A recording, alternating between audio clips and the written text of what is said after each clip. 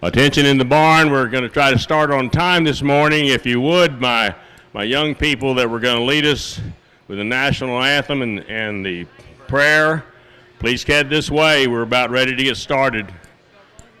Got a good group of volunteers showed up this morning.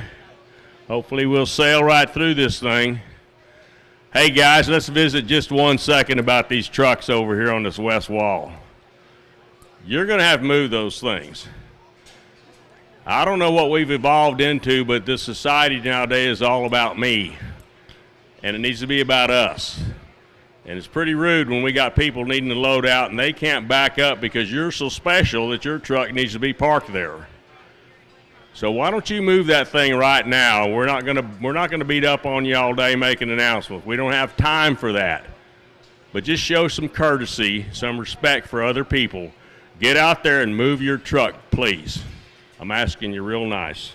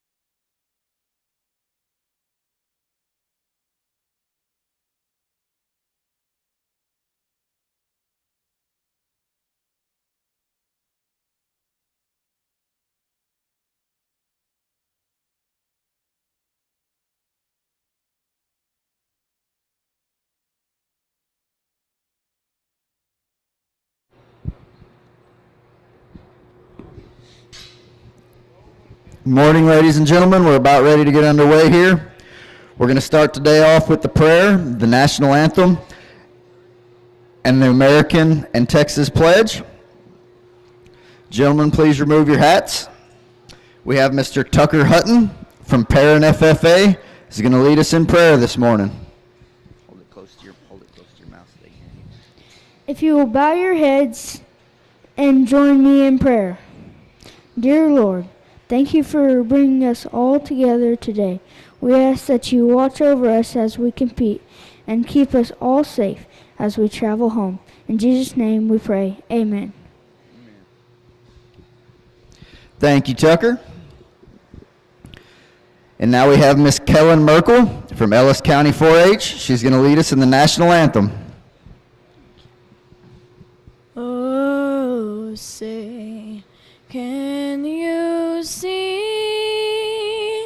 by the dawn's early light what so proudly we hailed at the twilight's last gleaming, whose broad stripes and bright stars through the perilous fight o'er the ramparts we watched were so gallantly streaming, and the rockets red glare,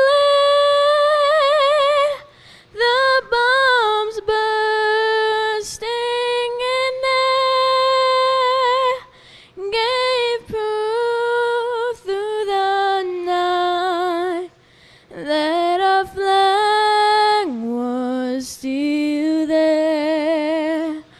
Oh, say does that star-spangled banner yet wave o'er the land of the free and the home of the brave? Thank you, Kellen. Now we have two ladies and two gentlemen going to lead us in the American and Texas Pledge. We have Taylor Morrill from Sulphur Springs, Jet Morrill from Sulphur Springs, Addison Porter from Emory, and Gunnar Stewart from Emory.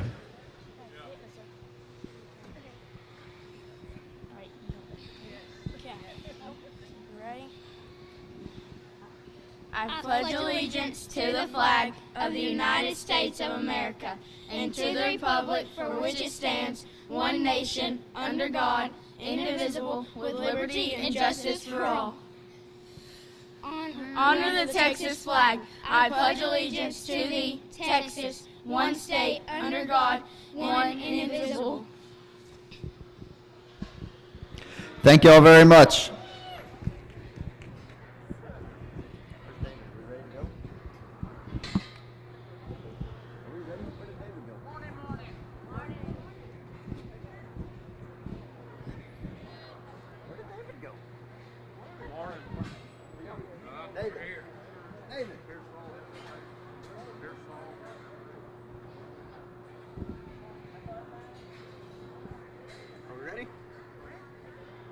I'm ready. Are y'all ready? Is this my decision to make?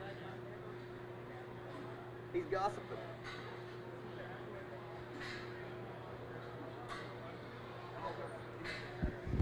All right, ladies and gentlemen, we're ready to get underway this morning. This will be your first call. Class number 1, Berkshires, bring them to the holding pen.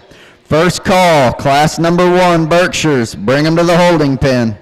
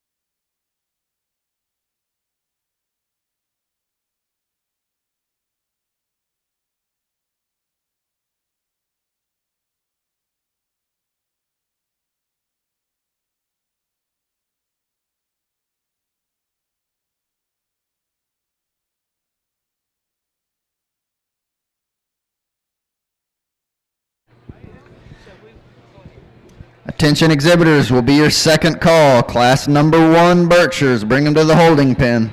Second call, Class 1 Berkshires, bring them to the holding pen.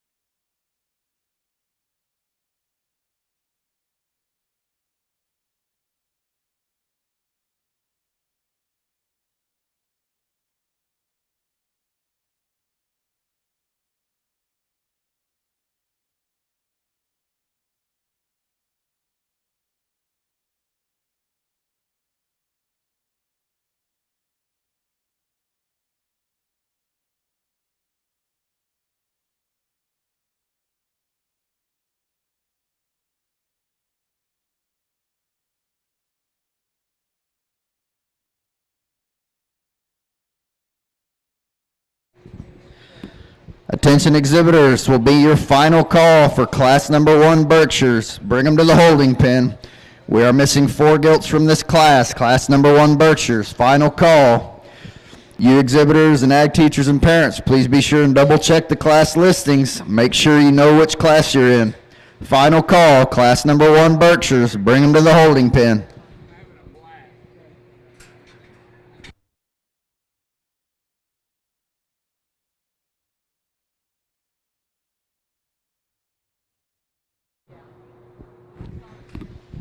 I'd like to remind everyone this morning, please keep all the alleyways between the pens and right here on the south end of the show ring clear of all tack, chairs, and any other obstacles during the show.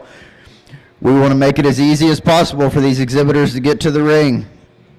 Also would like to remind everyone, if you would like a photo taken with your gilt, Devin Sisk Photography is at the booth here north of the stands on the north end of the barn if you would like a photo taken of your gilt.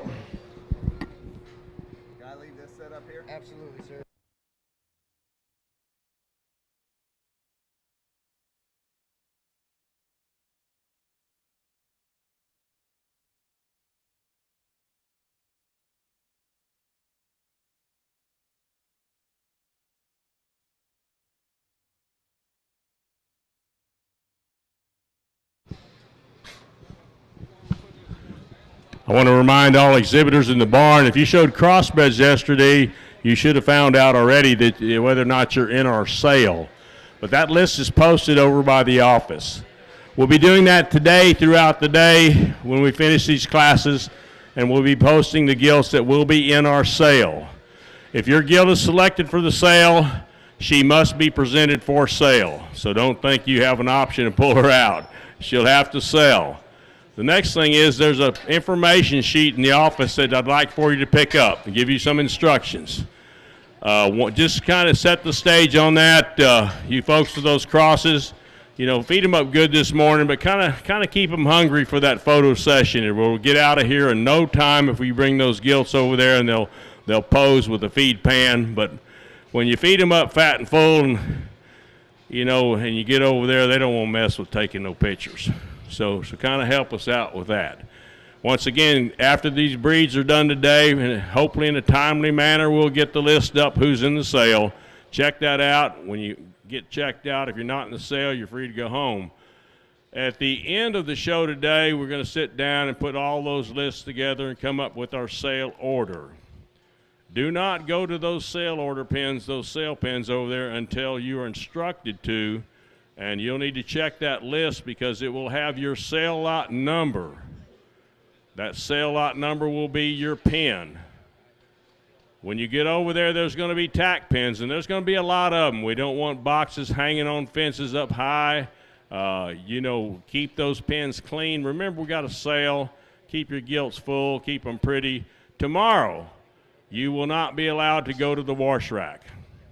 That will be cut off to you because barrels will be coming in, and they cannot commingle. So if you need to do any washing, you do it this evening. Get that done this evening. But make sure you keep those alleys over there clean and keep your hogs looking pretty because folks are going to be buying them to come see them. So good luck today, folks. Glad to have you here. Hey, David, we'll be doing just like yesterday.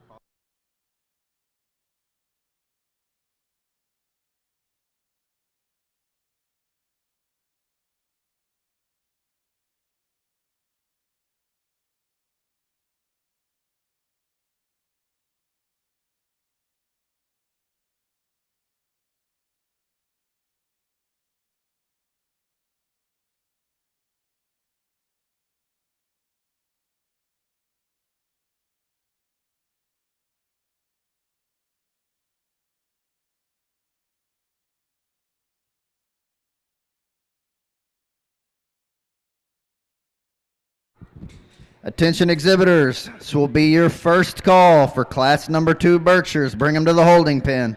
First call, class number 2 Berkshires. Bring them to the holding pen.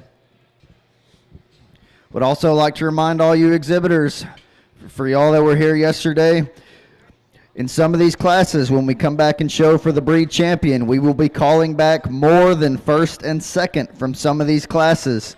So please be listening during your class. At the end of each class, I will announce how many we will be calling back for the championship drive from that class for breed champion.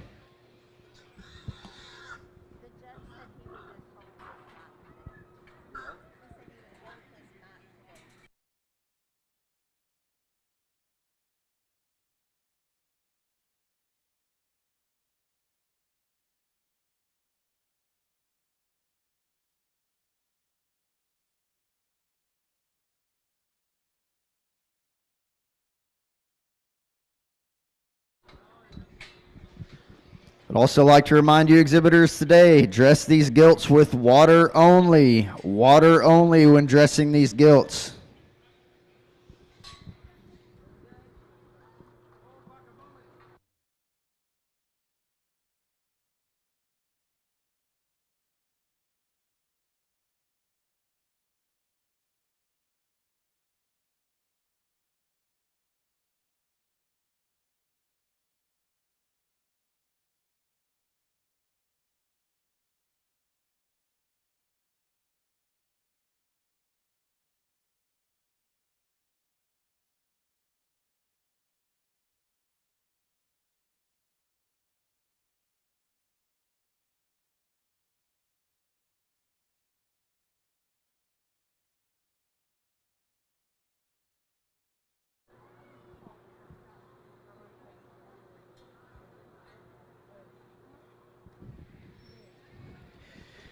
You gilt exhibitors there in the sifting ring, you can be excused. Ladies and gentlemen, let's give them a nice round of applause.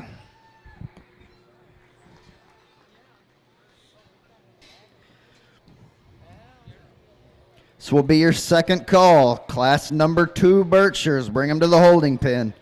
Second call. Class number 2 Berkshires. Bring them to the holding pen.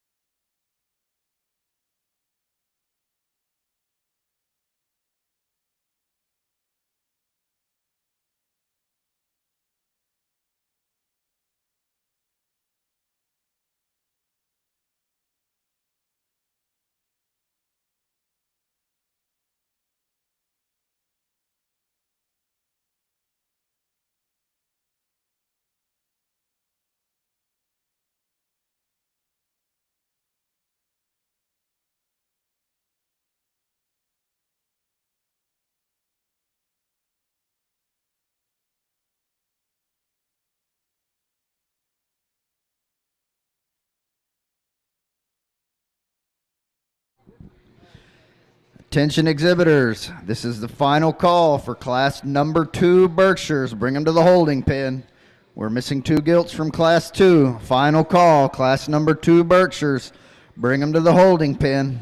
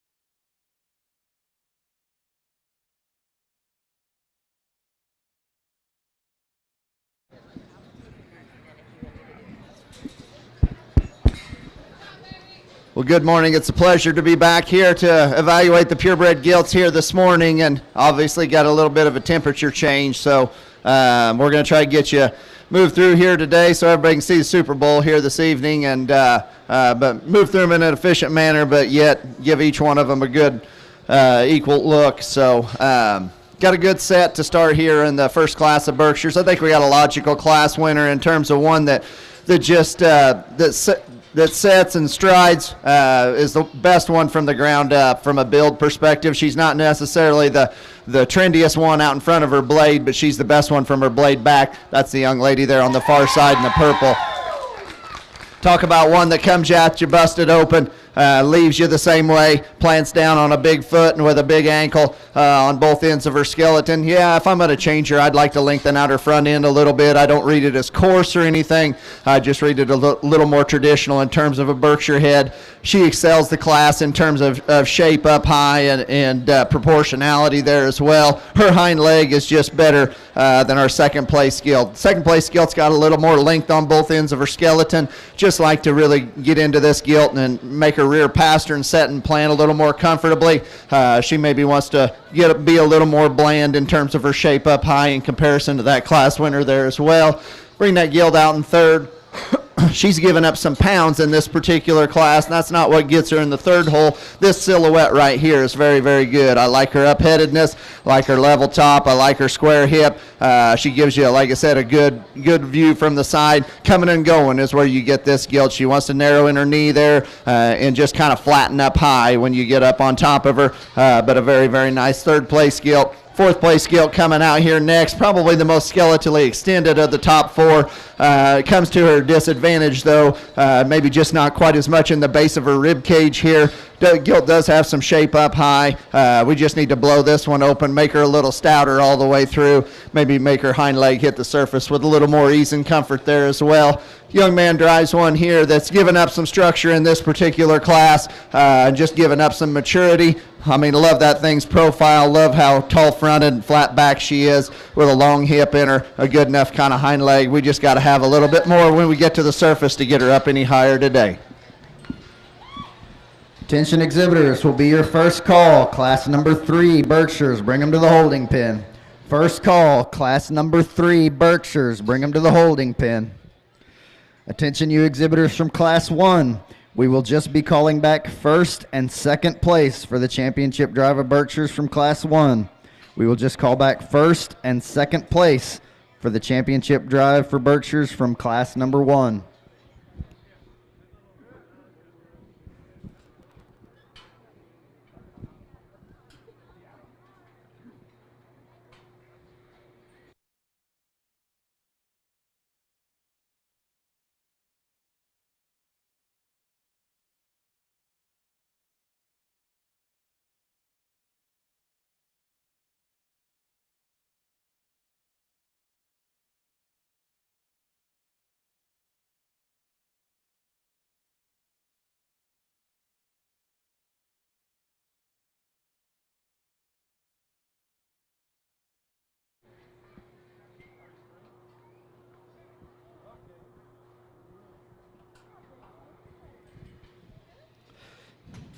Placings from your class 1 Berkshires.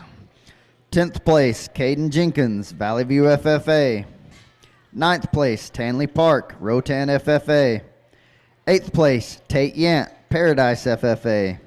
7th place, Kason Kelly, Pleasanton FFA. 6th place, Hannah Perkey, River Road FFA. 5th place, Jordan Powers, Stephenville FFA. 4th place, Adeline Collins, Pleasanton FFA.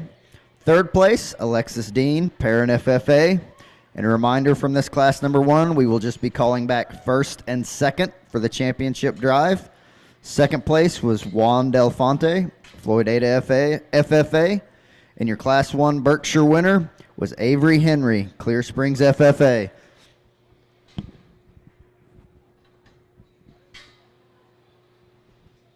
This will be your second call. Class number 3 Berkshires, bring them to the holding pen. Second call, class number 3 Berkshires, bring them to the holding pen.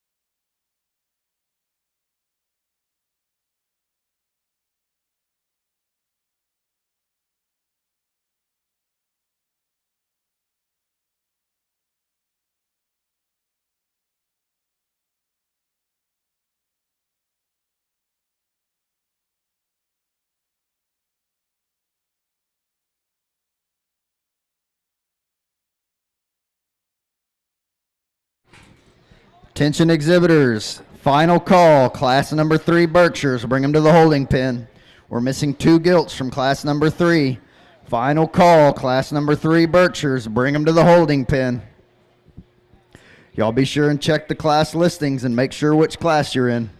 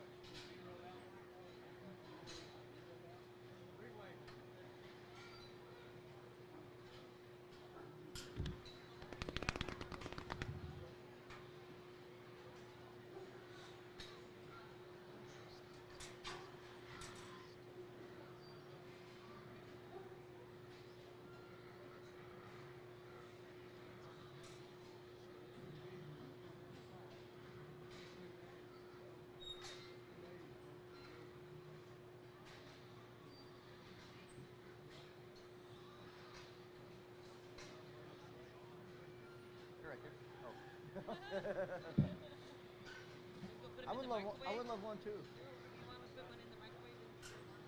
I'll be okay. Thank you though.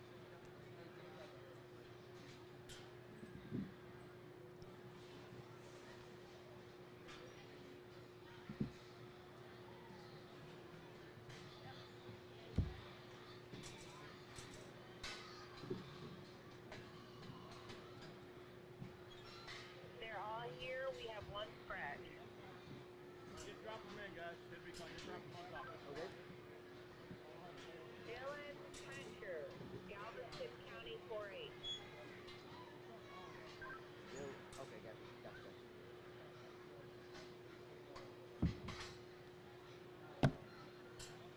Thought she said Hunter, and I was like, I don't see a Hunter.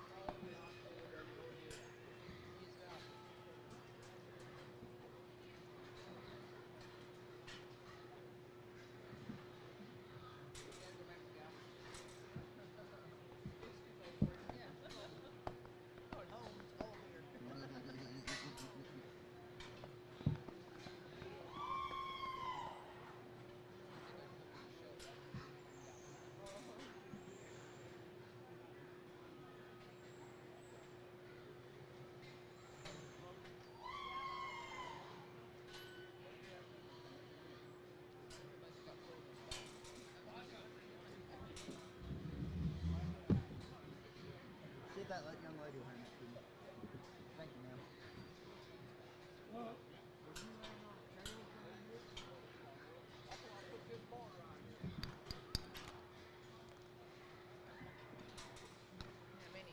Two?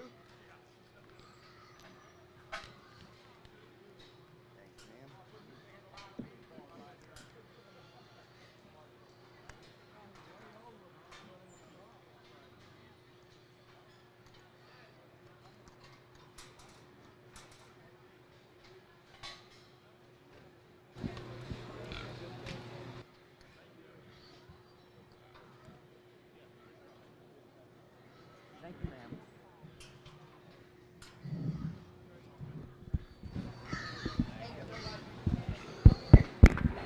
A little deeper kind of class as we get into the second class here of Berkshires, and I got 3 or 4 or 5 pretty nice ones up here on top, and I think those top 3 would kind of separate themselves. We had one that give up a little bit that went into the third hole, but I think the one that just proportions and balances the best in terms of height to length ratio and trimness at the top side of her neck and looking like a lady with a good underline. Young lady right there in the center of the ring with a tan top on is going to go ahead and win this particular class. She's probably not the absolute most expressive one up high. I think she's got good breeding gilt shape, but just her proportions and her balance, her feet and legs, I think everything matches and balances there. That's what good stock's supposed to look like.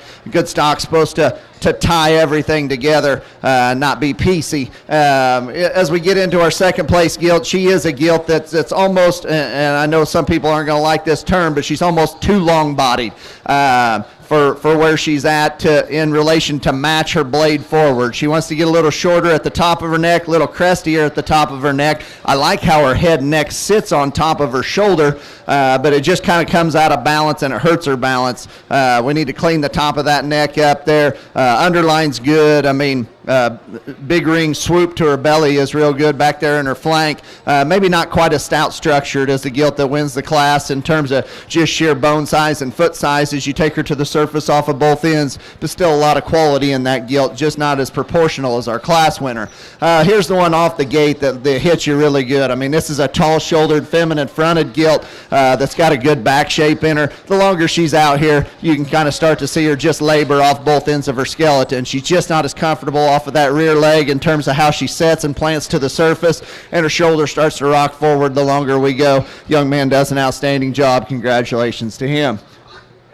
Young man coming out here next in fourth brings us one that's probably just got a little bit too much bark on her for me today in terms of condition. She's wanting to carry quite a bit down there in the base of her throat. I don't think she's as genuinely wide off of both ends of her skeleton, as stout off of both ends of her skeleton as some of these that precede her in this particular class, but a very, very well presented, very well driven gilt. Congratulations to that young man.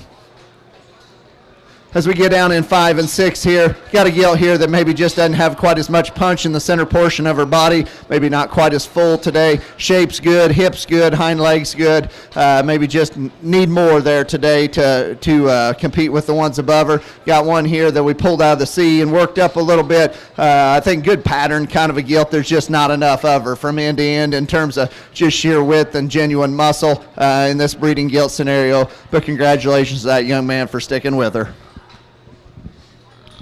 This will be your first call. Class number 4 Berkshires, bring him to the holding pen. First call, class number 4 Berkshires, bring him to the holding pen. From class 2 that we just judged, we will be bringing back first, second, and third for the championship Berkshire Drive from class 2. Class 2, first, second, and third will be brought back for the championship Berkshire Drive.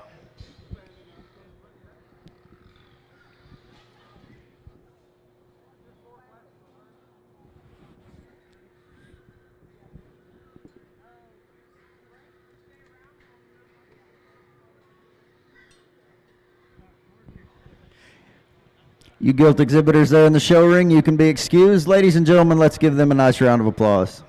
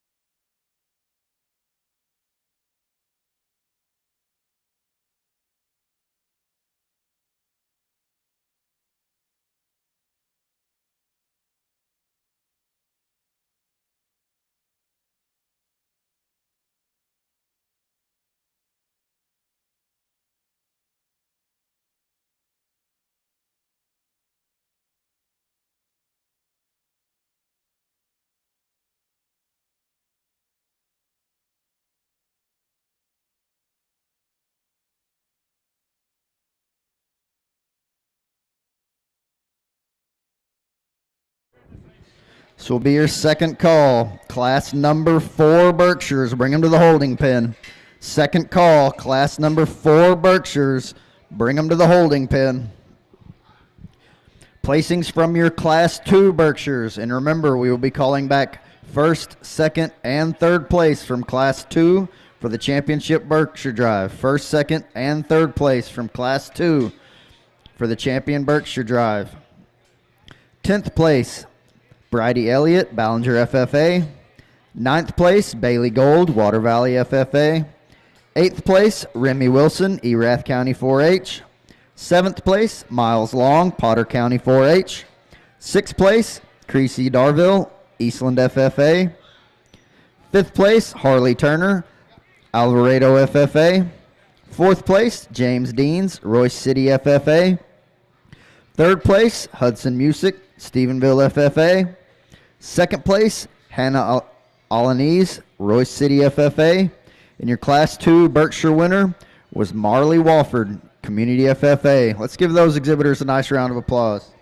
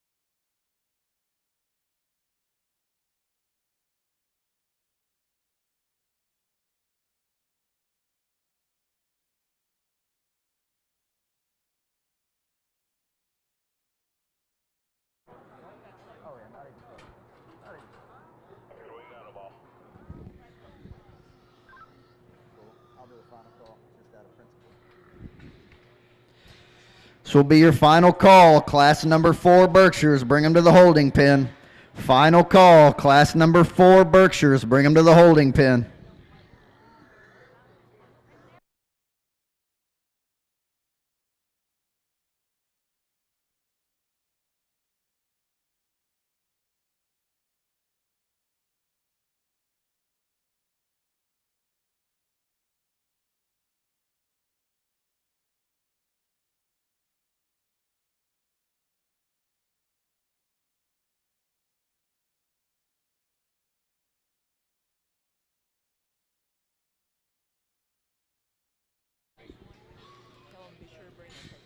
Let's give these Gilt exhibitors in the show ring a nice round of applause.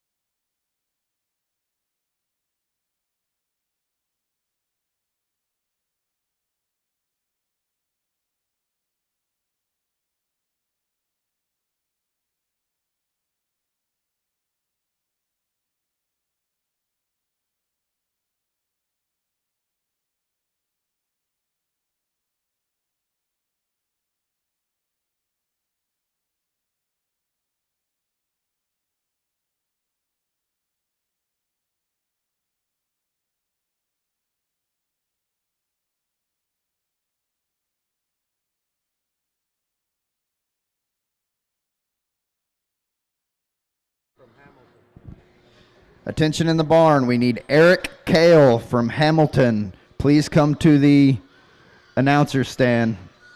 Eric Kale from Hamilton, please come to the announcer stand.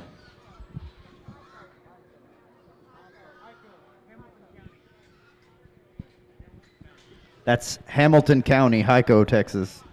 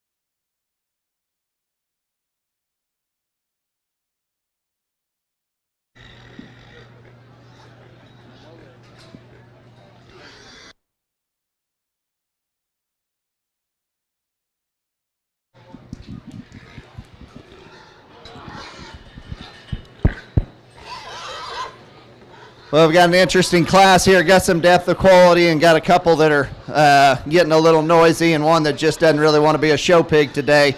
That's not going to affect the first placing of the class because there's one out here that needs to win and needs to win for fun, and that's the boy right in the middle of the ring. The best gilt in the class in terms of genuine width and structure from the surface up, just balance across the board. Gilt that's dialed in from a skin and hair perspective, and I do appreciate that about her. Good underline on this gilt, good balance, good proportions. Just a very, very nice place to start. I think the decision comes in second and third, and honestly, I think our second best gilt in this class just does not want to be a show pig today, but it's just kind of hard to evaluate her with her attitude. So I've been on both sides of that equation, but I think we got a gilt out here that's wanting to drive here in the middle of the ring. That's going to be second here. The young lady in the pink bow is just going to drive herself into second in terms of one that wants to get out here and be a show pig, but has got a feminine look out in front of her blade, and I'd really like to change her hind leg just a little bit. I'd like to stouten her up at the surface just a little bit, but I think just balance and proportionality brings her to the top three of this class. I'd like to see this one with a better attitude because I think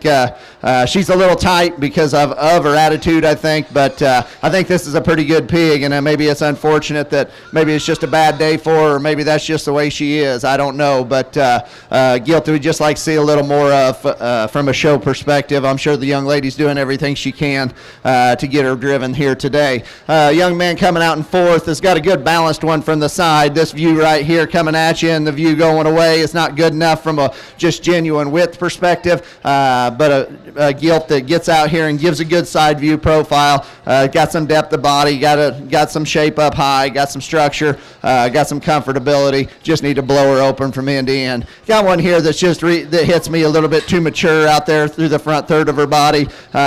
For this particular class, a gilt that is short-bodied and tall-shouldered, gilt that's got some big old limbs underneath of her. She too needs to be a little more flexible out of her rear too for me here today. Good job, young lady. As we round them out here, got another good balanced one here from the side. Needs to be corrected off her hip and hind leg there just a little bit and go to the surface a little more comfortable. Got another one here that's a little paler that just kind of hits you a little plainer maybe because of it, but a gilt that just needs some more structure underneath of her, but a gilt that profiles well from the side. Good built. Congratulations on a nice class.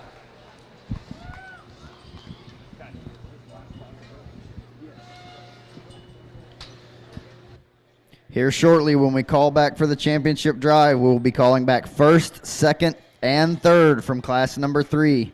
First, second, and third from class number 3 will be called back for the champion Berkshire drive. We'll be calling for those gilts here shortly.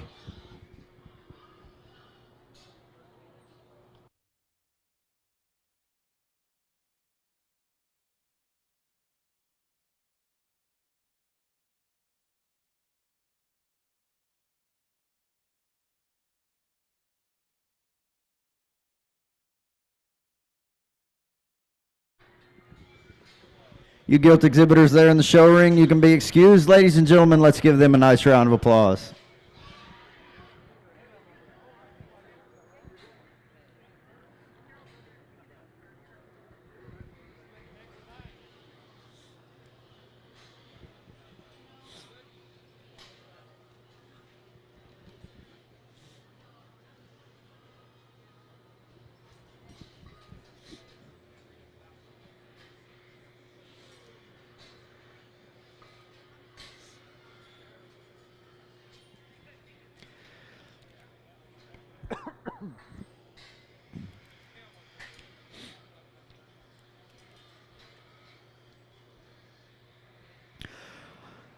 All right, exhibitors, we need your first and second place winners from class number 1. In these class number 1, please bring up your purebred registration papers with you from class number 1.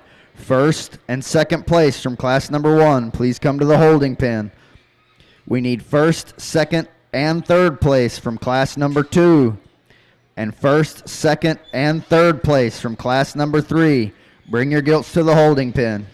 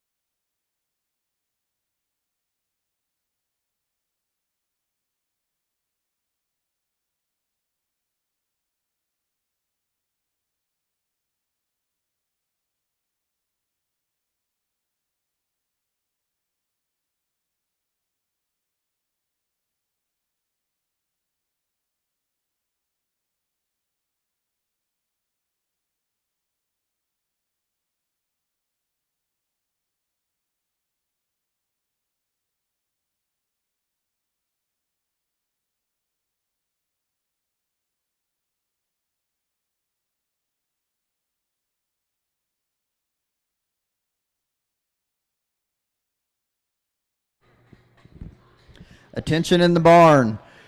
We have a child that is lost up at the announcer stand. His name is Cade Hubbard. Cade Hubbard. If you are missing Cade, he is up here near the announcer stand.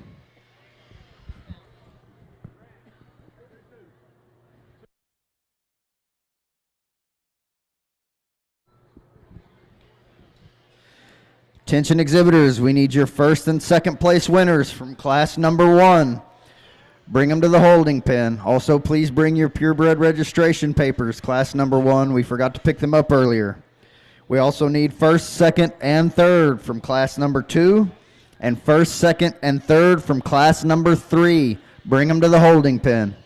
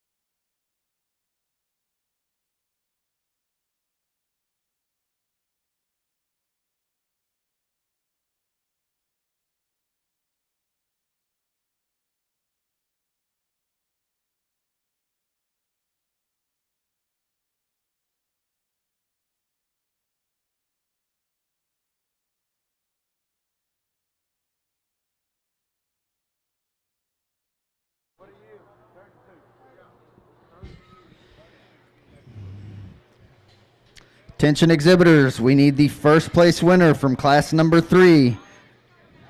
Oh.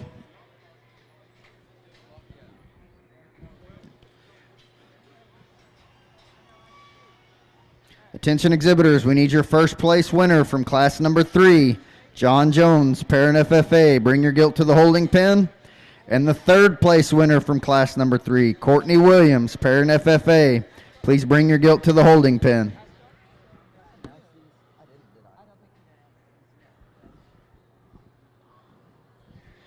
Placings from class 3 Berkshires. 10th place, Sawyer King, Stephenville FFA. 9th place, Alexander Felt, Midland FFA. 8th place, Cooper Goodman, Paradise FFA. 7th place, Trip Trimble, Dalhart FFA. 6th place, Simone Donham, Santa Ana FFA. 5th place, Katie Littlejohn, Potter County 4-H. 4th place, Tucker Hutton, Parent FFA. 3rd place, Courtney Williams, Parent FFA. 2nd place, Hadley Davis, Medina Valley FFA. And your class 3 Berkshire winner was John Jones, Parent FFA. Attention exhibitors, we still need 1st and 3rd place from class number 3. John Jones, Parent FFA, bring your gilt to the holding pen. And Courtney Williams, Parent FFA, bring your gilt to the holding pen. Okay, as we finish up the heavyweight class of Berkshires, I think we got some depth in here, and I think we've got a logical winner in the young lady right here directly in front of me. Just the gilt that combines the stoutness, yet the femininity and the balance and the proportions that I'm looking for. I think a gilt that just fits together very, very well from end to end and does it in a stout enough kind of package with a good underline. Congrats to her. The young lady here in the purple top is going to be second. Gilt that maybe just doesn't have quite the feature as you take her to the surface as the gilt that places above her. Maybe just not quite as athletic off of those rear two right there as she comes to you or as she goes away from you there either, but I think a good balanced kind of a gilt. Like the way her head and neck sits on the top side of her blade. As we bring out the gilt in third there, probably comes in a little stouter featured kind of a standpoint. She probably comes to you with a little more spread to her knee and her chest. I love the kind of run uphill kind of look and the flat back in that one, the big old stout tail head. She just got to be more athletic off of those rear two. Maybe just need to even elevate her completely up off the ground a little more. She's starting to look a little more mature about her head there in relation to her body cavity. We got some gilts as we run down here in 4 and 5. Got one here that's got all kinds of frame size, lacks the feature as you take her to the surface up there in her forearm and her front foot. Maybe like to peel just a little bit of cover off of that one and make her a little more compositionally right to fit her weight category there. Young man finishes out the top 5 here with one that just hits you probably as a little plainer and a little just duller in terms of her skin and hair, but covers the basics very, very well. It's a heavy bone gilt that is sound off both ends of her skeleton. Could use some more shape up high to compete with the ones up above her. Nice class. Compliments to all those exhibitors. Good job, buddy.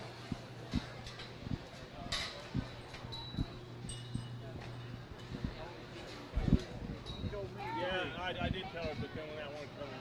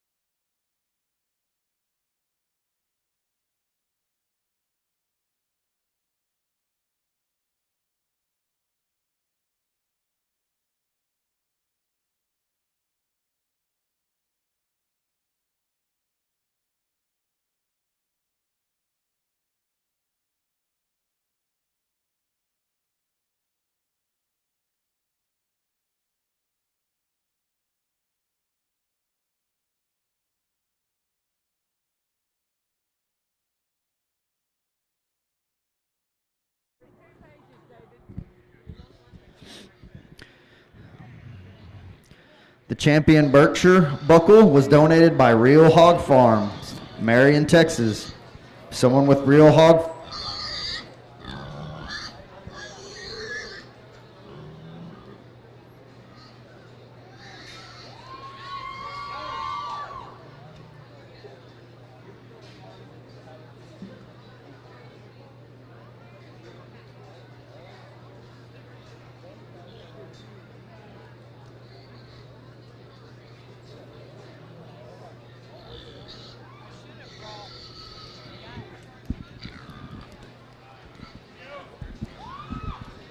let's give these kids some congratulations, if you would, or give them a round of applause. Went from 90 degrees to my nose freezing out here, and wishing I had a pair of gloves to talk with this microphone. So hopefully we'll get a little more warmth as we go through the day here. But very, very nice Berkshire drive. I'm very, very happy with the four we have out here in terms of covering the basics and fundamentals of good structural correctness from the surface up, and then bringing the extras after that. There's a pair of them that rise to the top, and then there's one that just kind of commands your attention. This one's pretty darn good. Young man right there out of Class 3 is going to have your champion. And there you have it, ladies and gentlemen, your champion Berkshire shown by John Jones, parent FFA.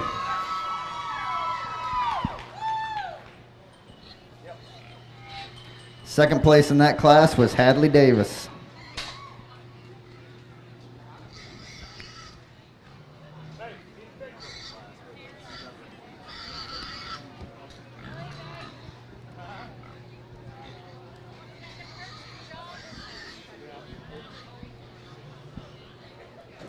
As we bring that second place Gilt out, I remember that class well because we got a good one in third that just didn't want to be a show pig there, and got one that here comes out in second that doesn't hurt the quality of the drive. Maybe not quite as much feature as some of the rest of these out here. There's another one out here that pushed the champion. I just didn't think she was quite as youthful out in front of her blade, but from her blade back, she's the next best one. Young lady's heavyweight's going to be your reserve. Congratulations to her.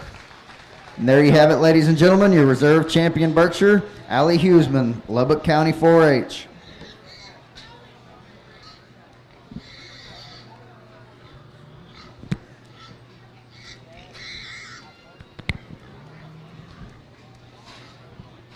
Second place in that class was Kelly Darling, Bell County 4-H.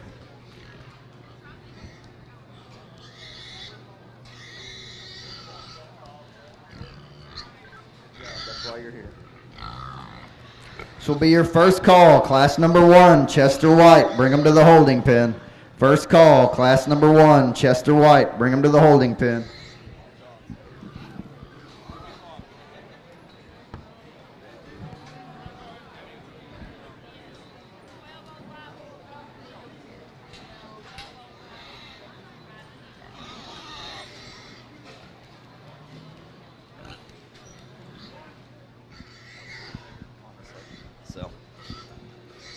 As we bring that second place Gilt out of a good class out there, certainly a Gilt that comes out here and gets right into the mix in terms of one that brings the extras in terms of stoutness, but yet still is feminine, got some shape up high. She's our next favorite. Congratulations to her.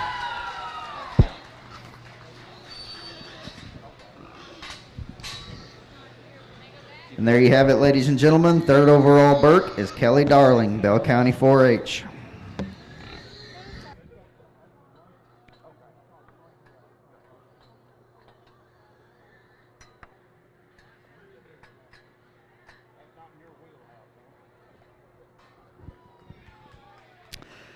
And there you have it, ladies and gentlemen. Fourth overall Burke is Marley Wofford, Community FFA.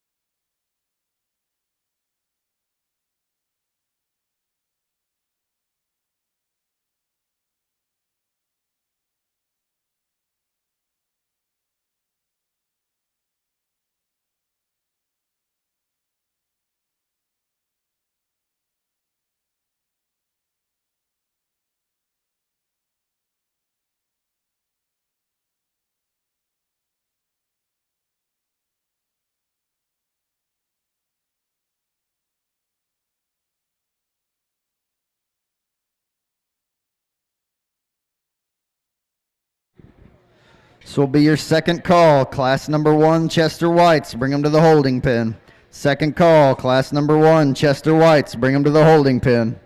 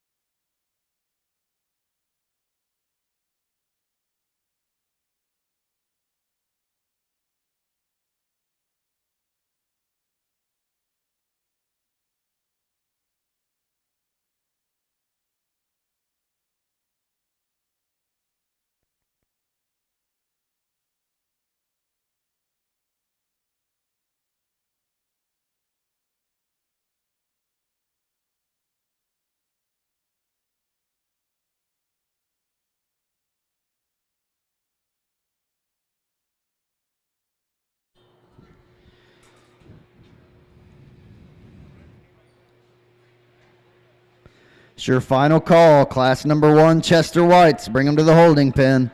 Final call. Class number 1, Chester Whites. Bring them to the holding pen.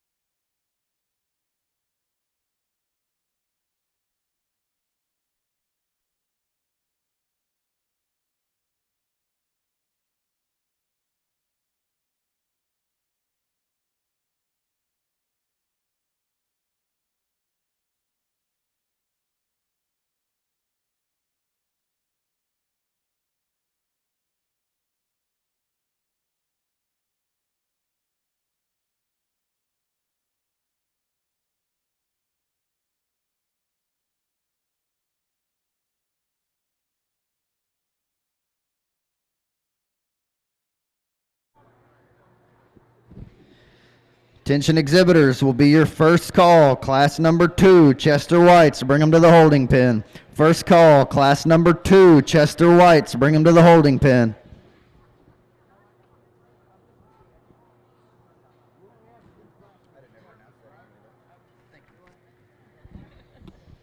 Placings from your Class 4 Berkshires.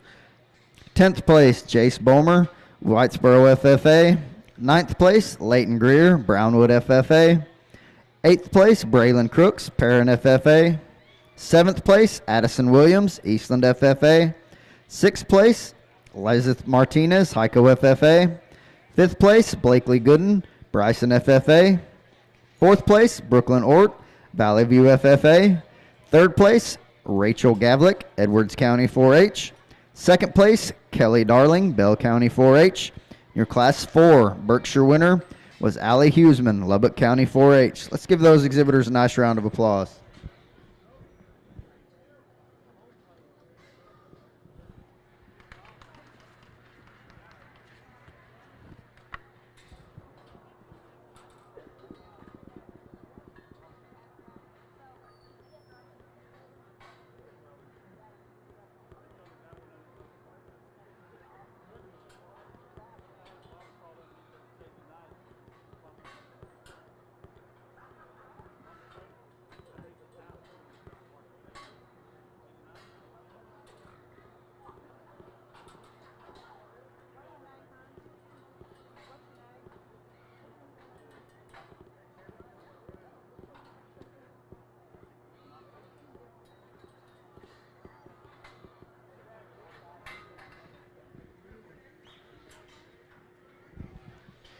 You Gilt exhibitors there in the sifting ring, you can be excused. Ladies and gentlemen, let's give them a nice round of applause.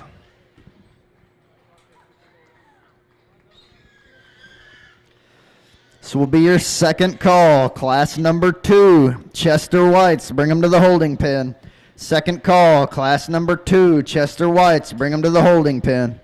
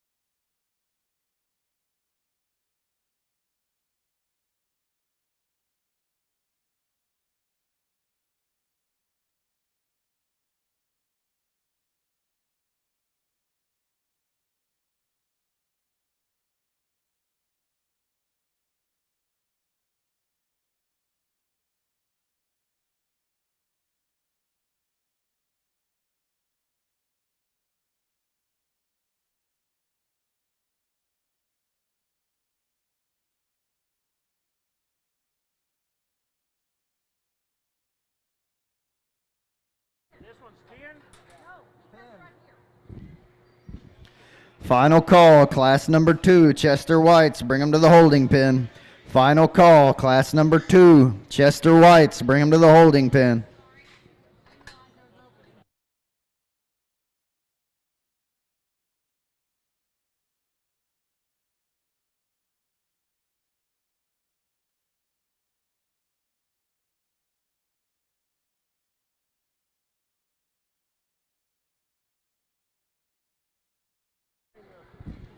Final call, class number 2, Chester White. Bring them to the holding pen. We're missing 2 Gilts from class number 2. Final call, class number 2, Chester Whites. Bring them to the holding pen.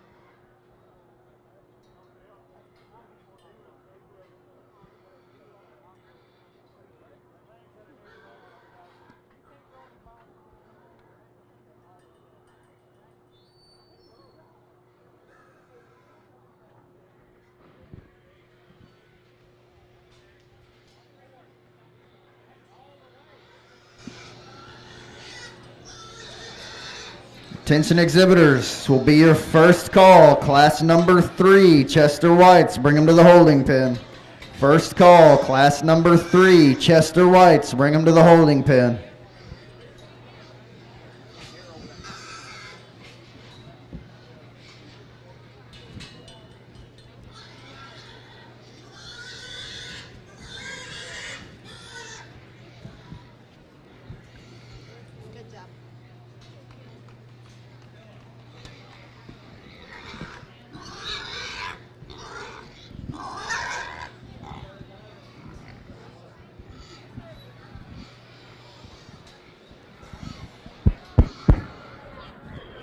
Interesting class. It brings some challenges. So we've got a lot of quality up here on the top end, and maybe just don't have that one that's just quite bulletproof, quote unquote. But I think we've got a lot of interesting pieces. I think the one that needs to lead the way is the young lady right here to my left in the red bow. I think the gilt that combines the positives that I'm looking for in terms of skeletal width and structure and foot size and bone size, combined with a hug that's genuinely spread open at the top side of her skeleton and takes that advantage to the surface. Gilt with a really good rib cage. She's not the tall-shouldered, real slick-necked one in this group, but she's the one from her shoulder blade back that I think is the absolute best one in this class, and she's the combination. The breeding piece is the Gilt 2 in terms of one that, man, that thing brings some extra feature with a head and neck that's unlike most Chesters in this particular breed. You know, the question is do you just read her having enough shape and enough spread when you get up on top of her? You kind of love the profile right here. Like I said, there's a lot of interesting pieces there.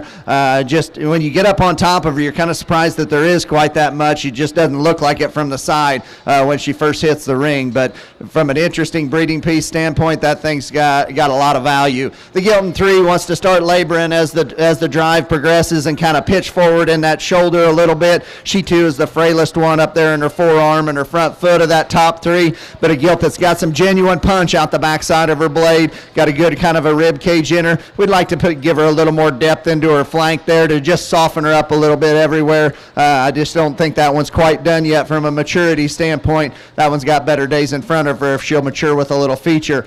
Got one here that I like pretty well coming out early, and the longer the drive goes, she wants to give up a little bit and maybe just wants to become a little lower set at the point of her shoulder and a little crestier there at the top of her neck. I think hip and hind leg there is very, very good. Maybe just runs out of balance as the drive progresses within this class, but the young lady does a good job of getting her stuck. We got some gilts here on down the line. Got one here that's just not quite stout enough featured as you take her from the base of her cavity to the surface. She too needs to be a little more flexible off of those rear two. Good upper lines, good back shape up high. Got one here that we pulled out of the sea that just has got to be better coming right at you. We got some interesting pieces through the rear third of her body. Attention exhibitors from Class 1, Chester Whites. We will be calling back first, second, and third place from Class number 1 for the Champion Chester Drive. First, second, and third place from Class number 1 will be called back for the Champion Chester White Drive.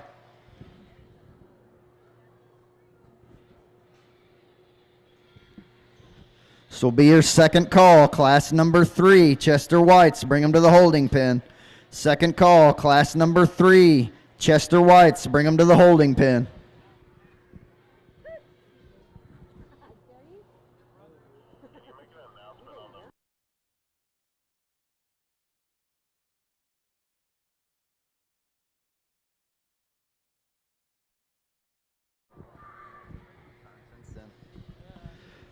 Attention in the barn. We have people that are trying to get their gilts out and take them home. If you are parked on the west side of the barn, move your vehicle immediately. If you are parked on the west side of the barn, move your vehicle immediately. We have people trying to get their gilts and go home.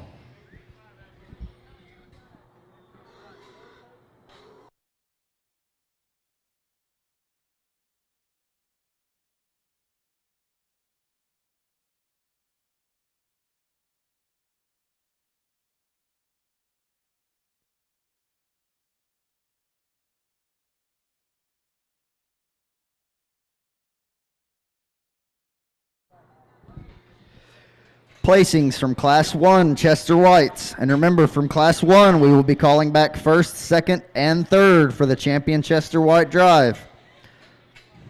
10th place, Adrena Denton, Archer City FFA. 9th place, Collins Withers, Prairieland FFA. 8th place, Monty Witt, Glenrose FFA. 7th place, Cannon Harris, Cisco FFA. 6th place, Leah Nelson, Kerr County 4-H. 5th place, Carmen Miller, Winners FFA. 4th place, Cambry Lenz, Dallam Hartley County 4-H. 3rd place, Tegan Childers, Cisco FFA. 2nd place, Riker Wilson, Erath County 4-H. Your Class 1 Chester White winner was Cooper Reed, Mills County 4-H.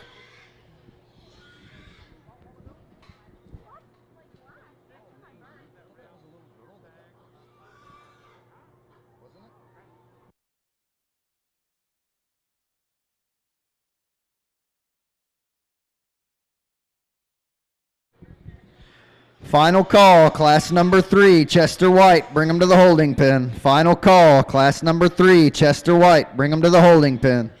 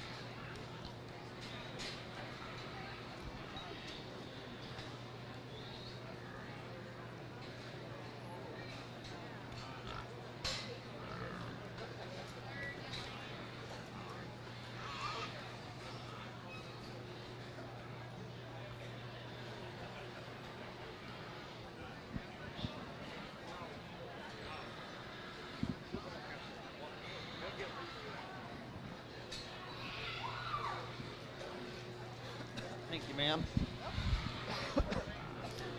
Another good class of Chesters as we finish out into the heavyweights here, and or maybe we got one more class left, I guess. I was thinking there was only two. I guess we got three.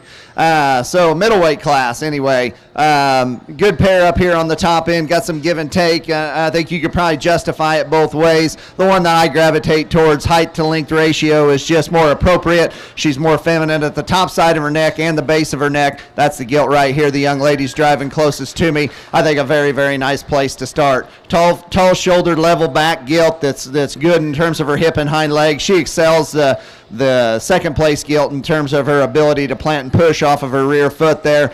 She's not necessarily a heavier structured Gilt up front. That's the Gilt there in 2. That one comes at you probably with more authority in terms of a chest floor and a little more blade and a little more arm, but a Gilt that gets a little long bodied in relation to how she is off of both ends of her skeleton. Kind of wants to run downhill a little bit and get a little crusty at the top side of her neck and just kind of give up her back line as the drive progresses. But I think a good pair up here on the top end. The young man rocking the mullet's going to be in the third place hole here. A Gilt that here again I think is a tall shouldered kind of a Gilt that's got some muscle shape up on top side of her skeleton as you go up there to her and get on top of her. A Gilt that's got some width and dimension as she comes right to you underneath. She wants to close a little bit at her hock there as she gets directly away from you. Wants to become a little more ordinary at the top side of her hip from a muscle shape standpoint. Got just a good basic built one here in 4. The young lady does a very, very good job of driving. Up-headed Gilt that's loose and pliable in the center portion of her body. Got a good hind leg. Just becomes a little more ordinary in terms of her top shape out the back side of her blade and a little more plain up there at the top side of her neck. Probably a little longer in her muzzle and maybe just a little frailer in terms of her jawline. Gilt that's got some power and some punch coming out of 5 here. Really impressive in the upper part of her skeleton. Just gets too restricted and tight off of both ends of her skeleton for me today from a breeding Gilt scenario to move her on up. But a nice class. My compliments to these kids.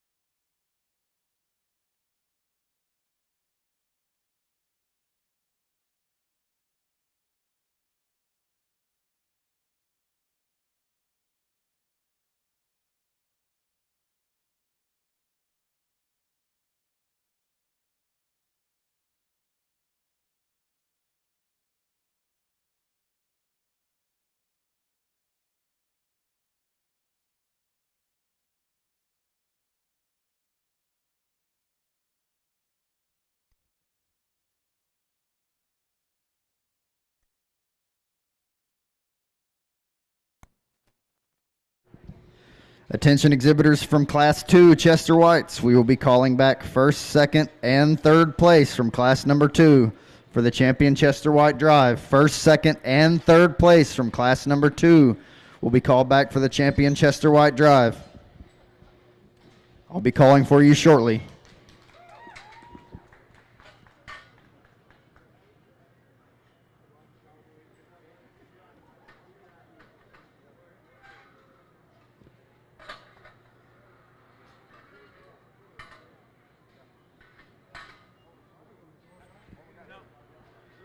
pig coming back.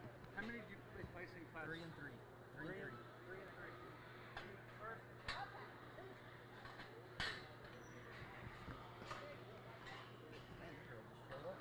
Look at her go.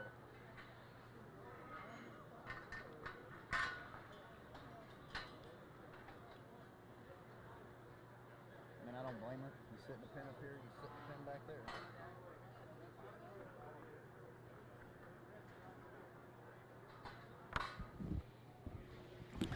Attention exhibitors, we need your first, second, and third place winners from class number 1 Chester Whites, and your first, second, and third place winners from class number 2 Chester Whites. Bring them to the holding pen. First, second, and third place from class number 1 Chester Whites, and first, second, and third place from class number 2 Chester Whites. Bring them to the holding pen. Placings from Class 2, Chester Whites. 10th place, Jace Green, Wall FFA. 9th place, David Sanchez, Floyd Ada FFA. 8th place, Samuel Carrion, Stevens County 4-H. 7th place, Shaylee Roseborough, Borger FFA.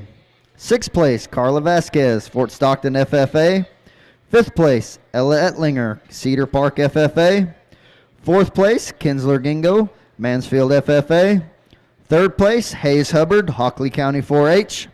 2nd place, Alfredo Grimaldo, Greenwood FFA. And your Class 2 Chester White winner was Presley Elston, Erath County 4-H. Let's give those exhibitors a nice round of applause.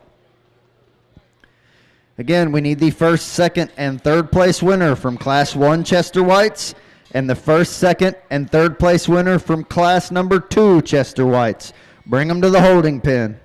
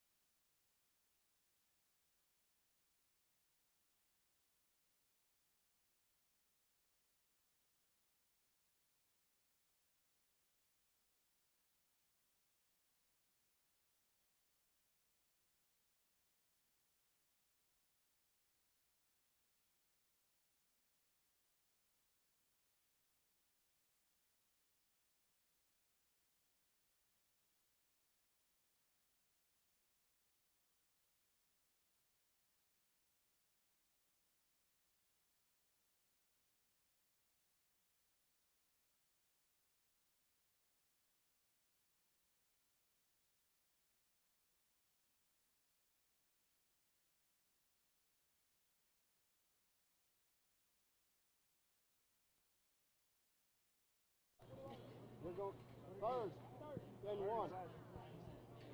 Let us know where it is. Just going out. We have a lost pig. The ear tag number is 6214. It's a Duroc. If you know where pig number 6214 Duroc is, please come to the office and let them know.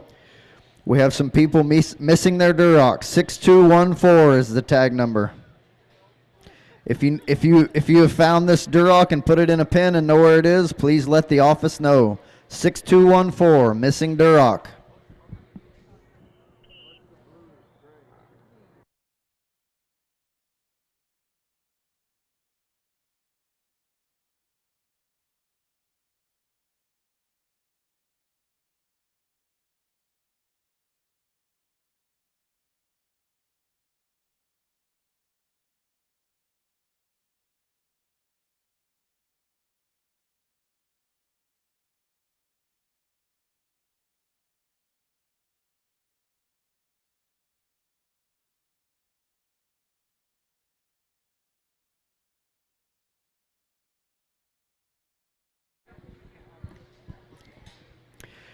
As we're getting ready here to get ready for the Champion Chester White Drive, the Champion Chester White buckle was donated by Wysoon Brothers Show Pigs, Wall, Texas. If we have a representative from Wysoon Brothers Show Pigs, please come up to the announcer stand and present your buckle. We will be going for the champion Chester White drive shortly.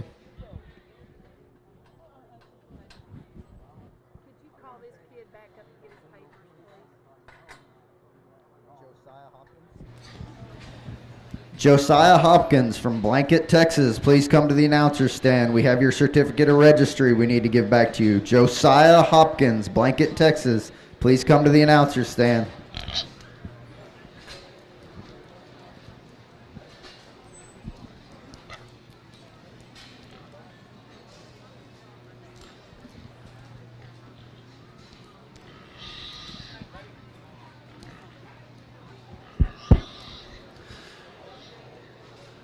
Four or five nice ones here at the top end of what is now the heavyweight Chester class, and I think we've got one here that is getting a little worked up, but has maintained the ability to get out here and use her hind leg. That's the young lady right here in the black. She's going to go ahead and lead the way in this particular class. I mean, paint a picture of what a good Chester Gilt is supposed to look like from the side in terms of extension in front of her blade, height and agility in her shoulder. A Gilt that's good in the center portion of her body. She's fresh up high. The Gilt's got a good enough kind of a hind leg in this particular class. I think for a heavyweight Chester, that's a pretty nice kind of a pig. The young lady's had some challenges getting this one drove, and she sure does like the photographer over there. But certainly a bigger framed kind of a Gilt. I mean, a tall-shouldered Gilt that's good in the center portion of her body. She's got some shape up high. She wants to get a little shorter and quicker in just the way her hip is constructed and her step to the surface behind. But I think a very nice pair up here on the top end. Man, this one's got a big back in her for a Chester female. Got a big square chest coming right at you. That's a ditch down a back that wants to give up a little bit in the center of her spine, but that thing could hold some water there, that's for sure. There's some impressive parts of her from a breeding Gilt standpoint. She's a little jammed up from here forward for me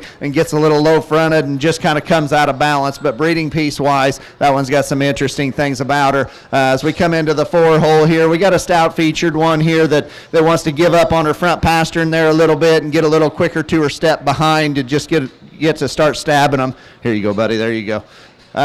Maybe just need more athleticism and agility in this particular female, but I think a really nice fourth place Gilt. Young lady comes out in 5 with one here that just needs to be opened up more on each end of her skeleton. It just needs to be looser and more athletic, but a young lady does an outstanding job of getting her stuck. Congratulations to her.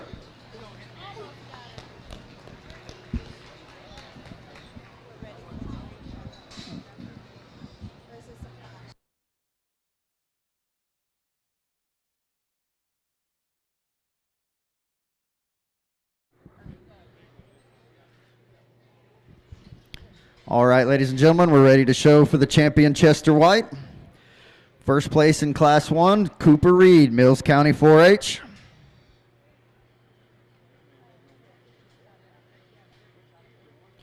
First place from Class 2 was Presley Elston, Erath County 4-H.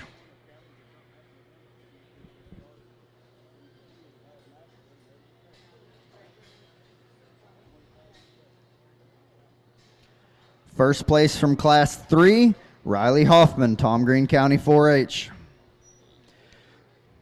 This will be your first call. Class number 1, Durox, bring him to the holding pen. First call, class number 1, Durox, bring him to the holding pen.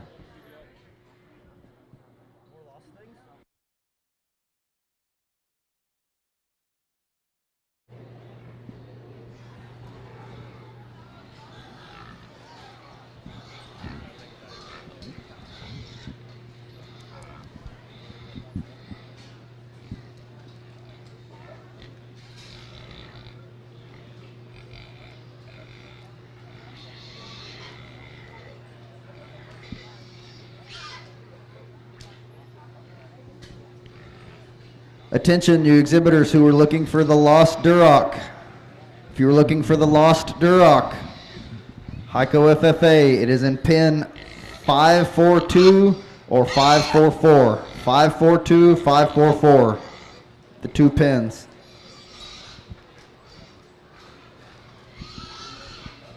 Well, let's give these 3 young ladies a round of applause if we could, please.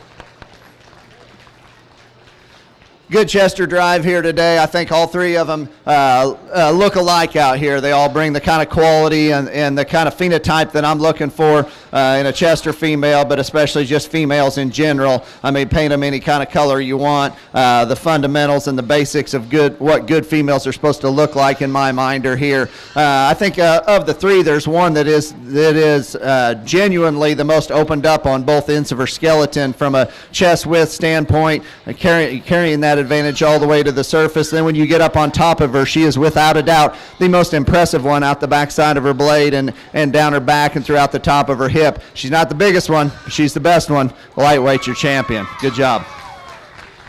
There you have it, ladies and gentlemen. Your champion Chester White, shown and exhibited by Cooper Reed, Mills County 4-H. That champion Chester White buckle was donated by Weissum Brothers Show Pigs.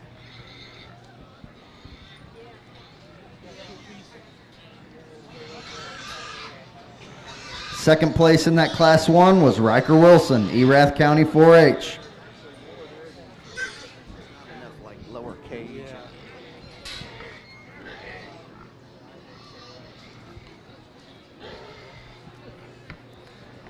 Bring that second place Gilt out, and Jim said exactly what I was thinking about that one. I mean, it's just a matter of you just say if there's enough there, especially in the lower portion of her body cavity. I think she comes into contention. I think you got three females out here that look very, very similar. I guess our next favorite is the one that showed a little later there, that maybe in the champion drive didn't have quite as good of a hind leg as our champion, but she's still the next best one. Your heavyweights reserve. Congrats to her.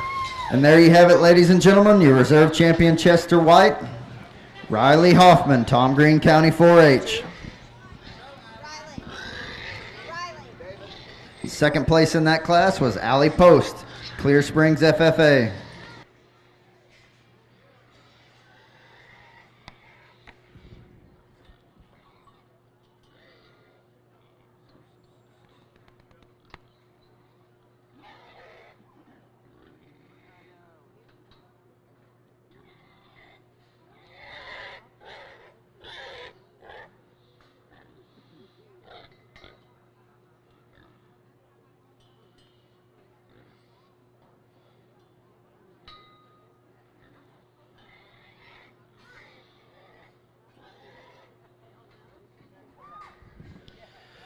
Third overall, we have Riker Wilson, Erath County 4-H.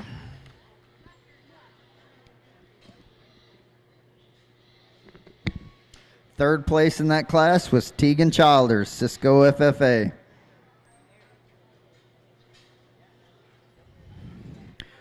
Fourth overall Chester, we have Presley Elston, Erath County 4-H. Second place in that class was Alfredo Grimaldo, Greenwood FFA.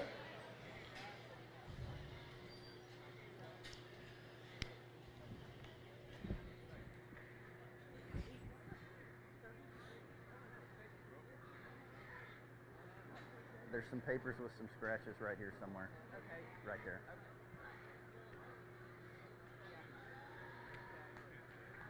Which one did he pick? The little boy in blue? There you have it, ladies and gentlemen. Fifth place overall, Tegan Childers, Cisco FFA.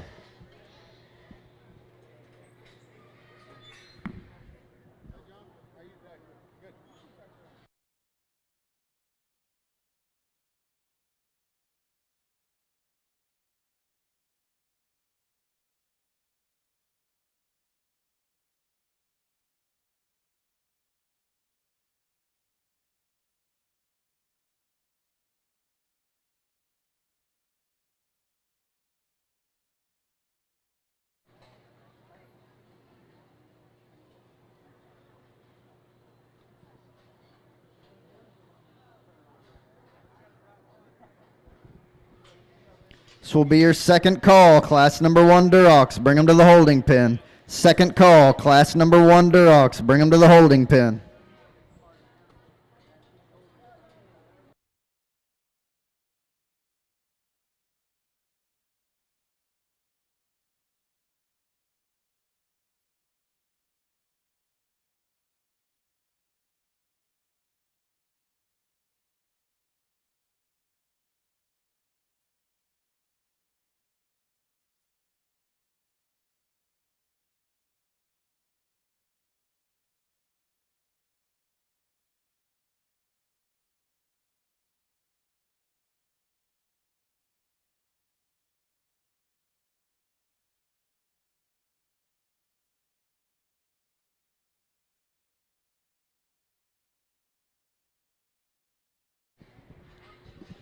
Placings from your class number 3, Chester Whites. 10th place, Levi Clark, Nueces County 4-H. 9th place, Josiah Hopkins, Early FFA. 8th place, Reno Schoaf, Belton FFA. 7th place, Fallon McNally, Hyco FFA. 6th place, Jesse Threet, Florence FFA. 5th place, Simone Donham, Santa Ana FFA. 4th place, Shayna Hearn, Strawn FFA. 3rd place, Alexander Felt, Midland FFA. 2nd place, Allie Post, Clear Springs FFA. In your Class 3, Chester White winner was Riley Hoffman, Tom Green County 4-H. Let's give those exhibitors a nice round of applause.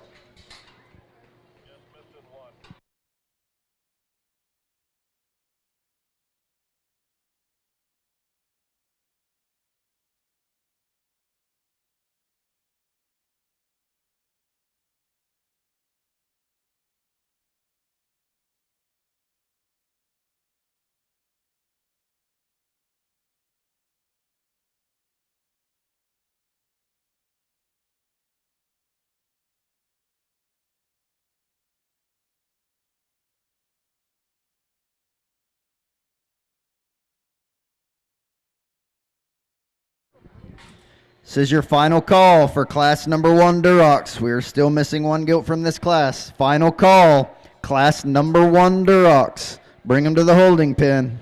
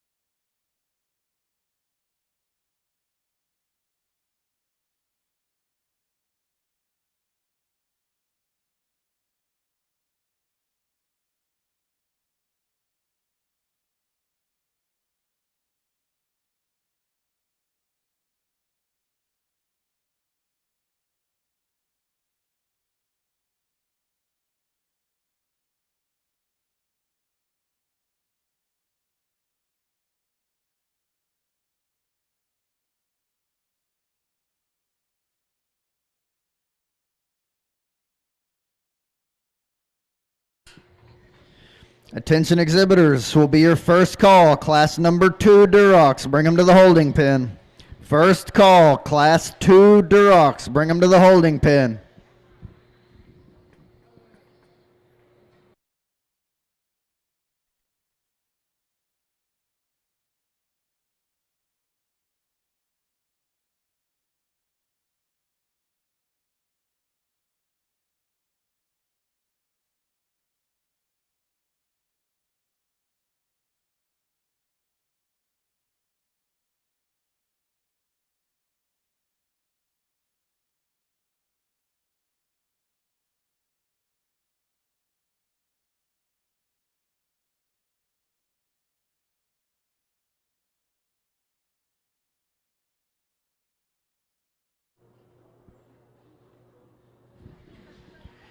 You Gilt exhibitors there in the sifting ring, you can be excused. Ladies and gentlemen, let's give them a nice round of applause.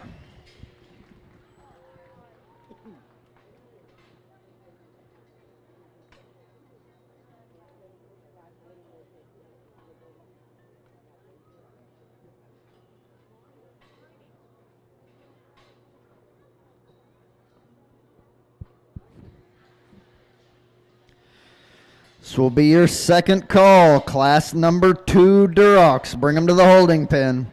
Second call, class number 2, Durox. Bring them to the holding pen.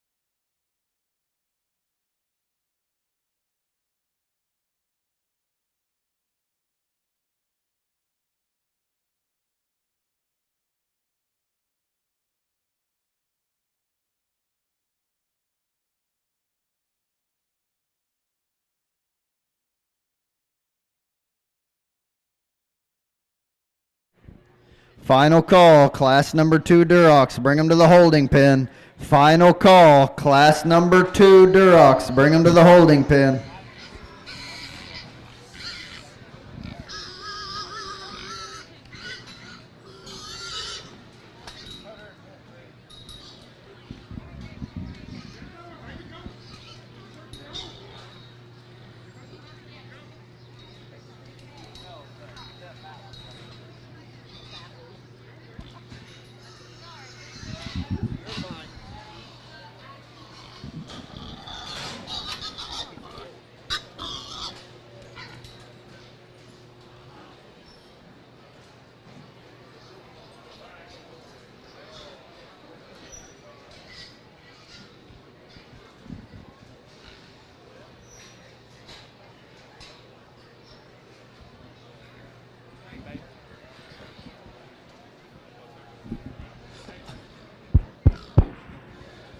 Well, it's a typical Red Hog show. There's lots of different colors. There's lots of different types and kinds and shapes and sizes. And we get out here and got a top 5 I'm pretty comfortable with. And of these top 2 here, I know they don't necessarily look alike, but good stock don't always have to look exactly the same. But the one that I gravitate towards, I read the maturity pattern in the best for a lightweight Duroc. That's the young lady on the far side of the ring over there in the vest.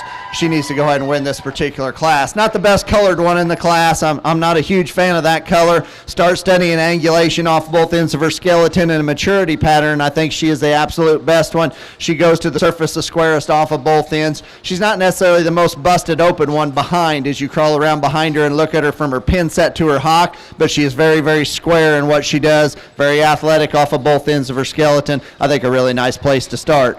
This one's got some question marks. If her pastern stays with her as she grows, and if she just stays square enough to the surface from behind as she grows, I think there's an awful lot of breeding value in this one. Love her skull, love how her head and neck ties into her blade, like this view coming right here in terms of the base of her chest and the base of her body cavity. As she gets away from you, she wants to funnel to the surface a little bit too much for me, and she's getting a little questionable for a lightweight Duroc there in terms of her front pastern. This view right here is just not good enough on this high-strung gilt. When she comes directly to you, she needs to be busted open at her blade and busted open at her knee. She needs to be just busted open the base of her cavity. Now, that could just be maturity on this particular gilt. She doesn't necessarily want to get out here and show herself very well today. Paint a picture of one from the side that's got some elite pieces with some big legs. Well, time will tell on that one where she lands. Be interesting to see her in 30 to 45 days. Got one here, if we could put a different hind leg in, I'd get real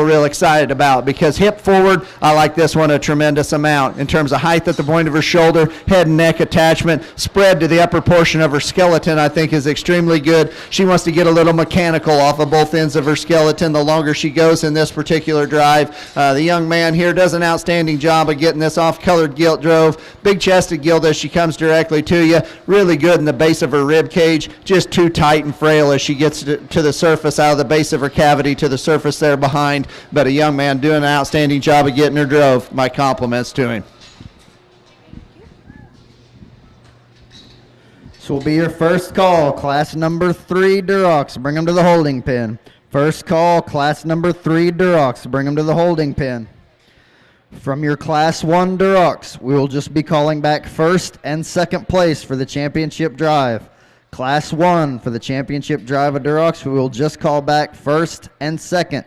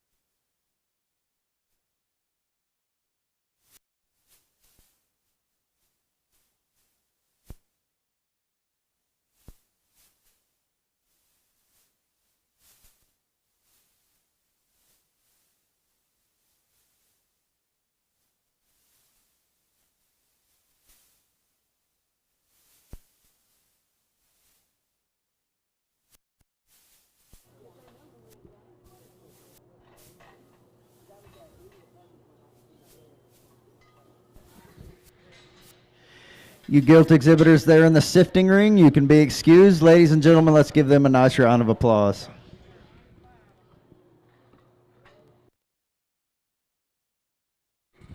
This will be your second call, class number 3 Durocs. Bring them to the holding pen.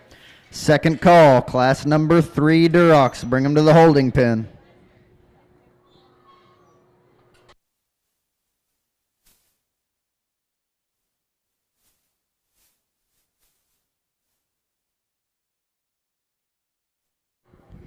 Placings from your Class 1 Durocs. And remember, we will be calling back just first and second for the championship Duroc Drive. Placings, Class 1 Durocs.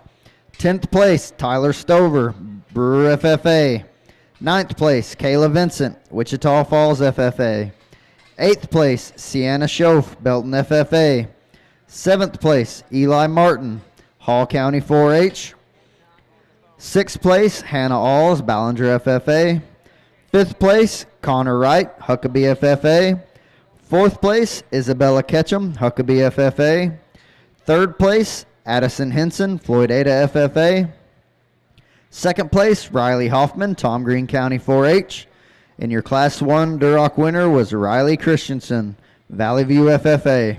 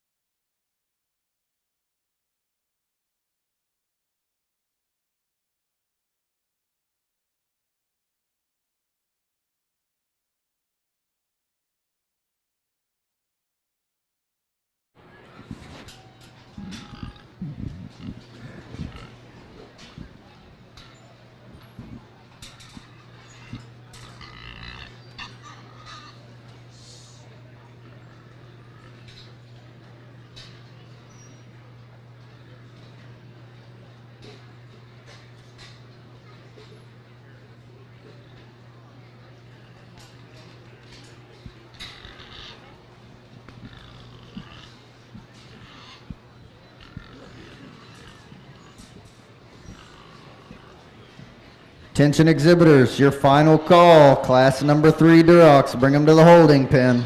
Final call, class number 3 Durocs, bring them to the holding pen.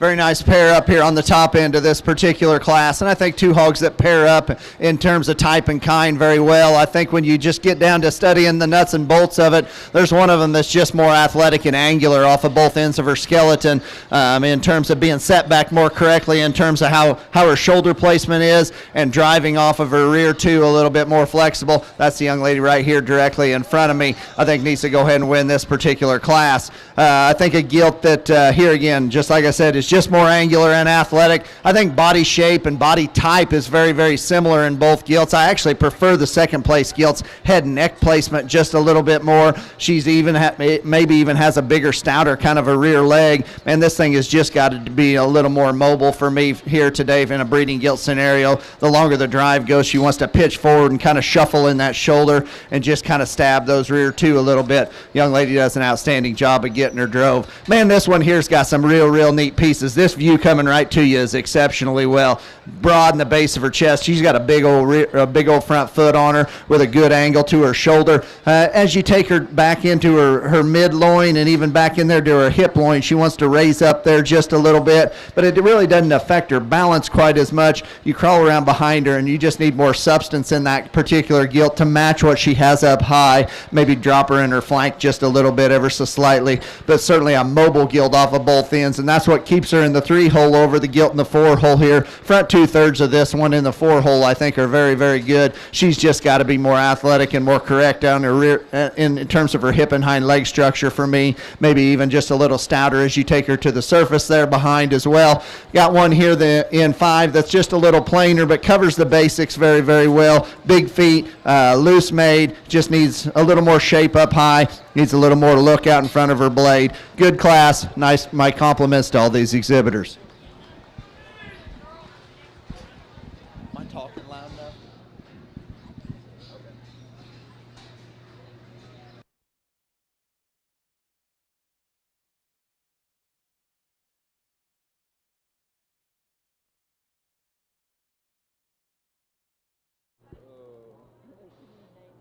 Yep.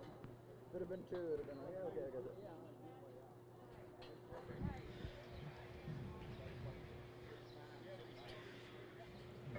Attention exhibitors, this will be your first call. Class number 4 Durocs, bring them to the holding pen. First call, class number 4 Durocs, bring them to the holding pen.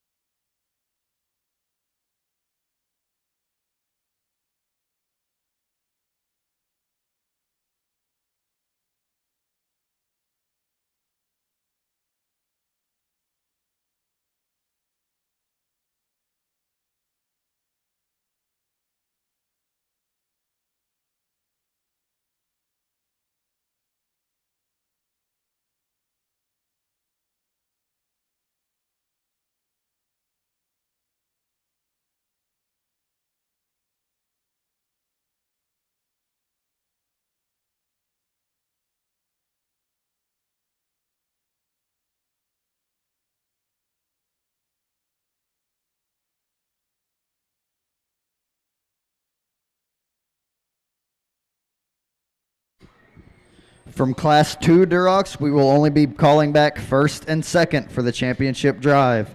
Just first and second from Class number 2 will be called back for the champion Duroc drive.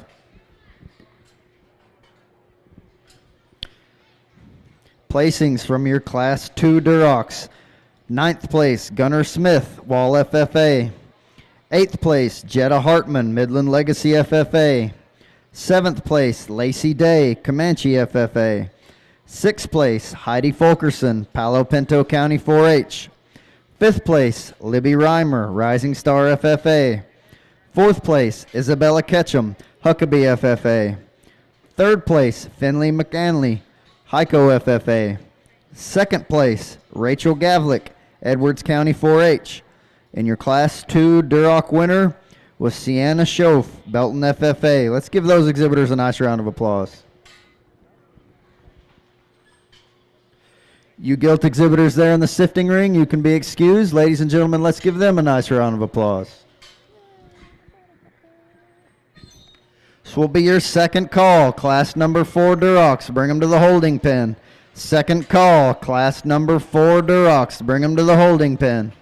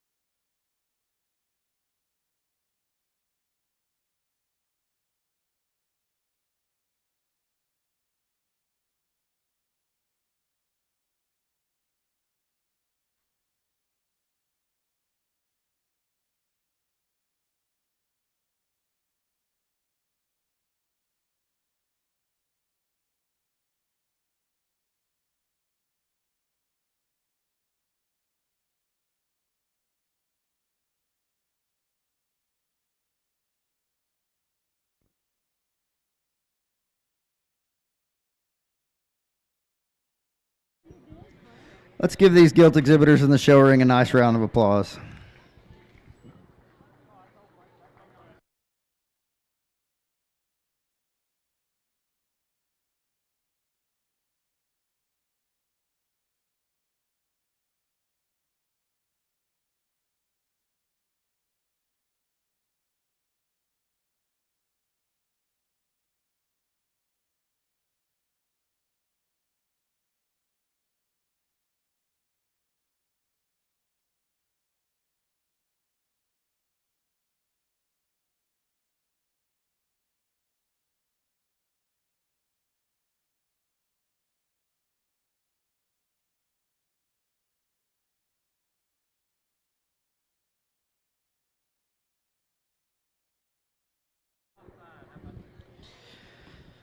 Attention in the barn. Again, vehicles on the west side. You need to move your vehicles immediately.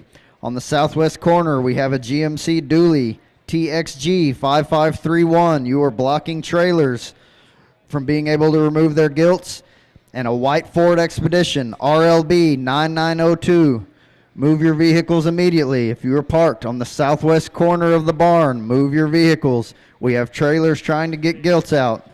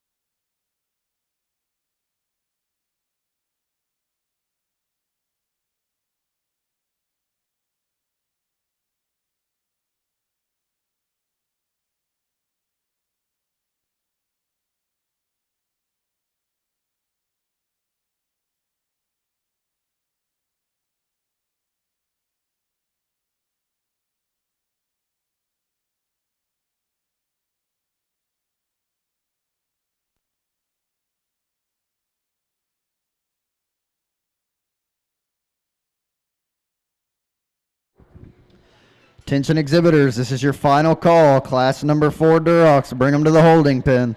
Final call, class number 4 Durocs, bring them to the holding pen.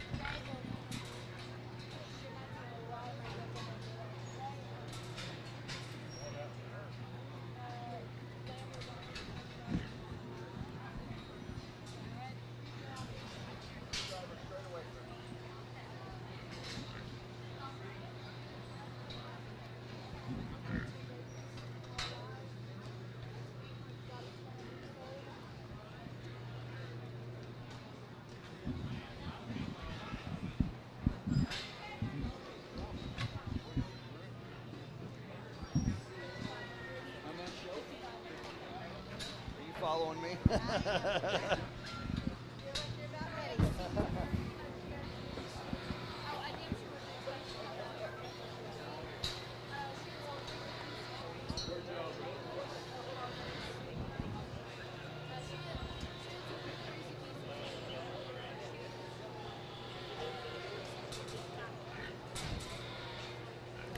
We're missing 3 gilts from class number 4. Final call. Class number 4 Durocs.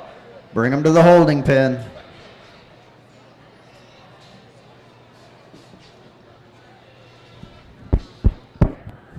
Very interesting pair and even trio up here in the top end of this class. And I think you could justify some different things within this pair. And that's why I took a few more minutes here just to watch them and study them, to break them down just a little bit more. Because they, honestly, if we could take the positives out of one and put into the other, I think we'd have one very, very elite animal. At the end of the day, I'm a feet and legs guy, especially on a breeding gilt scenario, and there's one of them out here that's just built more like a breeding gilt. She's longer on both ends of her skeleton. She takes a longer step behind. She's not necessarily the one that bases wider when she leaves you, but man, she comes at you like a truck with a big arm and a big chest and a big front foot that's strong. She's good in her forerib. She's really impressive up high when you get up on top of her. That young lady in the vest needs to go ahead and win this particular class today. If I'm going to pick on her, I'd like to open her just a little bit and actually just take her leg and make it exit her cavity out the corner instead of the base of her cavity, or the base of her ham, I guess I should say. But there's an awful lot of good in that particular one. That's a burly, stout one that's still feminine. Now the breeding piece is in 2. If you want to say this one's the neat one in terms of proportions for the front 2/3 of her body, I'm not going to disagree, because this is a short back, tall fronted, big chested gilt with a big arm and a big front foot. Really good in her forerib there as well. The longer the drive goes, the shorter and quicker her hip becomes, and she wants to roll a little bit and kind of dance off of those hind legs and get a little more east to west in terms of her movement. If we could put the hip and hind leg out of the class winner into that one, it'd get real fun in a hurry. I think a very, very good top pair here with some give and take between the two of them. Got one here that resembles the class winner from a phenotype standpoint in terms of the length on both ends of her skeleton, just does not resemble either one of the first and second place gilts from her body cavity to the base. We just got to make this one stouter as she goes to the ground off of both ends of her skeleton, and maybe just pull her apart at her knee there just a little bit as she comes to you. Got one right here coming, the young lady drives, that gets a little piecey in her top line. She wants to get a little easy right there in the center and then rise up in her hip loin. Maybe just not as dense at the surface, maybe just not as good in the base of her forerib as those top 3. But I think a very, very good gilt here to be in the 4th hole in this particular class. Got one here in 5 that comes at you with a good head and neck set. Big kind of a forearm. She's just too tight and frail off of those rear two here for me today to get her worked up any higher. Impressive in terms of the upper portion of her skeleton. We just got to correct her as she goes away from you. She wants to funnel to the surface there as well.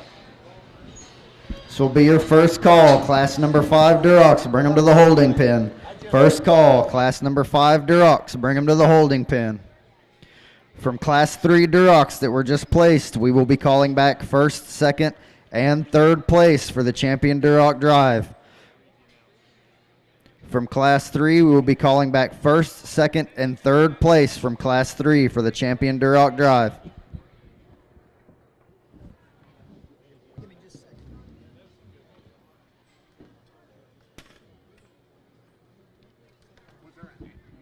Second place. Let me have the paper.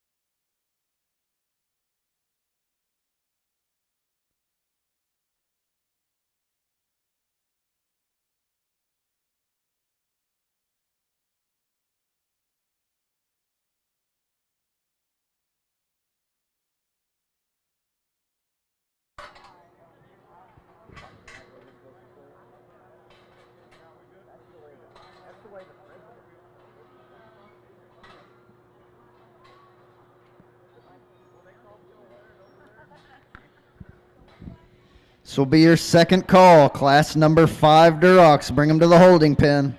Second call, class number 5 Durocs. Bring them to the holding pen. Sure.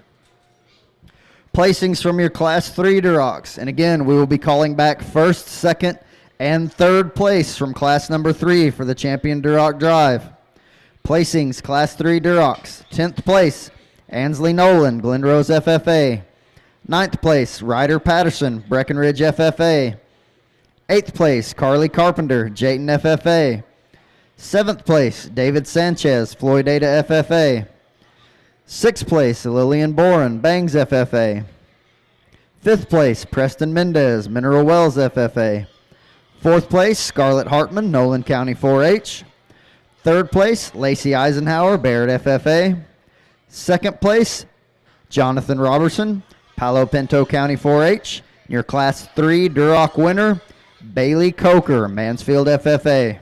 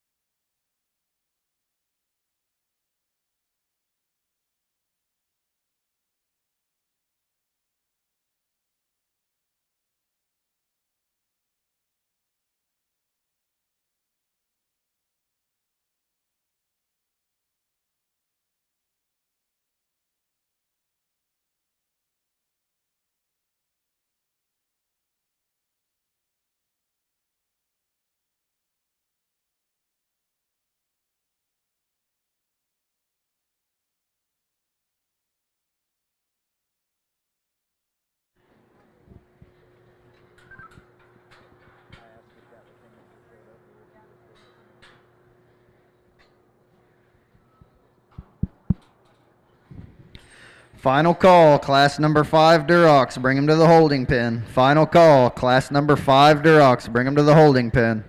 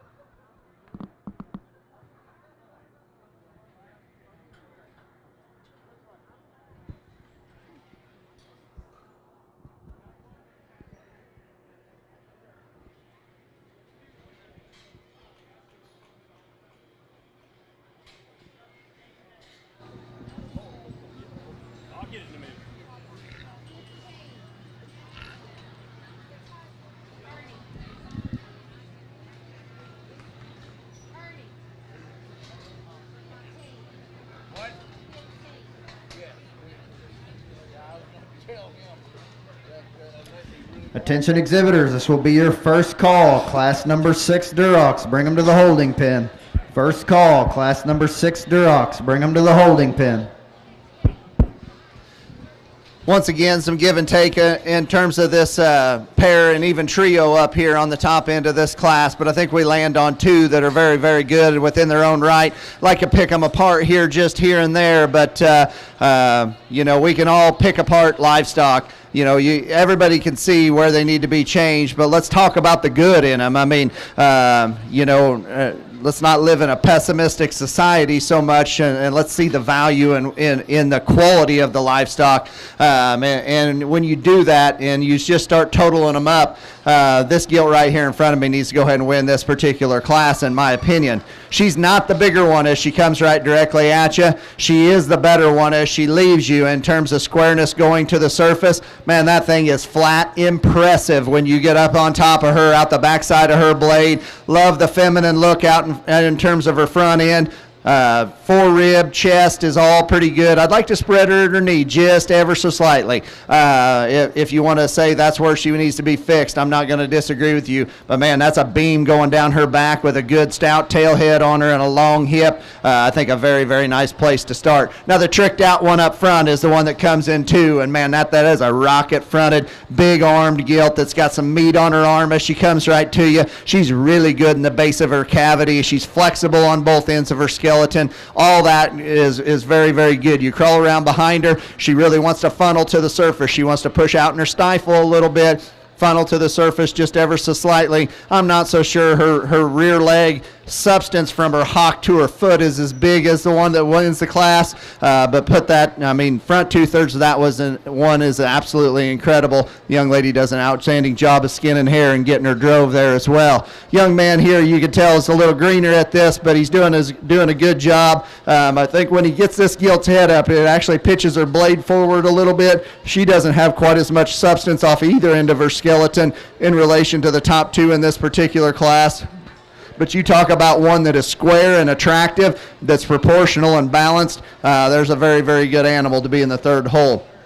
Got one here that runs out of gas from a structure standpoint and coming out of pin 4, particularly when you crawl around behind her and watch her go directly away. We just got to have more to match what's up high there. Front 2/3, femininity is very, very good. Congrats to all these kids on another nice class of reds.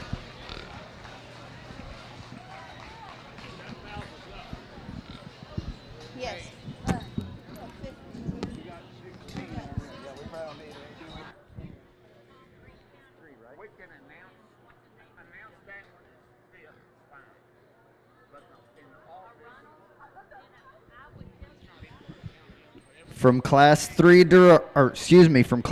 Durocs that just judged, we will be calling back first, second, and third for the championship drive.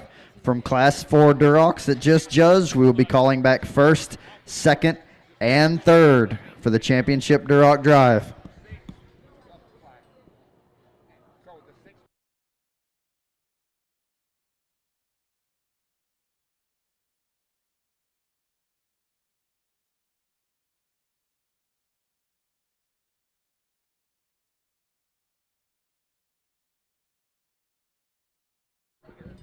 This will be your second call for class number 6 Durocs. Bring them to the holding pen. Second call, class number 6 Durocs. Bring them to the holding pen.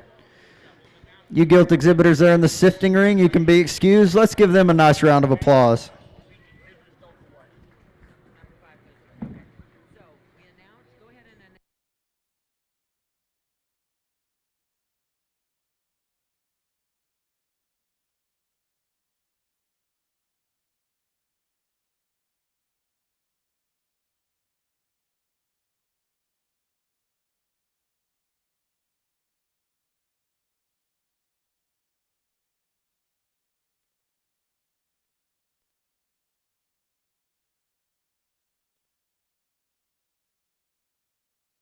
So just announce them, but we don't keep them on the record. Cool, that's great. I like it. My favorite thing of the day. Placings from your Class 4 Durocs. And again, we will be calling back first, second, and third place from Class number 4 Durocs for the Champion Duroc Drive. In 10th place, Madeline Kilcrease, Huckabee FFA. 9th place, Austin Christensen, Valley View FFA. 8th place, Hallie Ventura, Wheeler County 4-H. 7th place, Kaya Williams, Montague County 4-H. 6th place, Presley Pleasant, Crosby County 4-H. 5th place, Ryder Patterson, Breckenridge FFA.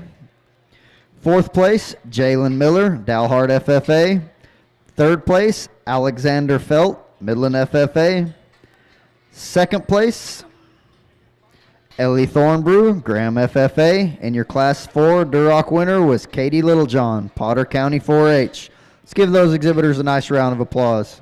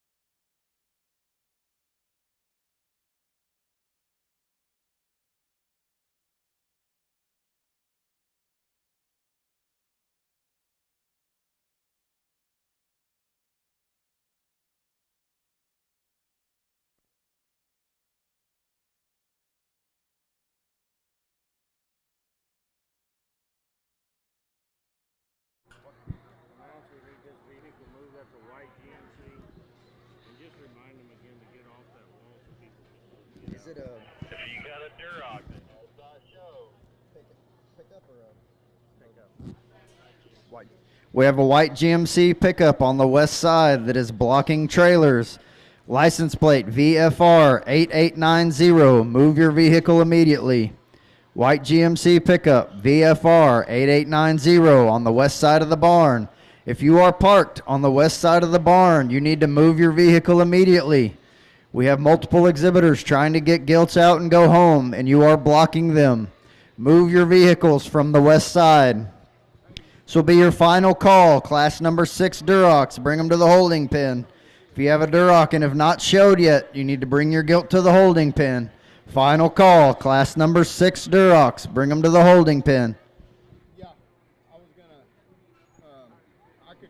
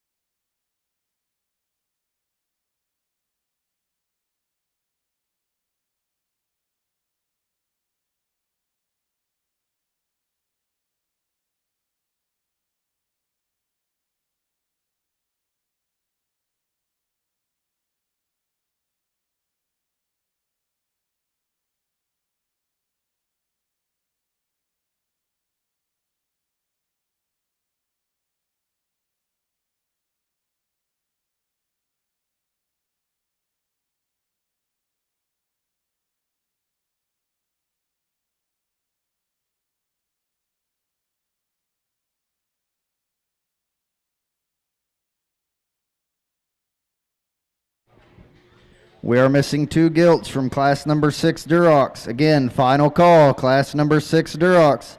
If you have a Duroc and have not showed yet, we need your gilt in this holding pen. Final call.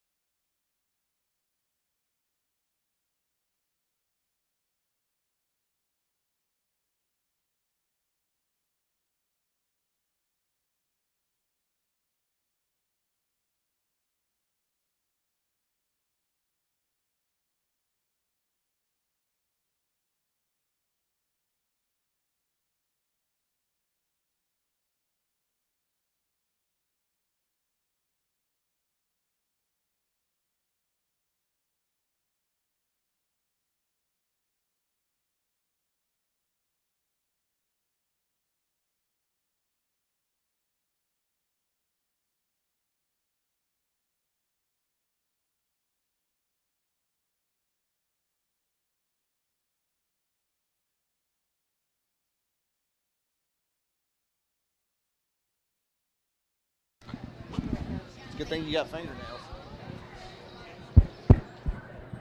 Not quite as deep of a class here up on the top end, but we've got a very, very logical class winner in the young lady right here in the center of the ring.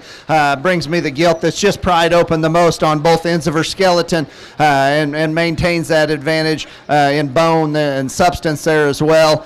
Gilt that's not the longest fronted gilt within this particular class. That advantage probably goes to the second place gilt. But the gilt that's the roundest in terms of her body cavity, the truest and most genuine off of both ends of her skeleton from a skeletal width standpoint. I like that one pretty good within this particular class. The young man, when he gets this one drove and when she wants to give her head, I mean, that's a unique look out from her blade forward. I like how her head and neck attaches to the top side of her blade there. I like her looseness up in terms of her spine and through the center portion of her body. Hip and hind leg is very, very flexible. We just got it to have more substance as you take her from the base of her cavity all the way to the surface on both ends of her skeleton, particularly getting away from you. We just got to have more to make it balance in today's standards. Go ahead, buddy. Three coming out here, a real dark gilt that kind of wants to to get a little out of balance in some regards. She wants to get a little deeper tying into her throat, a little thicker at her crest, and she wants to come up in her hip loin there. Now, with all that being said, this is still a quality gilt. Gilt that's square on both ends of her skeleton, a gilt that's robust in the center portion of her body. She's got some muscle and got some shape, got some width as you get up on top of her. Just comes in a little plainer, kind of a little more ordinary kind of package. Got one here that's got some big old limbs underneath of her. That's a freaky neck and a big legged thing that needs to be more agile. She needs to be more softer and more robust in the center portion of her body cavity. But neat breeding piece there if you get her bred to the right boar. Young lady comes out with one here that's really, really tall-shouldered, becomes a little plainer out in front of her blade there. Just to get maybe a little shorter faced, a little shorter to her crest there, but a pretty good kind of a hind leg. Maybe doesn't have quite as much substance underneath to match all that mass she has up high. The young lady's done an outstanding job of driving her. I'm sure she's happy to be here. Congratulations to her. She blew it up. From your Class 5 Durocs, we will just be calling back first and second for the championship Duroc drive from class number 5. First and second from class number 5 will be all we call back for the champion Duroc drive. Placings from class 5 Durocs. 10th place, Robert Rogers, Sunray FFA. 9th place, Jamie Roseborough, Border FFA. 8th place, Tatum Gengo, Mansfield FFA. 7th place, Ella D. Davina, Canadian FFA. 6th place, Colin Harris, Eastland FFA. 5th place, Mackenzie Noe, Palo Pinto County 4-H. 4th place, Cannon Barker, Stephenville FFA. 3rd place, Tyler Jackson, Heiko FFA. 2nd place, Cooper Sutherland, Westbrook FFA. And your Class 5 Duroc winner was Bronwyn Underwood, Mason County 4-H. Let's give those exhibitors a nice round of applause.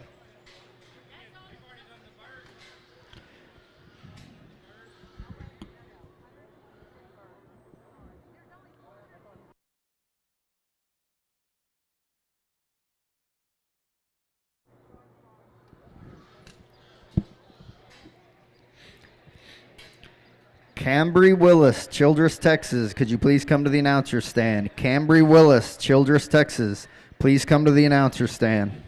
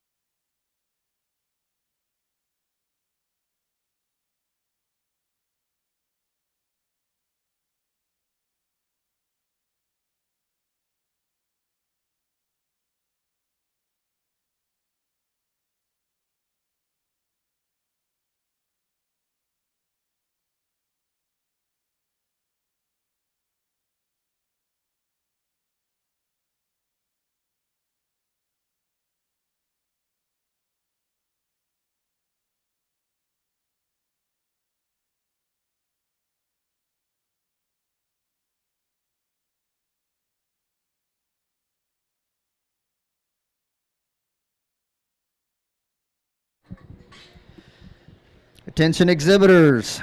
We're getting ready to show for the champion Duroc here shortly. We need your first and second place winners from Class 1. Your first and second place winners from Class 2.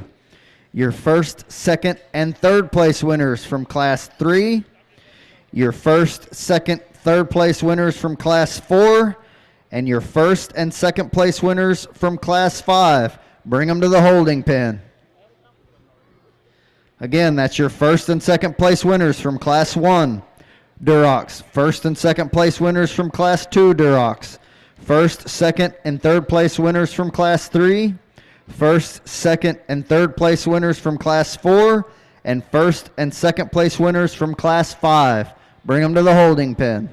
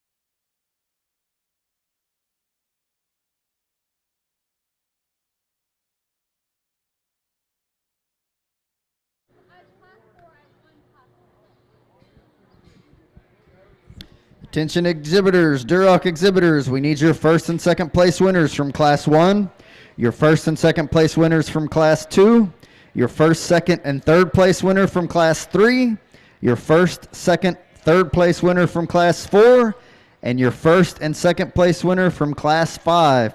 Bring your gilts to the holding pen.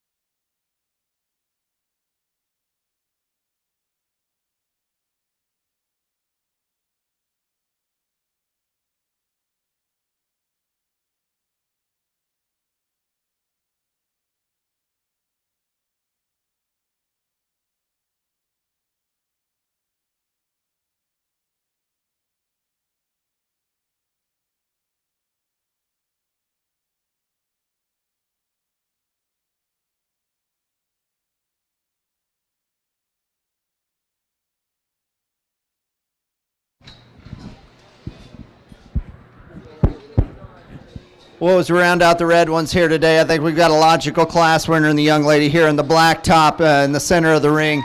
Dialed in from a skin and hair perspective, a fresh gilt that's pried open in the base of her chest and stays square in her knee, coming right directly to you. A gilt that has that advantage getting away from you as well. A gilt that's proportional in terms of her balance from the side, being tall enough at the point of her shoulder. She's very good in her forerib and her mid rib there within this particular class. Good hip and hind leg.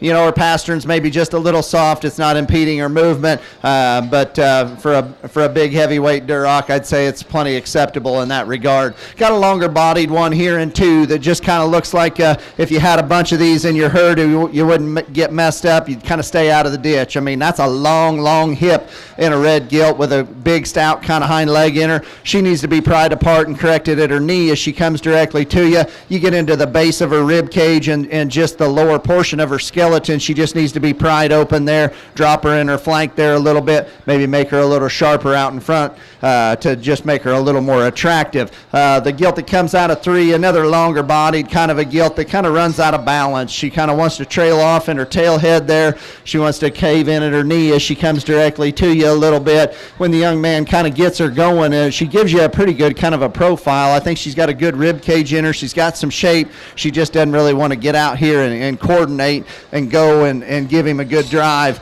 Got one coming here next. Man, that thing is tall-shouldered and neat-necked. You got to love the presence out in front of her blade. You got to love the length of her back in relation to the length off of both ends of her skeleton. She's too far forward in her blade, wants to cave at her knee, and just run out of substance as you take her to the surface for me here today.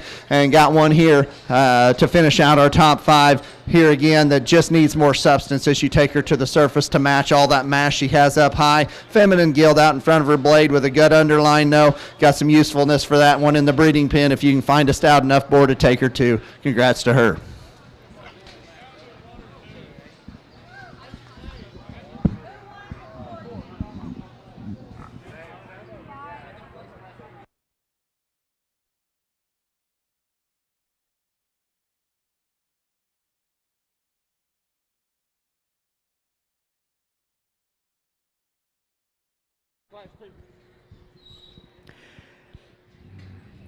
As we're still getting ready here to show for Champion Duroc, our Champion Duroc buckle was donated by Schwertner Show Pigs, Ballinger, Texas. Again, that Champion Duroc buckle donated by Schwertner Show Pigs, Ballinger, Texas. There's a representative from Schwertner Show Pigs. Please come to the ring.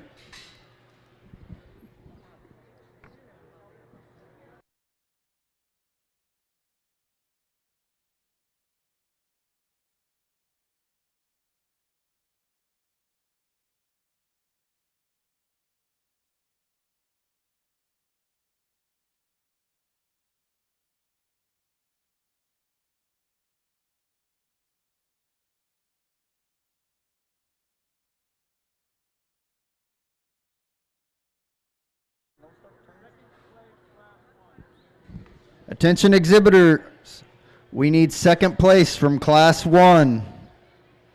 Bring them to the holding pen.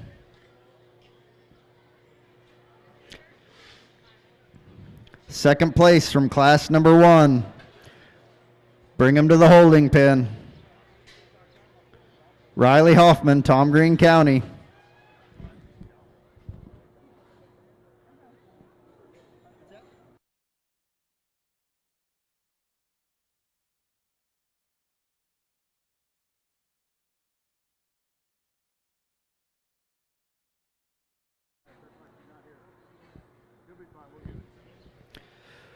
First place from Class 1 was Riley Christensen, Valley View FFA. First place from Class 2, Sienna Schoaf, Belton FFA. First place from Class 3, Bailey Coker, Mansfield FFA.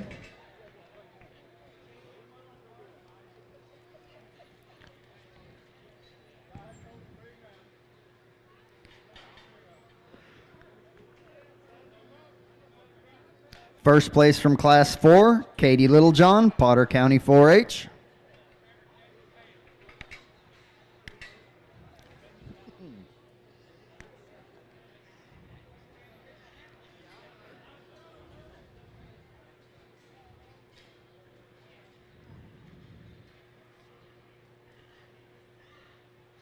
First place from Class 5, Bronwyn Underwood, Mason County 4-H.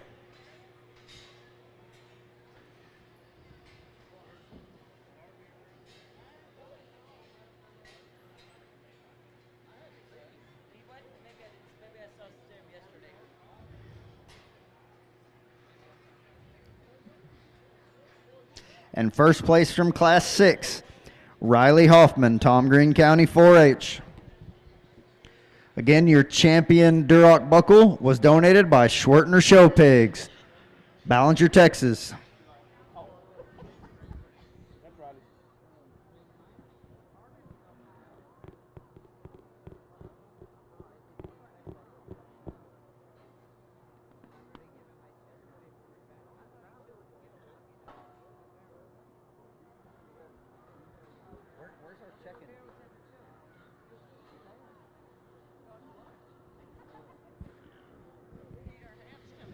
Attention exhibitors, this will be your first call. Class number 1 Hampshires, bring them to the holding pen.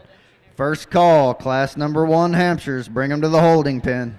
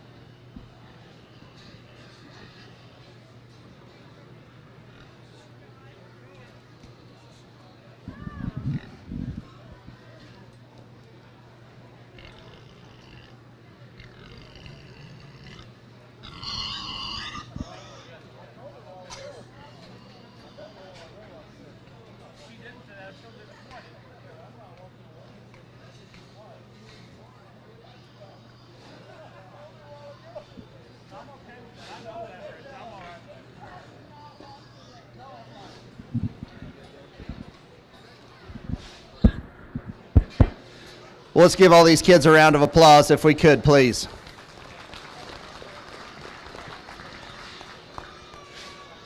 6 Duroc Gilts out here that I guess I'm pretty pleased with. And this is, if you don't know me, this is my bread and butter. This is what I live every day. We run about 40 Duroc sows, and this is how I feed my family and make my living on a day-to-day basis, besides selling feed for Early Bird there in Goodfield. And you know, this is my passion in life right here, and from a work standpoint, and this is like heaven here, you know, for me in the middle of the ring in a sea of reds. So but I think 6 class winners that I can make a case for out here, of just about any of them, but there's one that has stayed the loosest of them all. There's one that's probably just as unique out in front of her blade as any of them within this particular drive, for having a monster kind of a body cavity. This thing's hip and hind leg is very, very good. I changed her in one place, and I said it in class. It's not impeding the way she moves, though. Help me congratulate this young lady right here in front of me for having your champion Duroc Gilt today. And there you have it, ladies and gentlemen, your champion Duroc Gilt, shown and exhibited by Riley Hoffman, Tom Green County 4-H. Second place in that class was Kellen Merkel, Ellis County 4-H.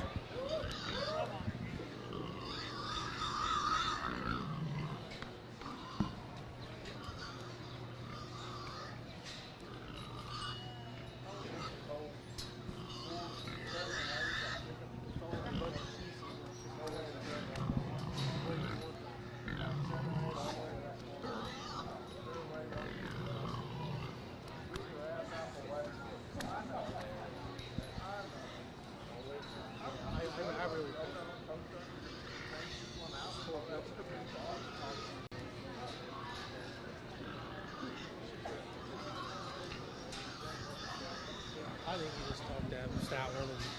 Yep. For reserve here, we got about 3 or 4 different ways we can go, and to be honest with you, all of them are starting to tighten here just a little bit as the drive has progressed, and we've went from 90 to one day to 50 here the next, and it is what it is. I mean, you just evaluate the animals for what they are. But there was one that come out of a very, very good class, a very unique pair of them, or a very good pair or trio, if I remember right, in that particular class. She's getting a little tied out here, but so are the rest of them. That young lady right over there in the blue is going to have your reserve. There you have it, ladies and gentlemen, your reserve champion, Duroc Gilt, shown and exhibited by Katie Littlejohn, Potter County 4-H. Second place in that class was Ellie Thurnbrough, Graham FFA.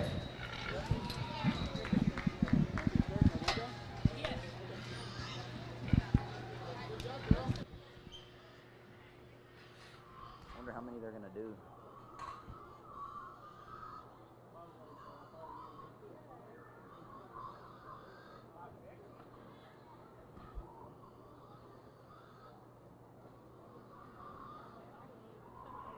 Got 2 left. 10-4.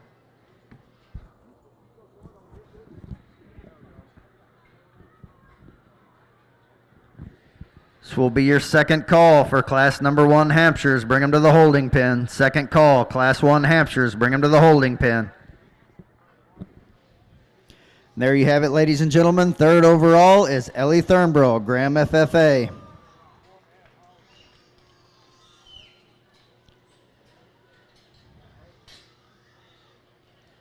Third place from that class, Alexander Felt, Midland FFA.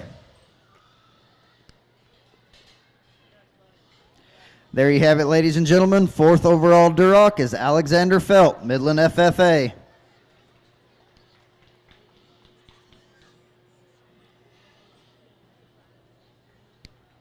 And there you have it, ladies and gentlemen. Fifth overall, Bailey Coker, Mansfield FFA.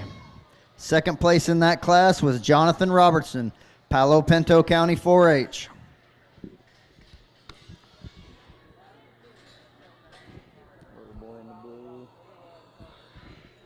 There you have it, ladies and gentlemen. Sixth overall, Jonathan Robertson, Palo Pinto 4-H. Third in that class was Lacey Eisenhower, Barrett FFA.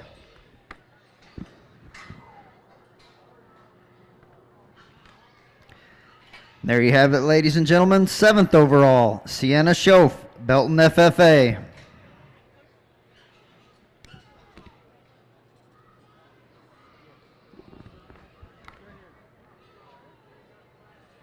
Second in that class was Rachel Gavlik, Edwards County 4-H.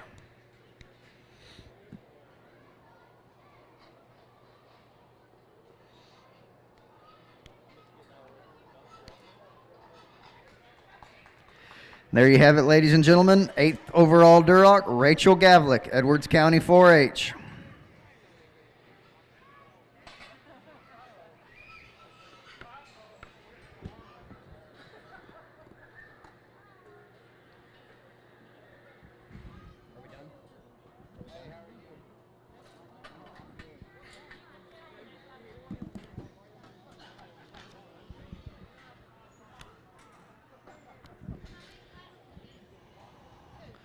Attention exhibitors, this is your final call for class number 1 Hampshires. Bring them to the holding pen. Final call, class number 1 Hampshires. Bring them to the holding pen.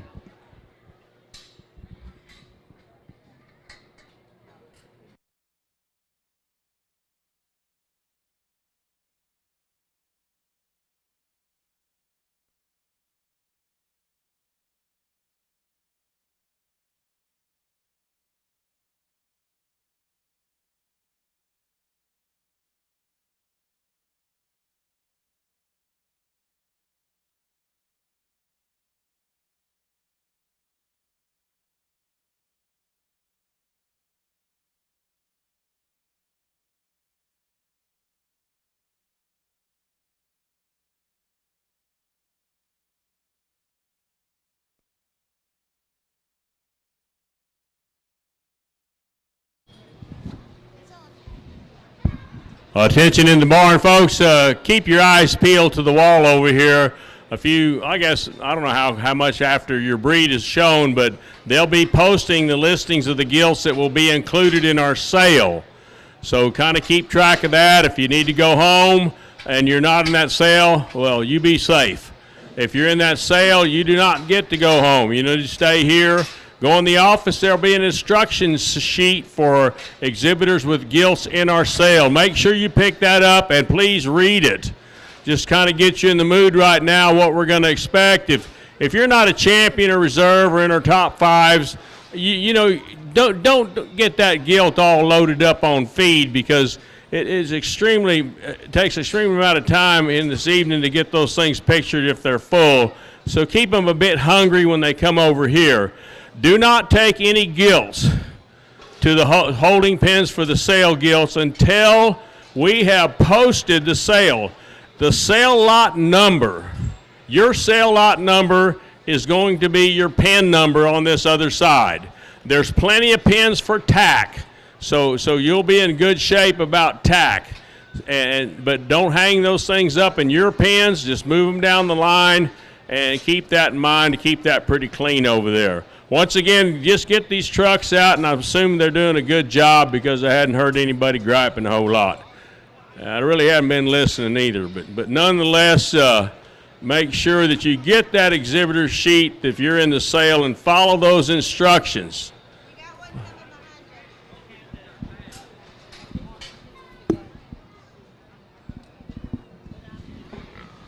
Attention exhibitors, this will be your first call for class number 2 Hampshires. Bring them to the holding pen.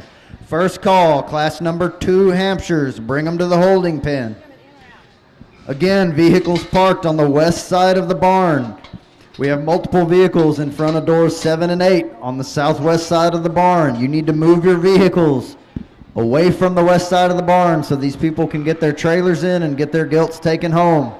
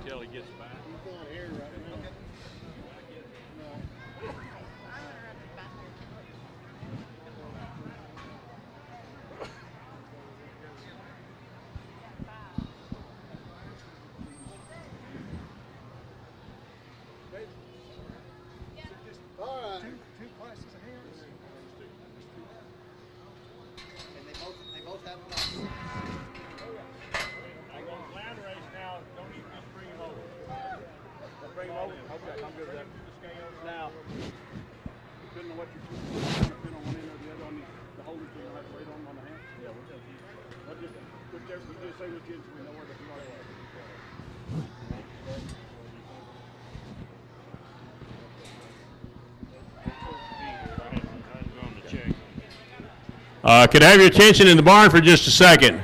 Folks, you know, when we get to the end of the show, we usually have a big soiree and announcement, all kind of things go on, but there's only about 30 people here. I'd like to take this opportunity to thank all of our staff, our volunteers that are in the ring, starting from last Thursday out there in line, getting you in. Lots of times all these folks here is all the griping. Go by and pat them on the back if you see any of them and tell them thank you. But on my behalf, my volunteers, I think, are the best in the show, and they carry over to next week. But there's a great group of people. These ladies working in the ring, these guys over here in the scale, everybody working a gate in the back, our ladies and Keith up here doing the announcement, all the way into the office. Just what a great group to work with. Please join me. Give them a big round of applause for all they were doing for these kids today. I personally want to thank you, moms and dads, for getting behind these kids. Such a precious investment for all of us, and it is good to see you here in support of them. Kids, now it's going to be your responsibility at some point today to get to those folks and give them big hugs and tell them that you love them and you appreciate them. But let's give them a big round of applause, too. Thank you, parents. 4-H leaders, teachers, all you people are invaluable to this program. Do an excellent job. We want to thank you, too. So all that being said, you know, we've got our judges here, and we started this show 15 years ago. This is our 15th year, and it's hard to believe it's been 15 years. But in selecting judges for this show, we spend some time, and we take some time in doing that. It may not be the flavor of the month, the guy that wears the best clothes, but it's always somebody that's a livestock man, somebody that makes a living raising these pigs, that puts the gas in their pickup and the clothes on their kids' back. They spend time in a pen. They're not judging team coaches, although maybe they have done that. But these are guys that can sort hogs, that are firm in their convictions and coming here with their heads down, line them up. We were really... This will be your second call, Class 2 Hampshires. Bring them to the holding pen. Second call, Class 2 Hampshires. Bring them to the holding pen. Would also like to take this opportunity to introduce both our judges here today. Your ring judge today is Mr. Brett Byers from Sibley, Illinois. He's been involved in swine production all his life. The name of his farm is Byers Farms.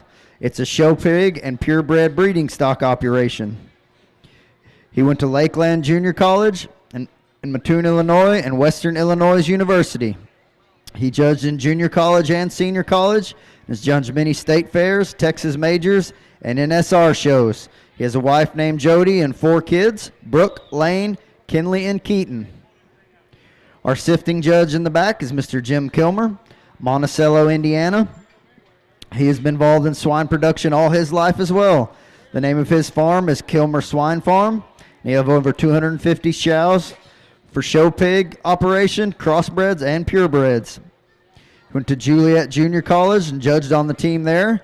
His wife's name is Chelsea, and he has 4 kids, Colton, Carso, Jordan, and Rylan. Again, let's give our judges another nice round of applause here today.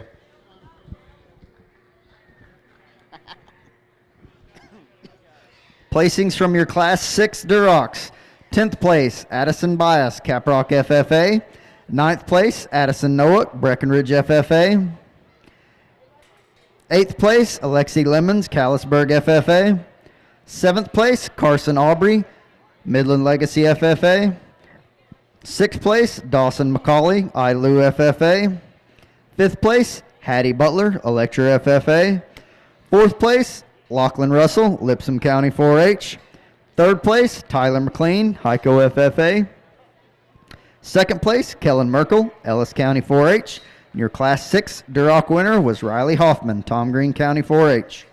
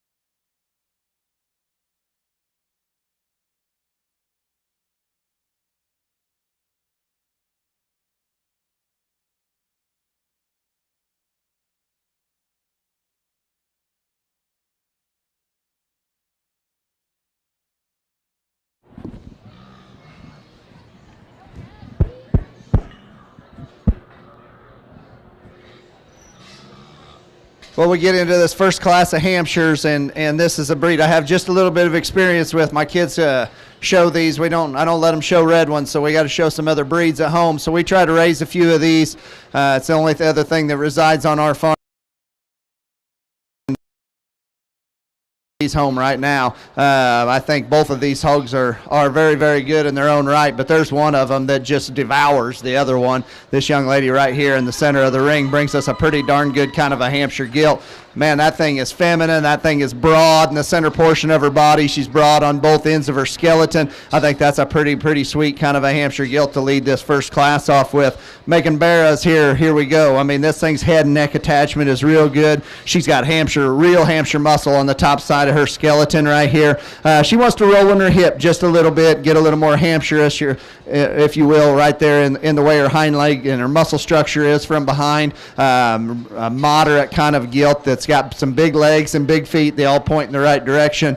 Very, very good animal to stand in second. The third place Gilt coming out here next just has the advantage in terms of width and dimension over our fourth place Gilt. That's a broad-chested Gilt as she comes right to you. That's dense up there in the front third of her skeleton. Man, that's a big round rib cage and a big Hampshire back in there. She gets a little too tight behind and a little too frail in terms of her foot behind for me. We got a Gilt here that's just a good patterned one that looks like she's maybe hasn't seen the high point of her life yet, look from a maturity standpoint, but looks like she has the room to keep on going. She's got the structure and the correctness to do it. Nice class of Hampshires. If we roll out our fifth place one here, we just got to loosen this one up behind and stouten her from her cavity to the surface, but front 2/3 up here on top is very, very good. Congratulations to this young lady.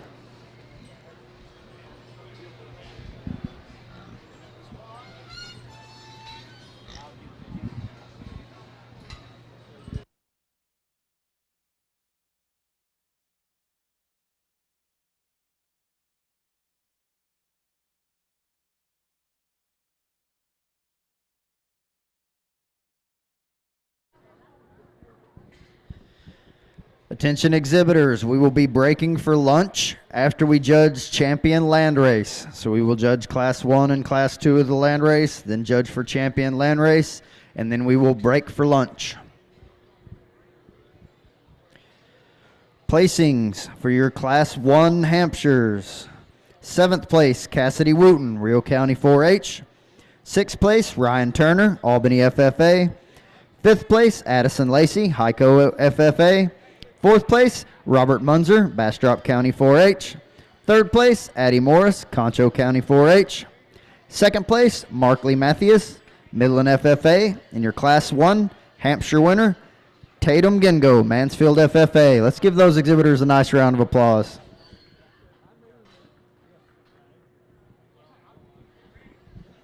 It's going to go ahead and announce that the champion Hampshire buckle was donated by Joe Tidwell, Rockin' T Show Pigs. If we have a representative, if Joe is in the building, please make your way to the arena. We're going to get ready to show for champion Hampshire here shortly. Again, that champion Hampshire buckle donated by Joe Tidwell, Rockin' T Show Pigs.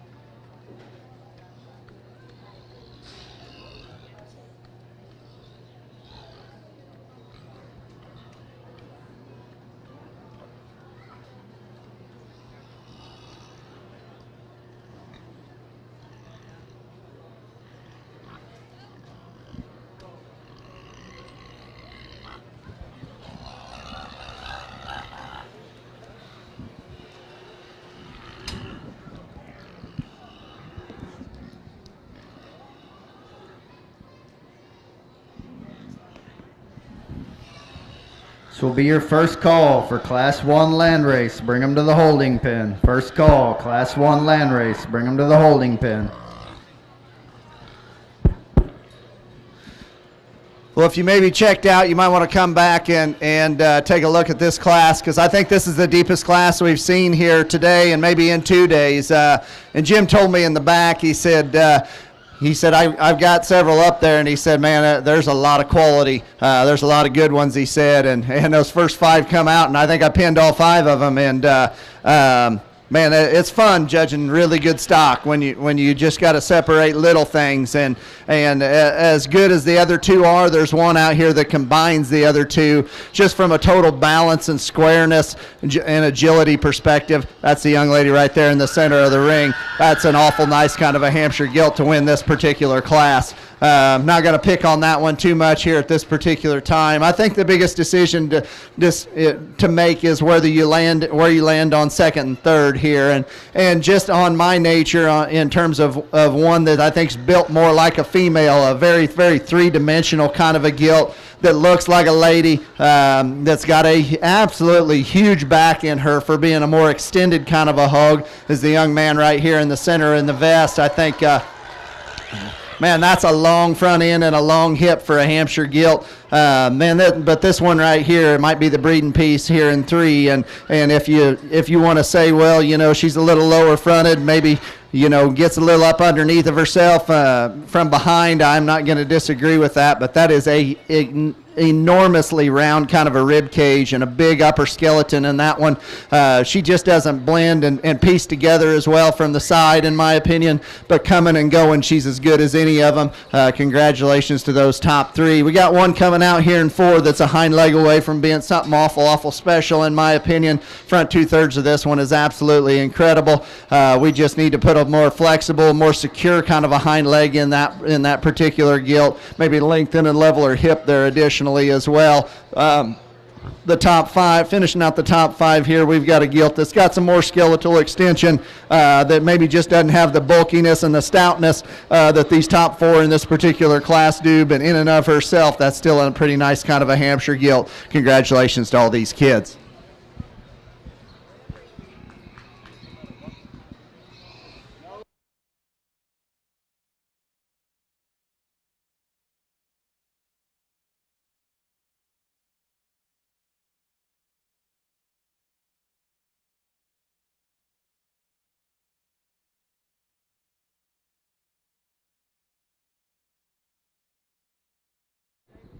This will be your second call for Class 1 land race. Bring them to the holding pen. Second call, Class 1 land race. Bring them to the holding pen. So we get ready for our Champion Hamp drive here. Again, that Champion Hampshire buckle donated by Joe Tidwell, Rockin' T Show Pigs.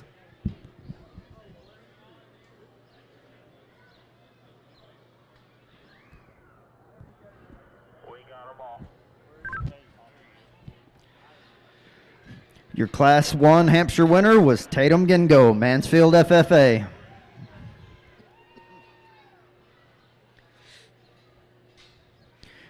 Your Class 2 winner was Kendall Wayford, Community FFA.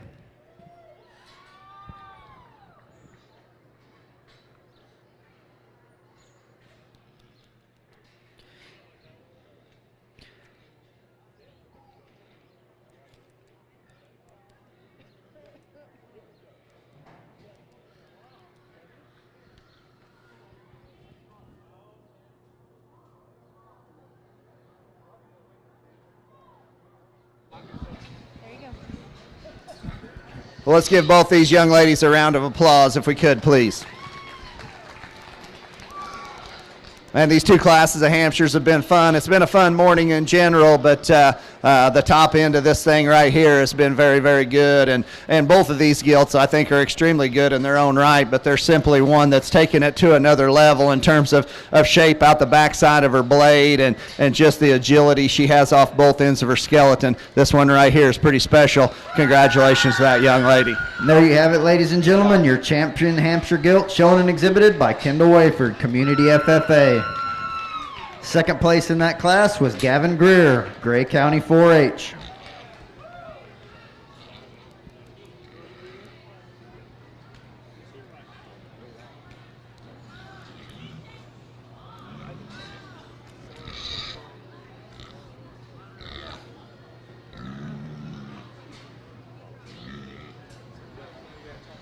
That's what I was going to do. I just wanted to hear you say it.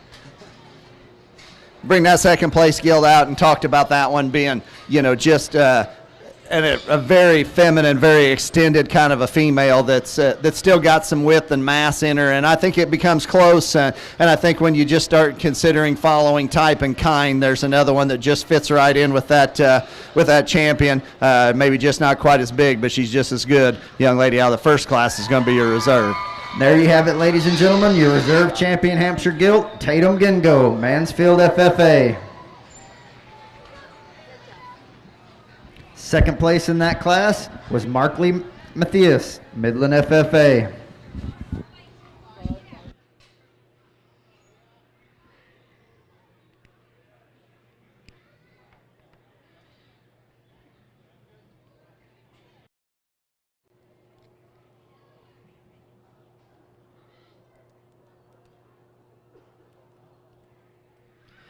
There you have it, ladies and gentlemen. Third overall Hampshire, Gavin Greer, Gray County 4-H. Third place in that class was Sawyer Lambert, Perrin FFA.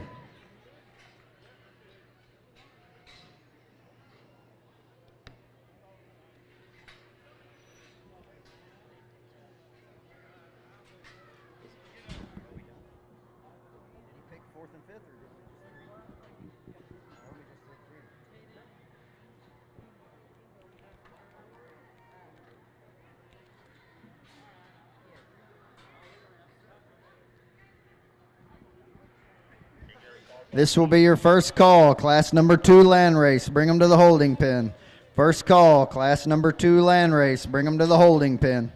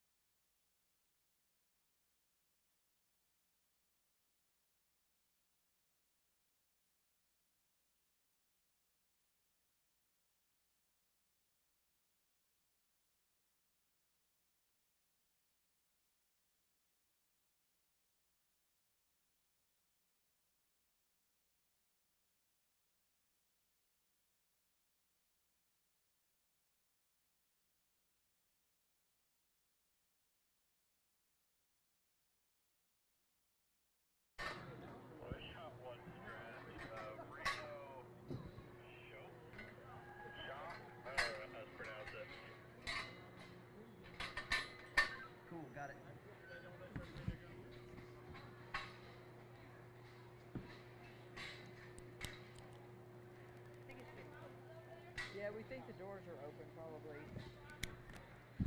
This will be your second call, class number 2 land race. Bring them to the holding pen. Second call, class number 2 land race. Bring them to the holding pen. If you have not shown your land race gilt, you need to come to the holding pen.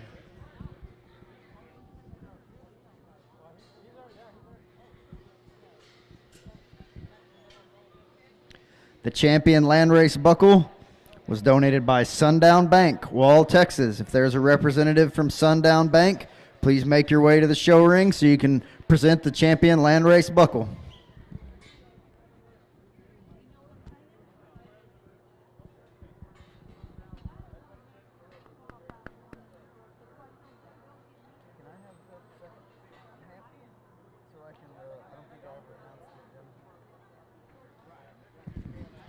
Placings from your Class 2 Hampshires. 7th place, Colson York, Tom Green County 4-H. 6th place, Michaela White, Lampasas FFA. 5th place, Trip Trimble, Dalhart FFA. 4th place, Ellis Belling, Bryson FFA. 3rd place, Sawyer Lambert, Perrin FFA. 2nd place, Gavin Greer, Gray County 4-H. Your Class 2 Hampshire winner, Kendall Wayford, Community FFA. Let's give all those exhibitors a nice round of applause. Final call, class number 2 land race. Bring your gilts to the holding pen. Final call, class 2 land race. Bring your gilts to the holding pen. Again, after we judge for champion land race, we will be breaking for lunch.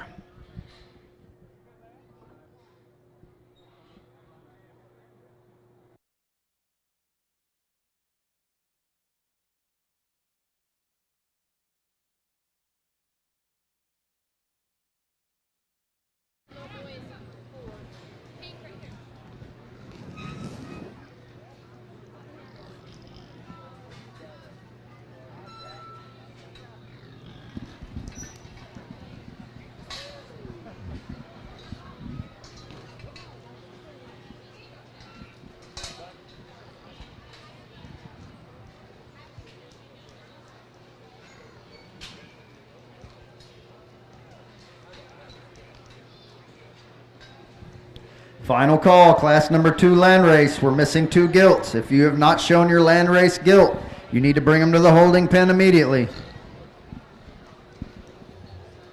Well, as we get into the cruisers here to start the first class, I think we got a good pair up here on the top end of things, and I think the young lady in the red needs to go ahead and win this particular class. Just looks more like a female. I'm out in front of her blade. Head and neck attachments a little better with the crest of her neck as well. A gilt that's broad and bold as she comes right at you in her chest floor. She's more comfortable and more athletic off of her rear two than the gilt that's going to stand here in two. Now the gilt that does stand here, I mean, you talk about a shaggy gilt that's got a lot of mass and a lot of power up high. She gets to stabbing those rear two a little bit and wants to just get a little frailer as you take her to the surface. Just like to expand her rear ankle and make her rear foot just a little bit better, bigger to make her handle this ring just a little bit better, but a nice gilt to be here in two.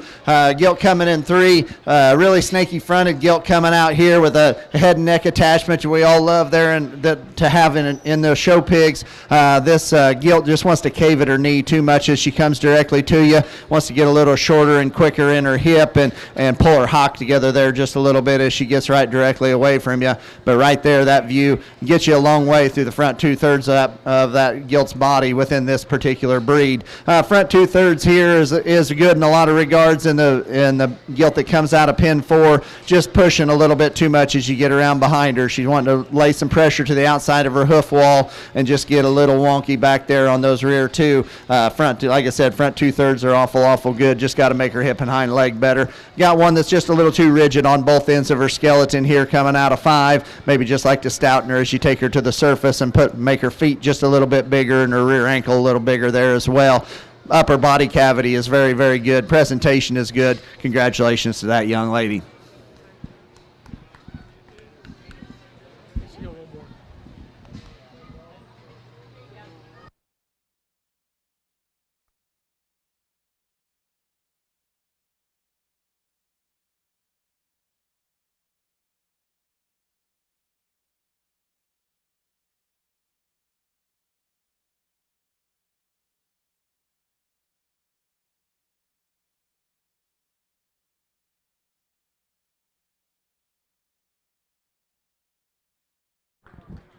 Placings from your Class 1 land race.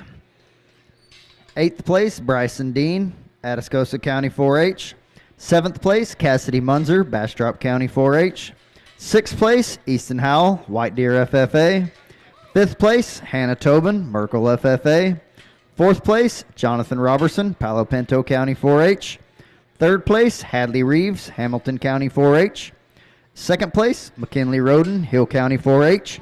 Your Class 1 land race winner, Presley Pinnock, Alvarado FFA.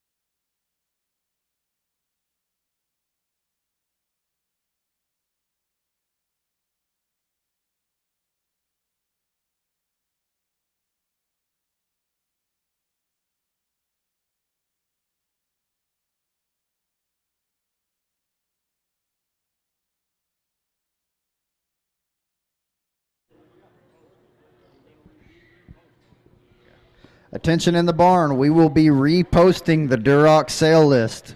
One is already posted, but we will be reposting one, so please disregard the Duroc sale list that is posted. We will be reposting the Duroc sale list.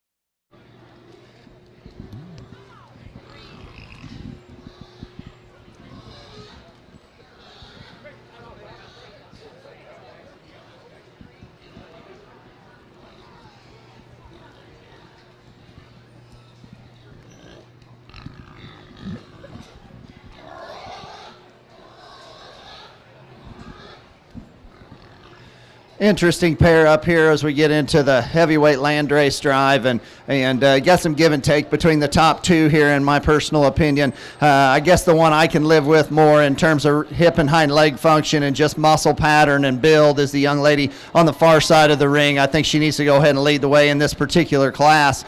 Just a gilt that looks a little bit more like a lady from the side. It is assembled as such from the surface up. Yeah, I would like to pick up her front pastern there just a little bit, but it's not impeding how she moves here today. I like her rib cage, and I prefer her agility and her athleticism better than the gilt here in second. The gilt in second is certainly the one that's more expressive and just more impressive up in the upper portion of her skeleton. Man, that thing has got a big ditch down her back, and she's packing all the muscle you'd ever want her to be getting away from you. The longer the drive goes, the more she wants to be more upright in her shoulder and wants to dance and throw them east to west, getting away from you. Just packing a lot of muscle for a female. The young man coming out here in three, this gilt's got to be better as she comes to you in her knee, and we just got to trim some out of the base of her throat and her elbow pocket and just make her composition a little bit more impressive up high there, in my opinion. She covers the basics from a fundamental standpoint. I mean, it's a heavy bone gilt that's built comfortable and good in the center portion of her body. We just got to peel a little bark off of her and make her a little sharper here today to get her worked up any further. Though gilt in fourth does that. Compositionally, she might be as good as any in this particular class up high. She's just way too rigid off of both ends of her skeleton for me here today to get her worked up any higher. But the young lady's done an outstanding job on skin and hair with that one. She does a good job getting her drove. Congrats to her.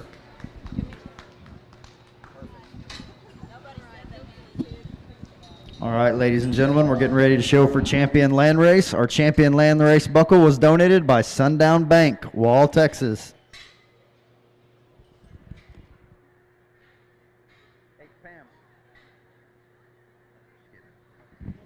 Your Class 1 Land Race winner was Presley Pennock, Alvarado FFA. Your Class 2 winner was Michaela White, Lampasas FFA. Your second place in Class 1 was McKinley Roden, Hill County 4-H. And your second place in Class 2 was Kelton Belling, Bryson FFA.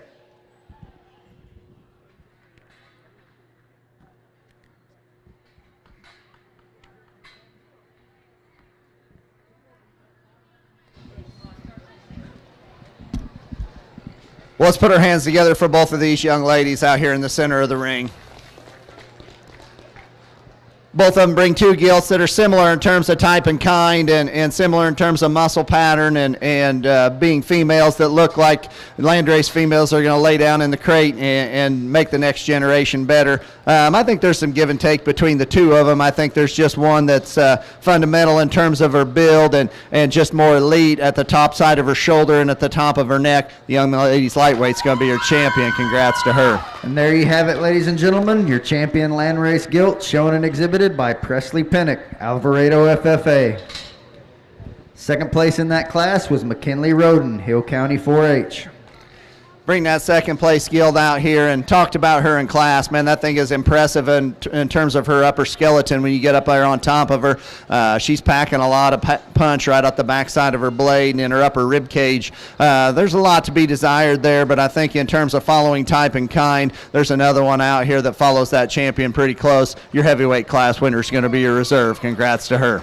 And there you have it, ladies and gentlemen. Your reserve champion landrace Gilt, shown and exhibited by Michaela White, Lampasas FFA. You know, thanks for response. We'll be taking about a 30 to 45-minute break for lunch. When we come back, we will be starting with Class 1, Poland Chinas.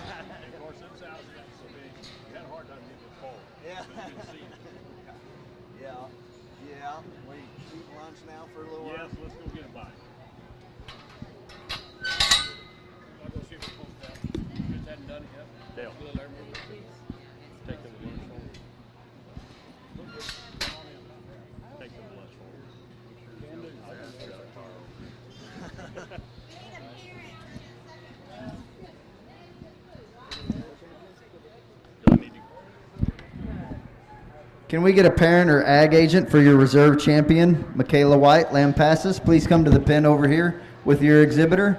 A parent or an ag teacher of the reserve champion, Michaela White. Please come to the holding pen right here. Yes, I haven't yet. So yeah, what I did was on what moves right here, I used this one. I should have used this one. So 6 and 7 or whatever those two numbers are.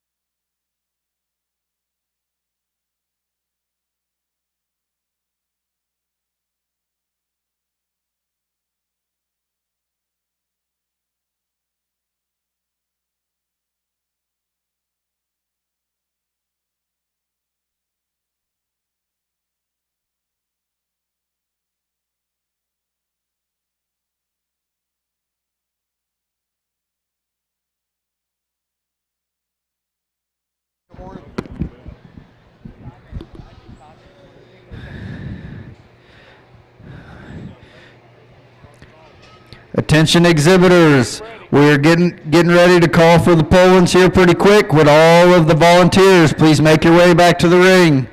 All volunteers on the swine committee, please make your way back to the ring. There's no speaker in there? That was an oversight on someone's plate there.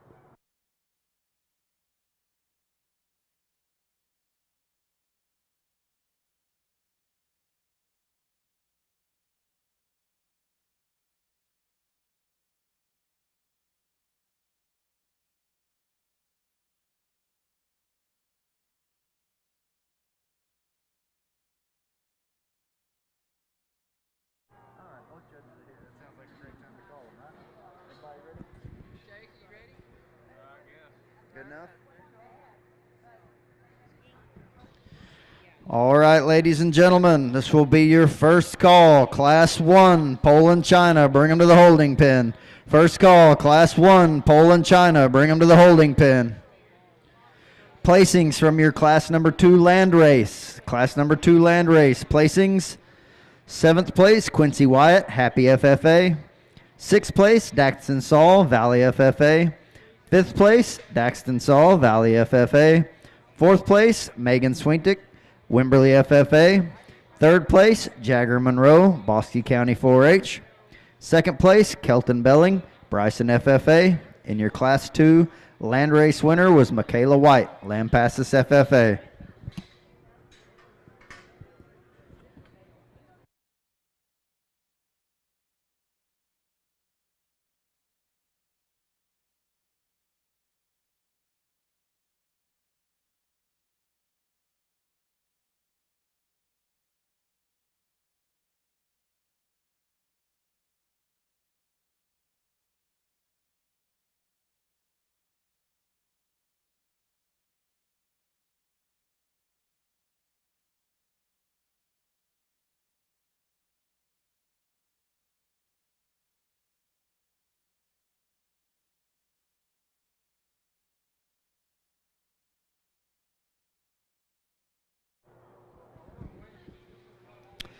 Second call, Class number 1 Polands, bring them to the holding pen.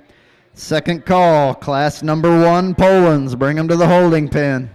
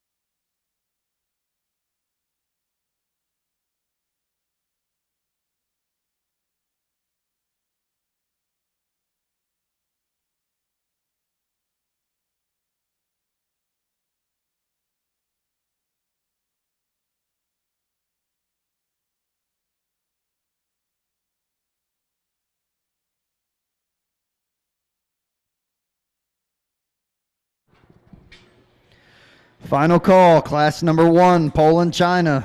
Final call, we are missing 1 gilt from this class. Final call, class number 1, Poland, China.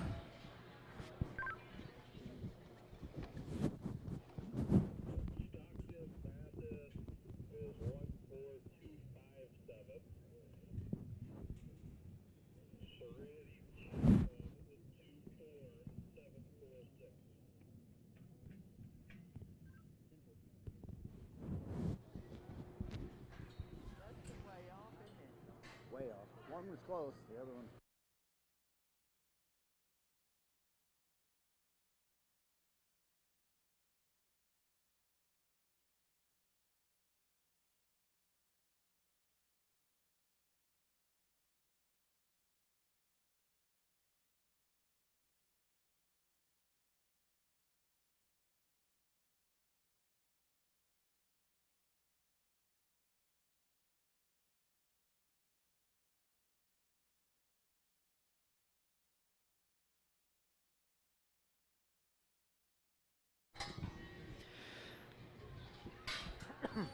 Attention exhibitors, this will be your first call for class 2, Poland, China. Bring them to the holding pen.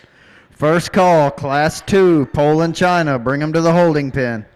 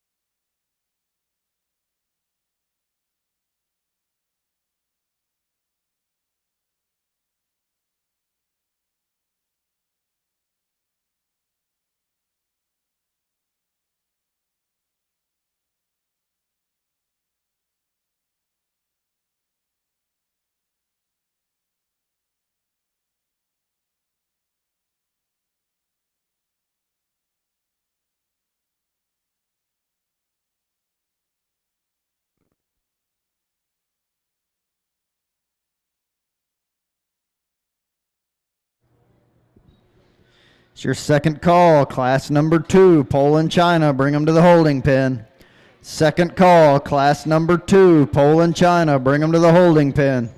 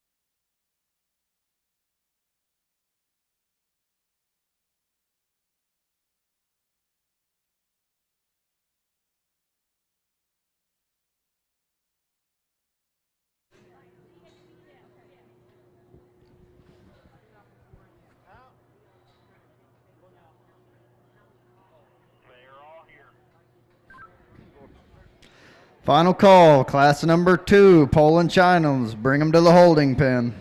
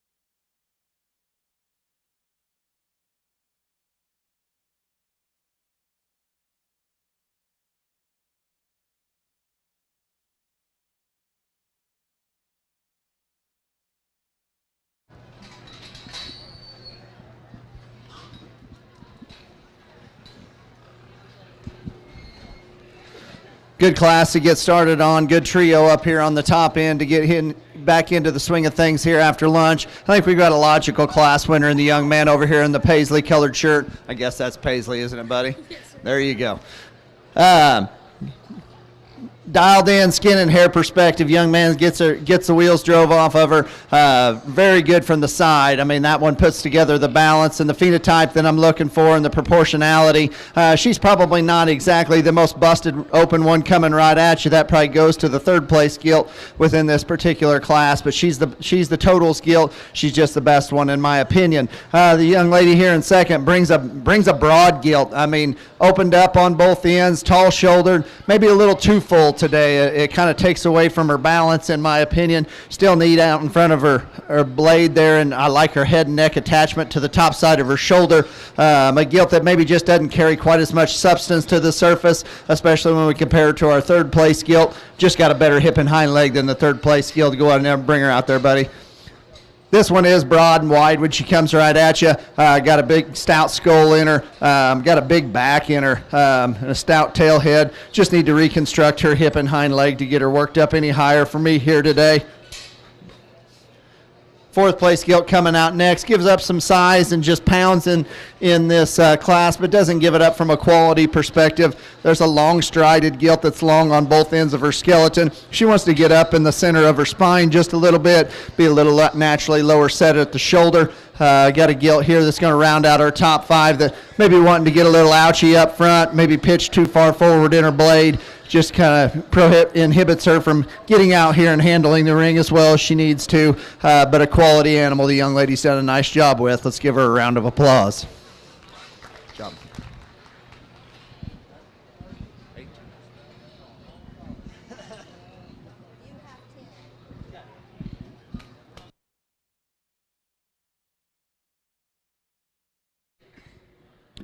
Placings from your Class 1 Poland Chinas. 10th place, Serenity Chapman, Caprock FFA. 9th place, Andrew Donham, Santa Ana FFA. 8th place, Jonathan Robertson, Palo Pinto County 4-H. 7th place, Alyssa Schroeder, Archer City FFA. 6th place, Ever Fuel, Abilene High FFA. 5th place, Jenna Ann McClurg, Milam County 4-H. 4th place, Jaden DeGarmo, Perrin FFA. 3rd place, Danzer Belling, Bryson FFA. 2nd place, Kylie Huseman, Lubbock Cooper FFA. And your Class 1 Poland China winner was Stockton Matthews, Midland FFA.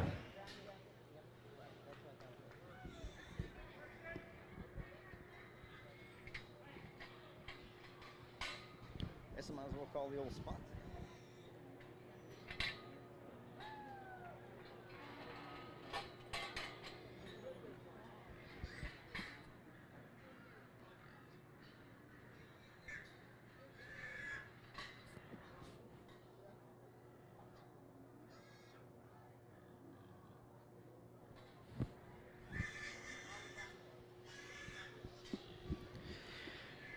Your champion Poland China buckle was donated by Tri Genetics, Jason Miller from Dalhart.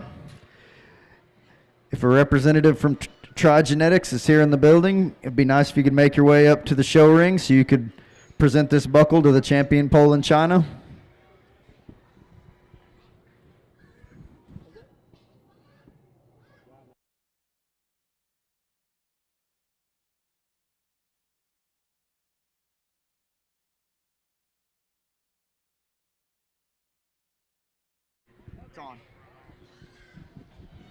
If I'd have your attention in the barn, the sale listings that are posted by the wall, by the office over there, check those from time to time after your breed completes to see if you're in the sale. Don't forget, go in the office and get an instruction sheet for those pigs and exhibitors that are going to be in the sale. I want to remind you, crossbred folks, that at the end of the day, we'll need to have our top 5 crossbreds come back out here for our top 5 overall.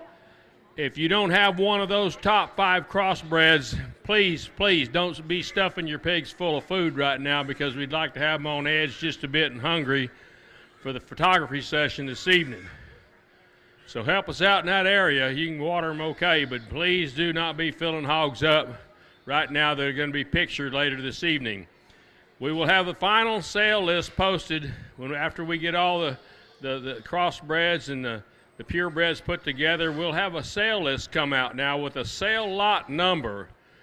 Just kind of give you an example, the Supreme Gilt will be number 1, okay? And you follow that down. That's going to be your sale lot number. You then will tell you when you can go to your pins. Over here in the sale area, you find the pin that corresponds to your sale lot number and get in the pin. There are tack pins over there. We don't want you to clutter your pin up with hanging boxes. Just keep those pins clean and your hogs fed up good after you get your picture made. The next thing is there'll be a video preview tonight, or the videos will be made. Now, I don't want to take you away from your pig, but we have some really good sticks that will be over there to drive pigs, because there will be a procedure they need to follow, pattern in the ring, and we need to keep them to that for the video. Make sure your pigs are cleaned up for that, and they're presentable. If you're going to wash your pig, your gilt, you need to do it tonight. Tomorrow you will not be allowed to go to the wash rack area. So make sure you clean your gilts up tonight, put them to bed full, get back in the morning and tend to your chores. The preview is going to be tomorrow afternoon, and it kind of depends on what time our barrows get all checked in as to when we do that. We're not holding any fast schedule right now, but we're going to try to stay on schedule as much as possible. When our sale starts, we'll give you plenty of notice. So please get that instruction sheet if you're in the sale. You will be staying here. You don't get the option to go home. You are in the sale. You've been consigned to the sale. What's that? Go ahead. Okay. We'll get into the heavyweight class of Polands and find a pair up here on the top end that I think are very good in their own right. There's one that's got an interesting kind of a clip job up high, but I'm not going to discount her for it because she is the best one. The young man right here closest to me needs to go ahead and win this particular class. Talk about one that's really good from the side, one that's head and neck, ties high into her blade and stays feminine with a good underline, a gilt that just covers the basics from foot and bone standpoint all the way up. I think balances extremely well, good long hip in her, nice place to start. The bigger legged one might be the 1 and 2 when you just start measuring them on the bone category, but the gilt maybe just doesn't come in balance quite as well. She gives you a good view coming right here, good in her fore rib and good in her center body. She wants to rise up there in the rear part of her spine a little bit and just kind of come out of balance and maybe not be quite as fluid off of those rear two, but I think a very good pair up here on the top end. Young man coming out in 3 brings us another stout one. This one brings some extra feature to the table for this particular breed. Just comes with a little bit more throat, a little more crest there as well. Maybe just not dialed in quite as well from a skin and hair perspective. She's starting to want to wrinkle up back there in her hip loin there as well. Got one here that's got some flat tires up front in terms of front feet. That's just kind of inhibiting her, prohibiting her from getting around the ring the way she needs to. We'd like to raise her up, obviously, at the point of her shoulder and just make her a little more comfortable to get her any further up the line. Got another one here that need a little work done on from a skin and hair standpoint, and maybe just a little break-in standpoint. But I think a gilt that brings a lot of quality to the table, brings a lot of substance, a lot of muscle, has some balance to her. We just need to freshen her up and dial her in a little bit more. We need 3 back here. This will be your first call for class number 1 spots. Bring them to the holding pen. First call, class number 1 spots. Bring them to the holding pen.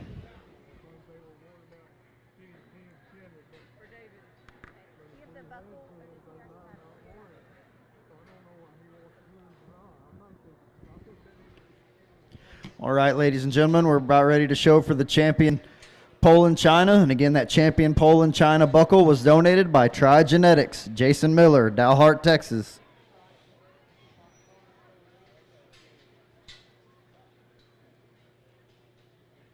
Your Class 1 winner was Stockton Matthews, Midland FFA. Your Class 2 winner was Hudson Music, Stephenville FFA.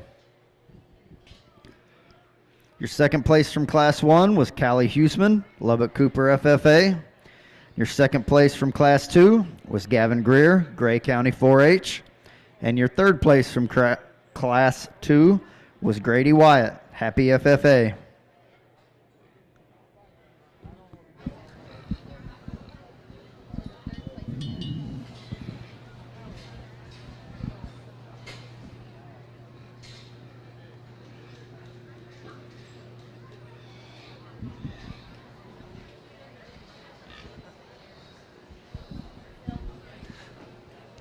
Good pair up here on the top end. Let's give both these young men a round of applause.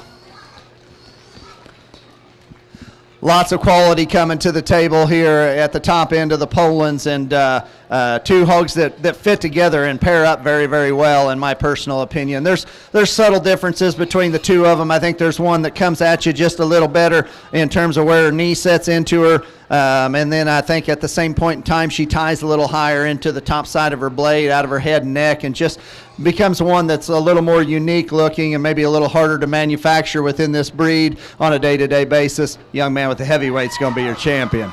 There you have it, ladies and gentlemen, your champion Poland China Gilt, shown and exhibited by Hudson Music, Stephenville FFA. In second place in that class was Gavin Greer, Gray County 4-H.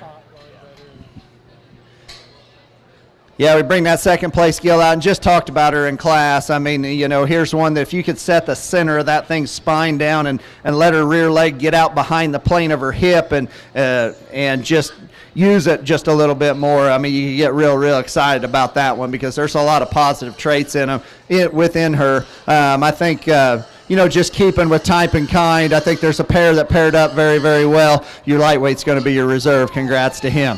And there you have it, ladies and gentlemen, your reserve champion Poland China Gilt, shown and exhibited by Stockton Matthews, Midland FFA. Good job, buddy. Good job, buddy. Sir, Congrats. you're first.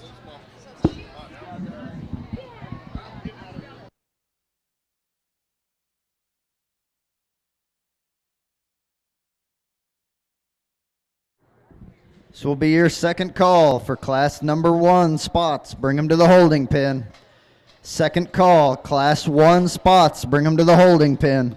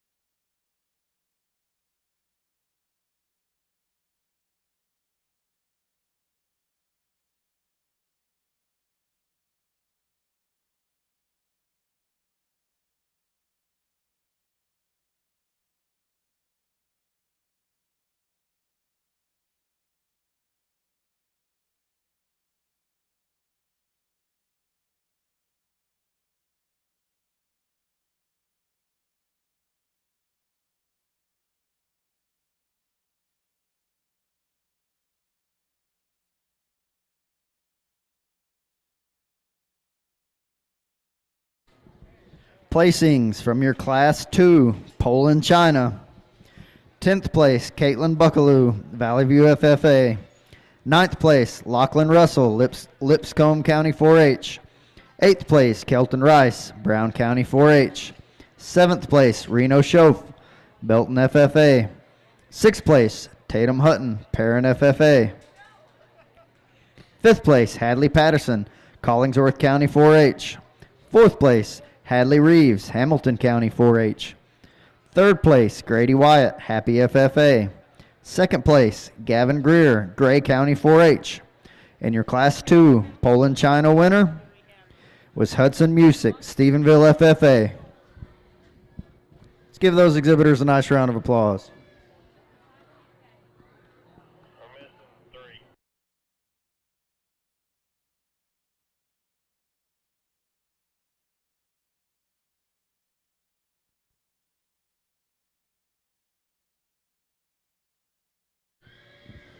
Final call, class number 1 spots. Bring them to the holding pen.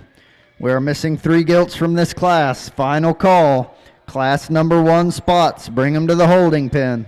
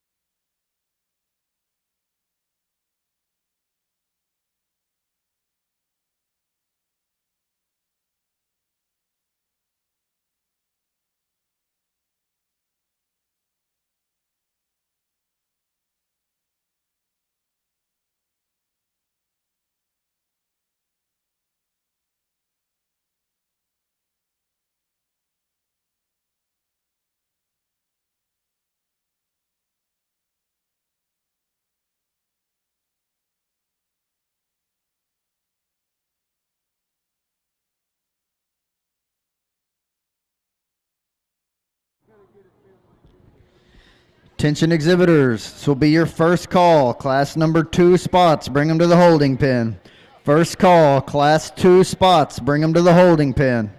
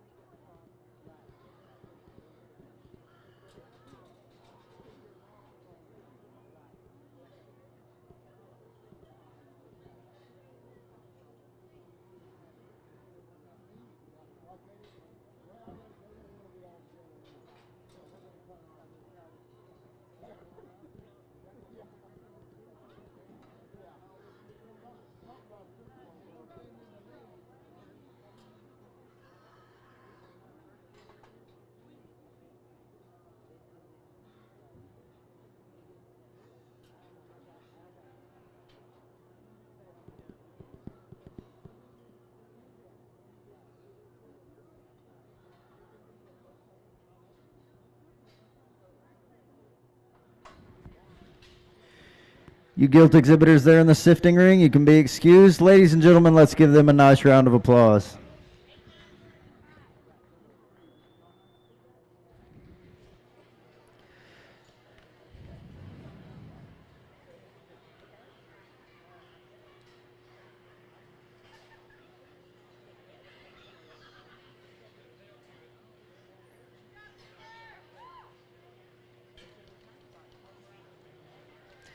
This will be your second call, class number 2 spots. Bring them to the holding pen.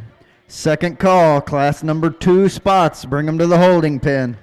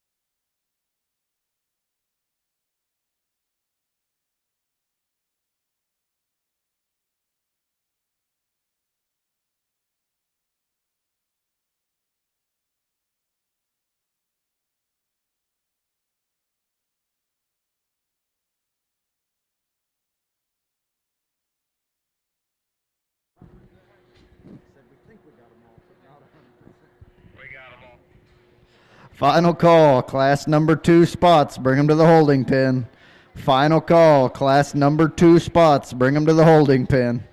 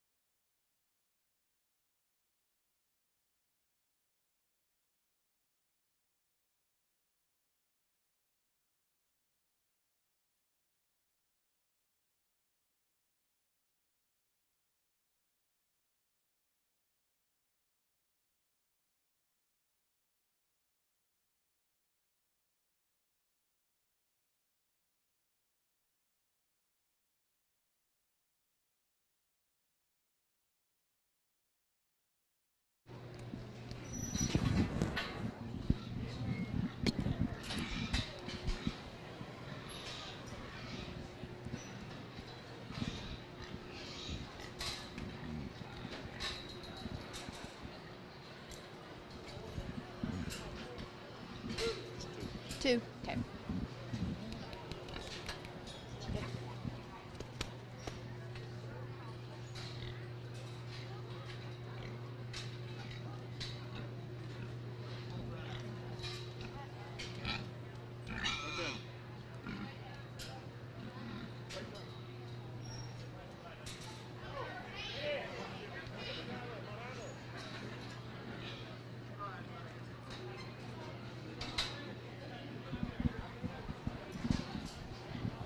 This will be your first call for class number 3 spots. Bring them to the holding pen. First call, class 3 spots. Bring them to the holding pen. Just keep driving, buddy. Very good pair up here to start this spotted drive, and two hogs that pair up very well in terms of phenotype and just general type and kind. And I think when you get to this point, there's one of them that you get on top of, there's just more of in terms of spread out the backside of her blade, in terms of spread up high, and probably even spread coming at you. That's the young lady in the purple top. She's going to go ahead and win this particular class. She's not the wider gauged one getting away from you. That goes to the Gilt in second in terms of just general pin width and width at her hock. But I think a Gilt that just brings the most of the best to the table, with probably a little more flexible hind leg than this Gilt here in second.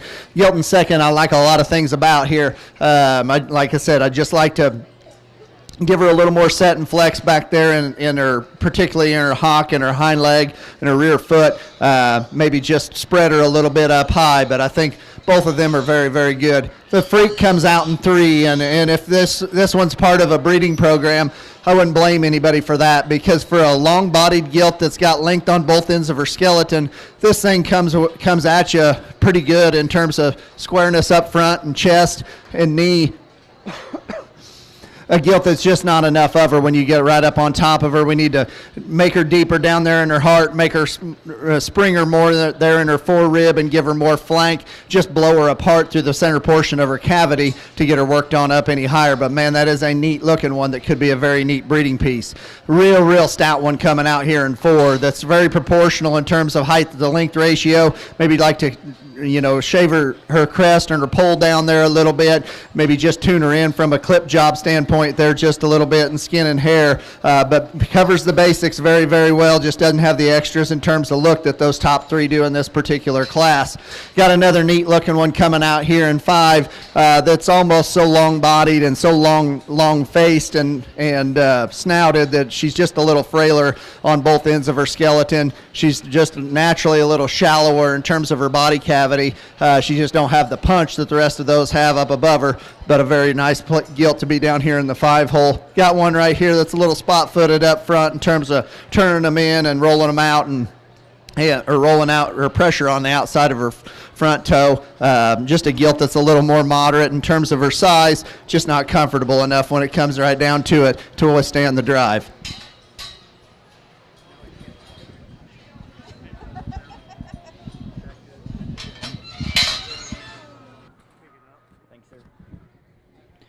From your Class 1 spots, we'll be calling back just first and second for the championship spot drive. Just first and second from Class 1 spots will be called back for the champion drive. Placings from your Class 1 spots. 10th place, Olivia Lopez, Plains FFA. 9th place, Kaylee Phillips, Stephenville FFA. 8th place, Lillian Sexton, Water Valley FFA. 7th place, Markley Matthews, Midland FFA. 6th place, Cooper Reed, Perrin FFA. 5th place, Casey Barnes, Lavernia FFA. 4th place, Taylor Dushek, Cal Allen FFA. 3rd place, Reesley Wilson, Erath County 4-H. 2nd place, Jace Franklin, Holiday FFA. And your Class 1 spot winner was Holly Fulkerson, Palo Pinto County 4-H. Let's give those exhibitors a nice round of applause.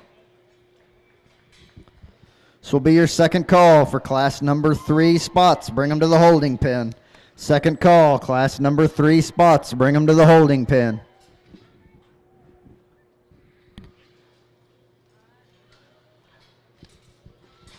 We have some certificate of registries that were found there in the back. Alien Holt Sims, Stephenville, Texas. Keely and Judson Rogers, Albany, Texas. We have your certificates of registry here at the announcer stand.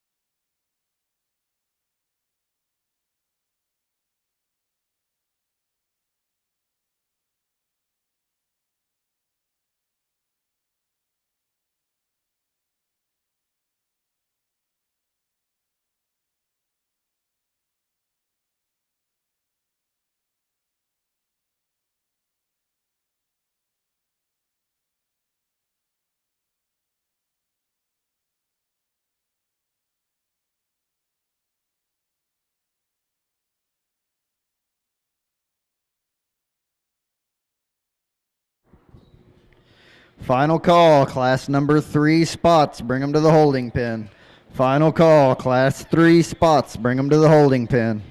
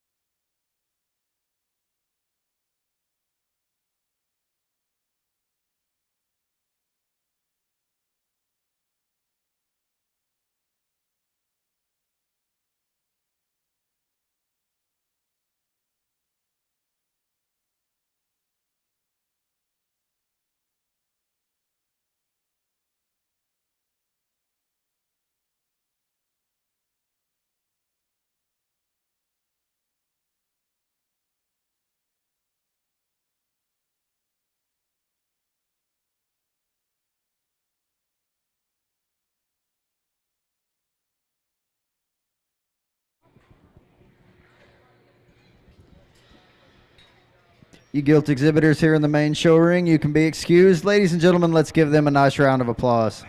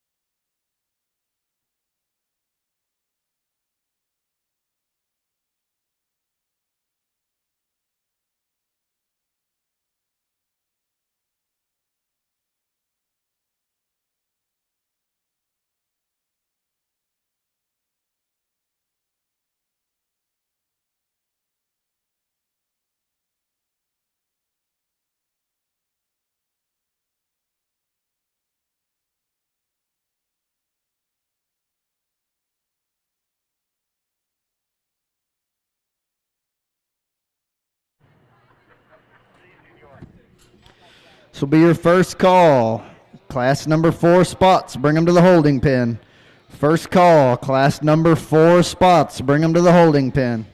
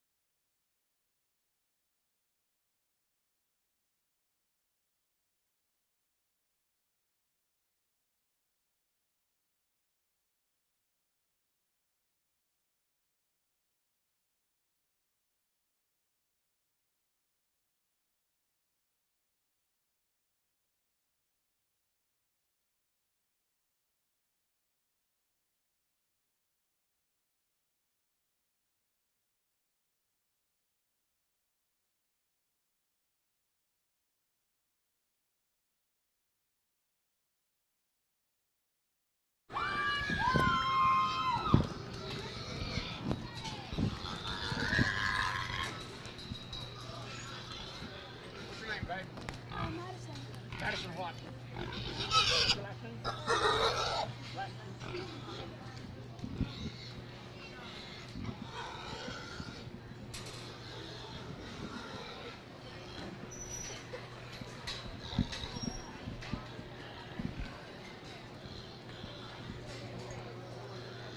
Well, you can tell we're into the spots here. We've got some attitudes on the hogs that aren't doing them any favors at all. And I'd like to change all 4 of them up here on the top end. And I guess the one that hit me the hardest coming out the gate initially is the young lady right here in front of me. She's going to go ahead and win this particular class, not because she's the most flexible one, but I just think she's the totals gilt within this particular class. A gilt that certainly got the stoutness and yet the neckline that I'm looking for. I mean, got plenty of feature on both ends of her skeleton, got a good enough kind of a rib cage. I'd like to make her rear leg just a little more stable as she goes directly away from you every once in a while, but I'd like to change the feet and legs on all 4 of these top 4 or 5, to be honest with you. So I think we just start totaling them up, and the gilt that comes in second probably is as comfortable as any of them to some extent, but she's maybe not as balanced as any of them. She wants to run downhill just a little bit,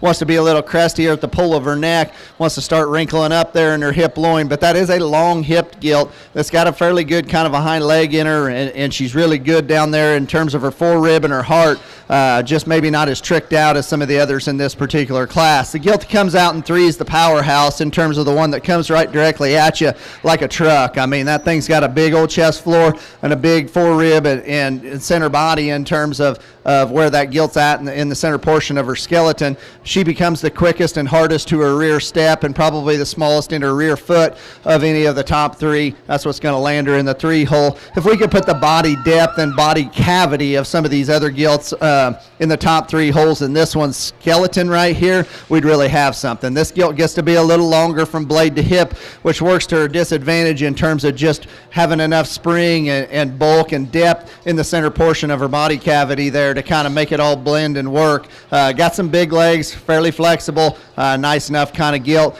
Got a really well presented one coming out here in 5 that just does not have quite enough feature to get up any higher in this particular class. She's kind of got an odd ear set there as well that doesn't necessarily work to her advantage. Like to clean up the crest of her neck. Her upper line is very, very good in terms of from her shoulder back to her hip. Got a really, really long hip in her, but just too frail when you take her to the surface in relation to the rest of the class.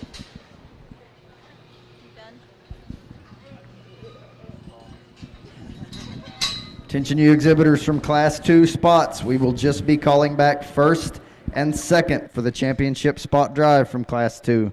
Just first and second from Class 2 will be called back for the champion spot drive.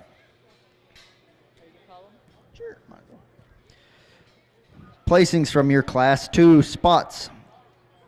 10th place, Hayes Wyatt, Happy FFA. 9th place, Rain Petruccia, Belton FFA. 8th place, Tucker Ondrich, Hamilton FFA. 7th place, Brianna Nolan, Stephenville FFA. 6th place, Nathaniel Scruggs, Perrin FFA.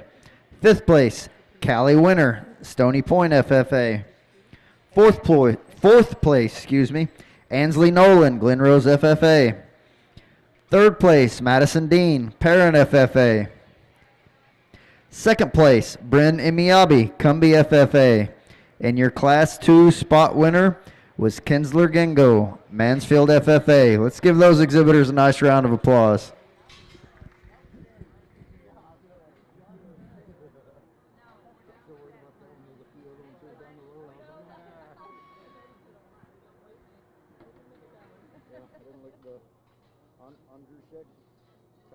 Yeah, that sounds right. Because if it's heading into Oregon.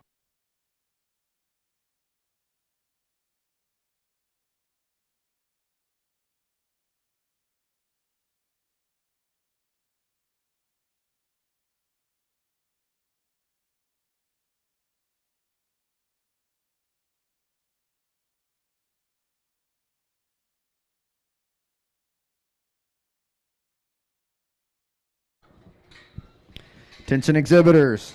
This will be your second call for class number 4 spots. Bring them to the holding pen. Second call for class number 4 spots. Bring them to the holding pen. I forgot to tell you they're all here.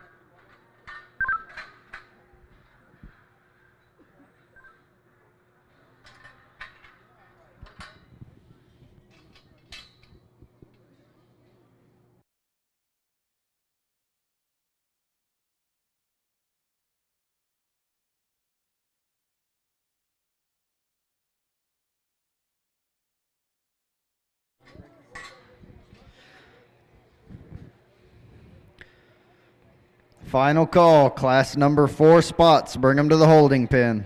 Final call, class 4 spots. Bring them to the holding pen.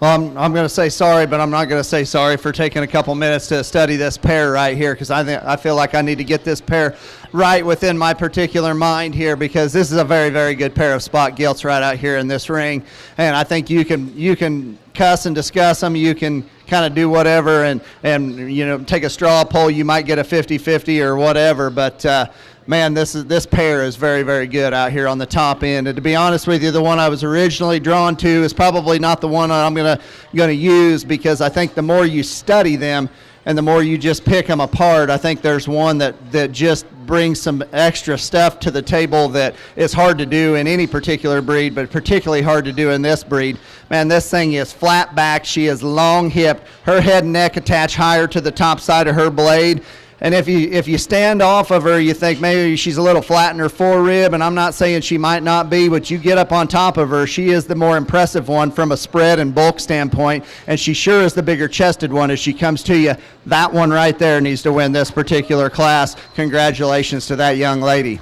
This is the one I was originally drawn to, and there's nothing wrong with this one in that regard. I mean, as the drive progresses, her rear step becomes more suspect than the other one, in my personal opinion. I'd like to take this one in the center of her spine and just drop her and allow her head and neck to come out the top side of her shoulder a little bit better, and that's getting nitpicky on an awfully well-driven, awfully good, well-presented spot gilt that this young lady's driven out here. That pair is very, very good. Congratulations to both of them. Front 2/3 of this one right here is very good. The rear third, we got to lengthen her hip, we got to level her hip, we got to pull her hind leg back within the plane of her skeleton and make it more athletic and flexible. If we do that, the front 2/3 of that one's killer. Congratulations to that young lady.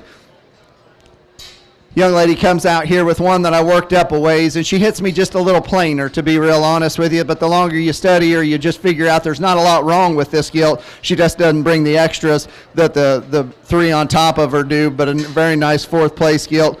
Young lady coming out here in fifth has got one that's ultra stout on both ends of her skeleton, even stout. It starts at her eyeballs and it goes all the way to her tail. We got to clean up some crest out of her neck. We got to peel a little bit of extra fat out of her elbow pocket and just give her a little more back shape to make her compete with the rest of those. Very nice 5-spot gilts in that class. Let's give those kids a round of applause.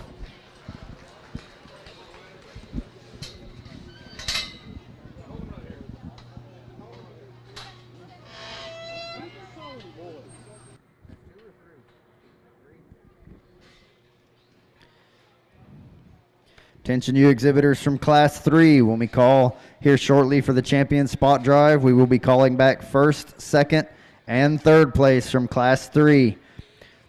Again, from Class 3, we will be calling back first, second, and third place for the champion spot drive here shortly.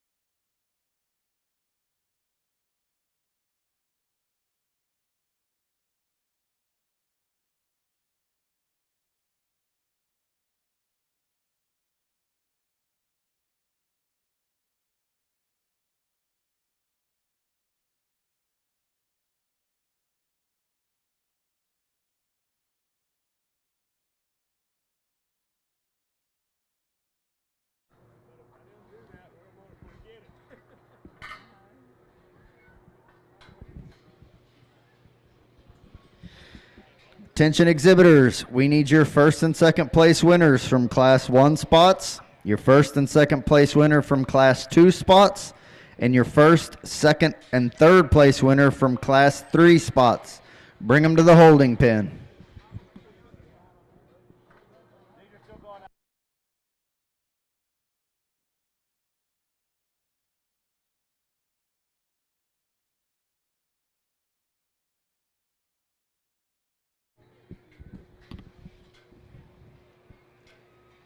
Your champion spot buckle was donated by Levi Canales, LC Genetics.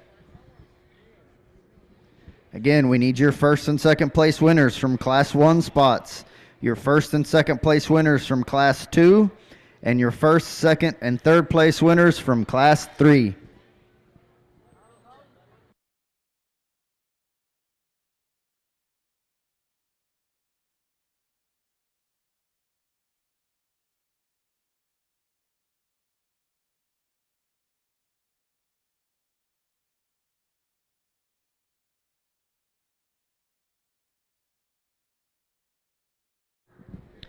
Placings from your Class 3 spots. 9th place, Presley Pinnock, Alvarado FFA. 8th place, Finley Powell, Arion County 4-H. 7th place, Valerie Franklin, Holiday FFA. 6th place, Wyatt Stiffelmeyer, Liberty Hill FFA. 5th place, Riley Krischke, Zephyr FFA. 4th place, Zoe Horton, North Lamar FFA. 3rd place, Carmen Miller, Winners FFA. 2nd place, Haley Jo Seifert, Anderson Shiro FFA. And your Class 3 spot winner was Mary Barron, Decatur FFA. Let's give those exhibitors a nice round of applause. Class 2 first.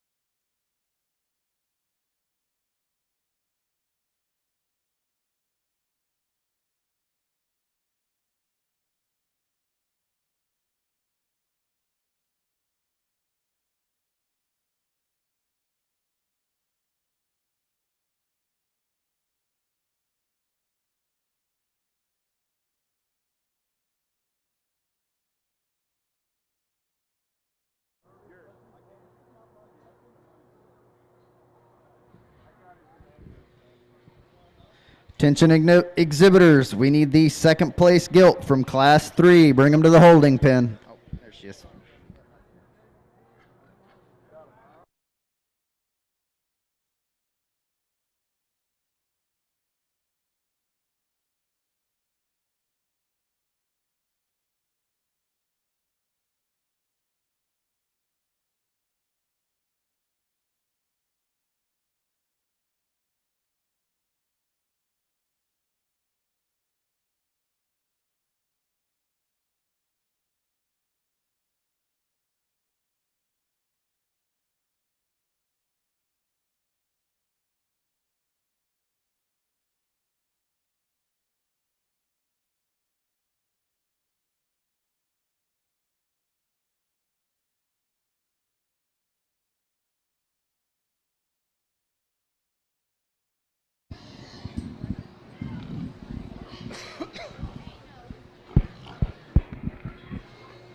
Good way to end the spotted drive on a deep class here, and I think we got one out here that commands your attention and does it rightfully so, and does it being the most unique one in this particular class. That's this young man right here in front of me.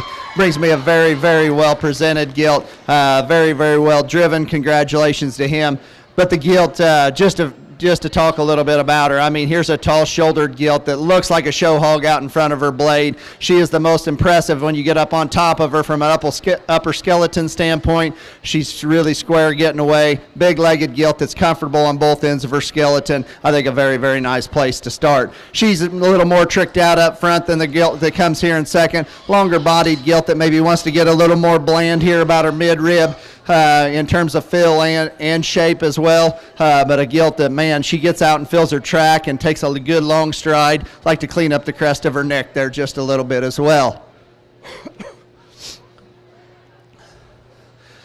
As we bring out the third place gilt here, just a meat and potatoes kind of gilt in terms of one that covers the basics very, very good. But man, that thing's got a big motor sitting in the center portion of her body cavity. Her front foot is probably not quite as big as her rear leg and rear foot as well, but a gilt that you'd like to trim up at the top side and the bottom side of her neck both, and maybe just peel a little bit out of her, make her a little more edgy up high to make her a little more elite looking in this particular scenario. 4 and 5 are both gilts that I'd like to change the hip and hind leg in, like to lengthen their hips out just a little bit, make their rear step a little easier as they go to the surface. We can go ahead and let her out there as well.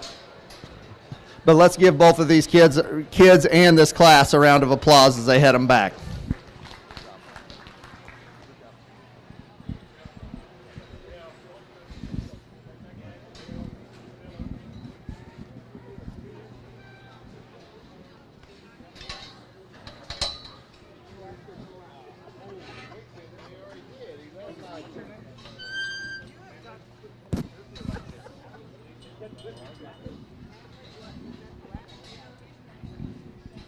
First place from your Class 1 spot was Holly Fulkerson, Palo Pinto County 4-H. First place from your second Class 2 spots, Kinsler Gingo, Mansfield FFA. First place from your Class 3 spots, Mary Barrand, Decatur FFA. And first place from your Class 4 spots, Kevin Cheshire, Wall FFA.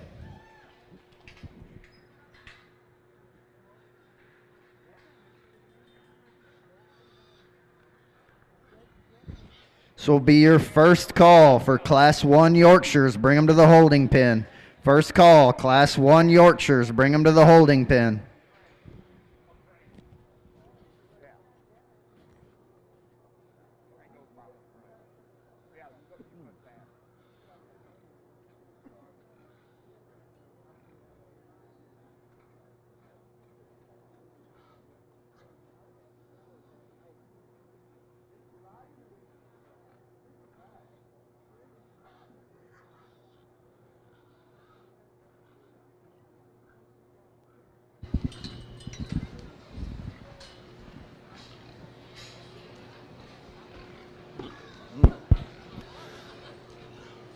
Let's give all these kids a round of applause if we could.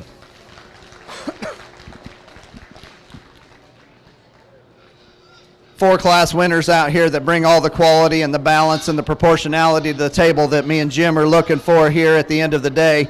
And I think all four of them do it to a high degree. There's one that separates herself pretty easy in both of our minds in terms of being one that combines some of the traits that the rest of them have and take them to another level. This one's pretty special right here in front of me. This young man right here is going to have your champion spot. And there you have it, ladies and gentlemen, your champion spot gilt shown and exhibited by Kevin Cheshire, Wall FFA. Second place in that class was Madison Sains, Andrews County 4-H. As we bring that second place gilt out, not just going to beat a dead horse and talk that much more about her. You got to appreciate the looseness of step that gilt has off both ends of her skeleton, especially for being a longer body gilt. You know, she just needs to be trimmed up there, the base of her neck and the crest of her neck a little bit, and maybe just put a little more just genuine shape down her back to compete with a couple other ones out here. There was a very, very good pair that come out of a class there that I remember very well. That class 3 is going to be your reserve. Congratulations to her. And there you have it, ladies and gentlemen, your reserve champion spot gilt shown and exhibited by Mary Barrand, Decatur FFA. Second place in that class was Haley Jo Seifert, Andrews Shiro FFA.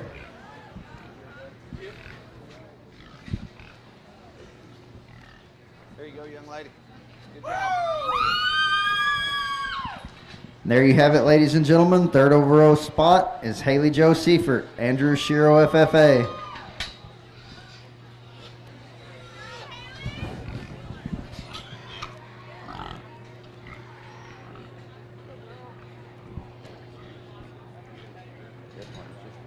Third place from Class 3 was Carmen Miller, winners FFA.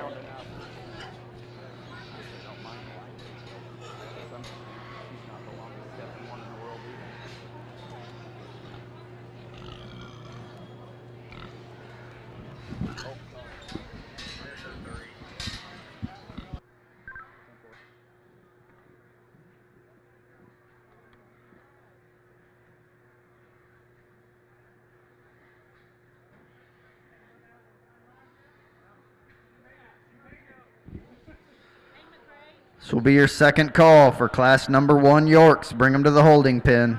Second call, Class 1 Yorks. Bring them to the holding pen.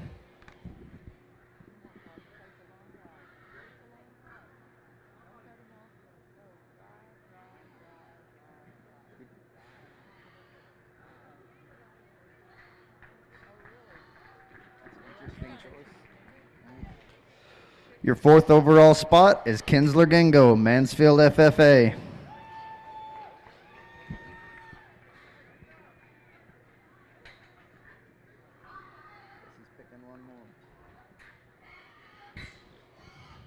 Second from that class was Bryn Imiabi, Cumbia FFA.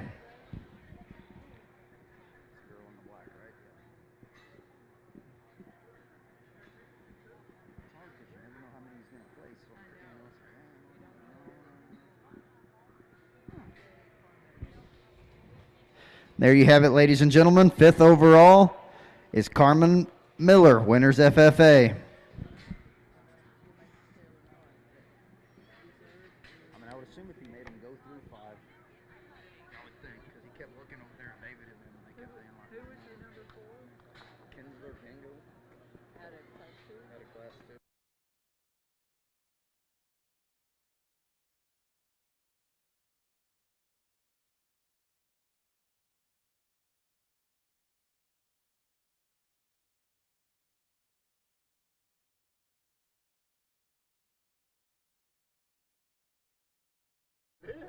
It's your final call for Class number 1 Yorkshires. We're still missing 3 Gilts from this Class number 1 Yorkshires. Final call, Class number 1 Yorkshires. After we get through judging for champion Yorks, we will be calling back all the purebred breed champions and reserve champions to show for top 5 purebred overall. After that, we will be calling for the top 5 crossbreds from yesterday to show against the top 5 purebreds from today for Supreme Champion of the show. So your top 5 crossbreds from tomorrow, keep in mind, be getting them ready here shortly.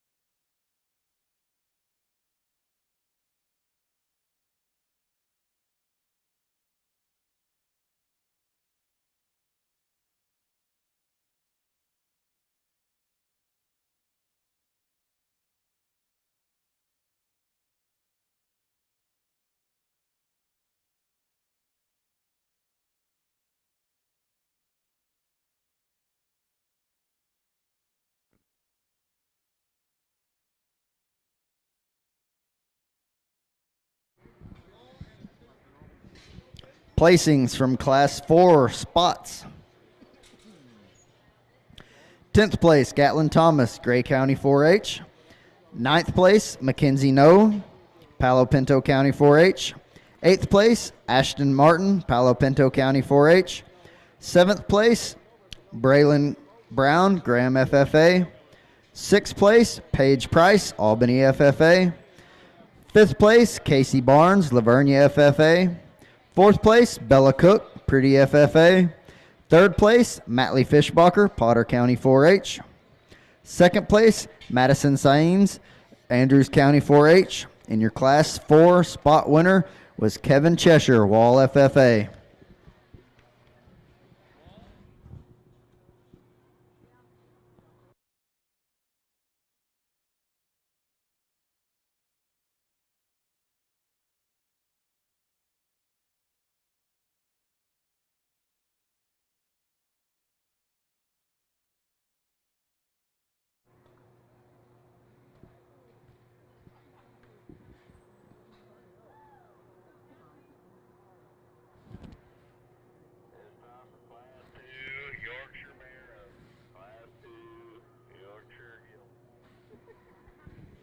This will be your first call for class number 2, Yorkshire Gilts.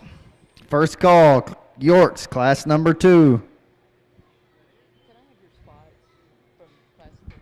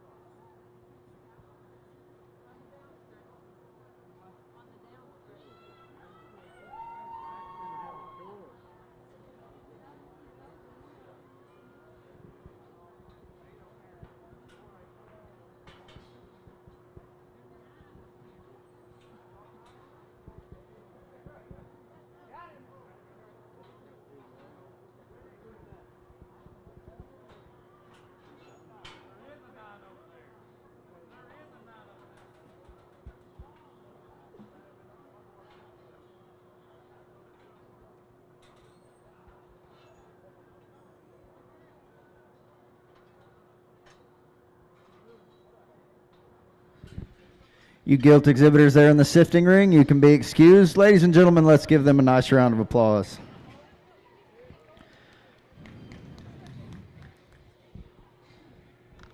This will be your second call for Class 2 Yorks. Bring them to the holding pen. Second call, Class 2 Yorks. Bring them to the holding pen. If you have a York Gilt you have not shown today, you need to bring them to the holding pen.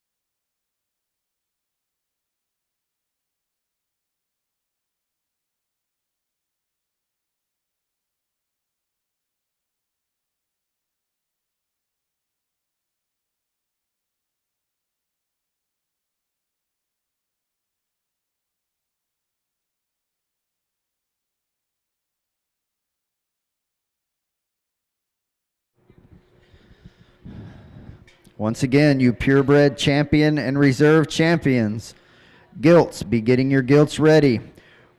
Once we judge for champion and reserve champion Yorkshire, we will be calling up all champion and reserve champion purebreds to show for the top 5 purebred champion of the show. After that, we will be bringing up the top 5 crossbreds from yesterday to show for the supreme champion of the show.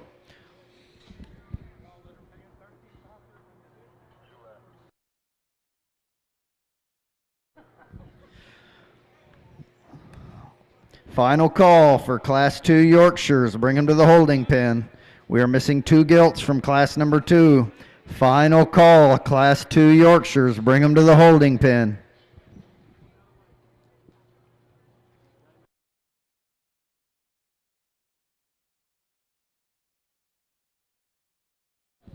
If you have a Yorkshire gilt that you have not shown, you need to be coming to the holding pen. Final call, Class 2 Yorkshires. Bring them to the holding pen.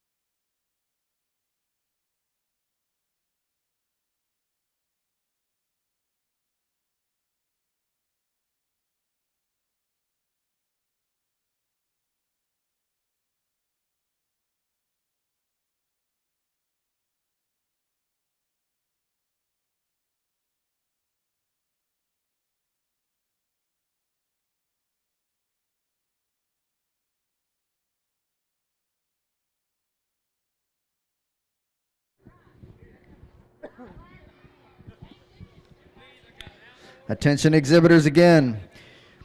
You purebred champion and reserve champions, be getting your gilts ready in the pens. We will be calling for them shortly. Also, the top 5 crossbreds overall from tomorrow. Y'all be getting y'all's gilts from tomorrow, from yesterday. Top 5 crossbreds from yesterday. Be getting your gilts ready as well. Interesting class as we get in here to the first class of Yorkshires, and I don't know that we've got the ideal one to use from anywhere, not trying to sound like a pessimist, but we just got lots and lots of pieces to put together. I think the one that puts it together the best and brings some extra density to the table along with some look and some upper skeleton is the young lady on the far side of the ring in the pink bow. She needs to go ahead and win this particular class. So this gilt excels in terms of chest floor and squareness coming right at you. I'd like to change her just a little bit as she gets directly away from you. But in terms of getting out here and having some show hog look and looking like a female along with being a show gilt, I think she does it to the highest degree. The gilt in 2, I just kept moving up because there's just nothing exactly wrong with her. It's just she doesn't bring the extras to the table that the rest of, or that the other one does in front of her. There's just enough width there. There's just enough bone, just enough chest.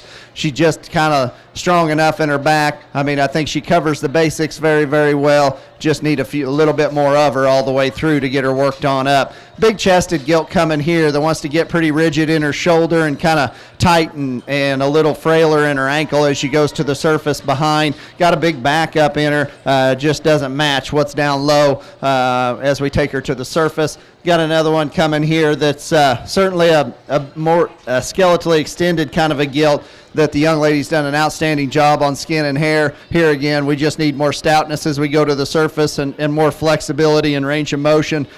to get her worked on up any higher. Got one here with a couple flat tires up front here that we just need to maintain more mobility through. If we could strengthen those pasterns a little bit, we could probably move that one up quite a ways, but she's just got to get around the ring better today to move on up the class any further. Thank you, sir.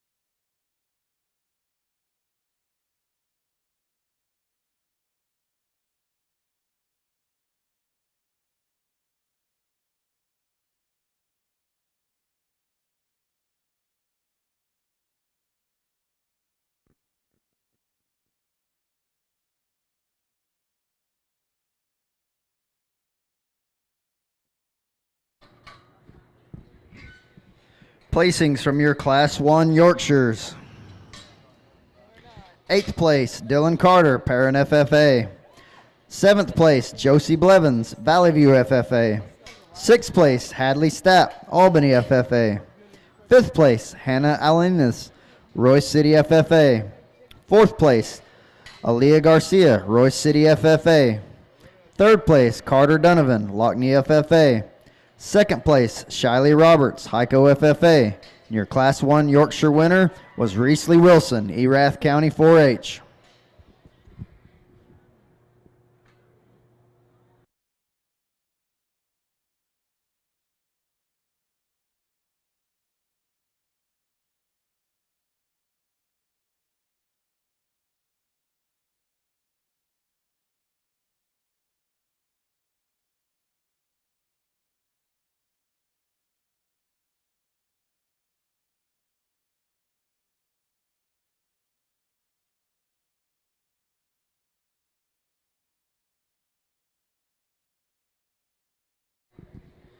Your champion Yorkshire belt buckle was donated by Fishbacher Show Pigs, Wildorado, Texas.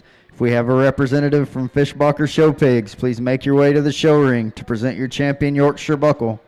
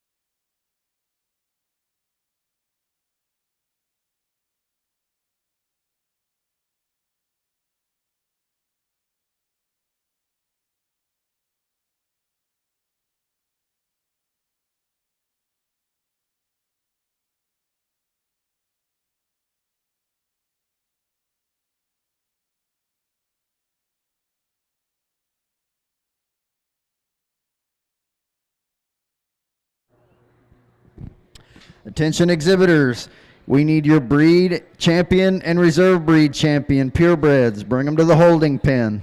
Berks, Chesters, Durocs, Hamps, Landrace, Poland, Spots. Champions and reserve purebred breed champions. Bring them to the holding pen.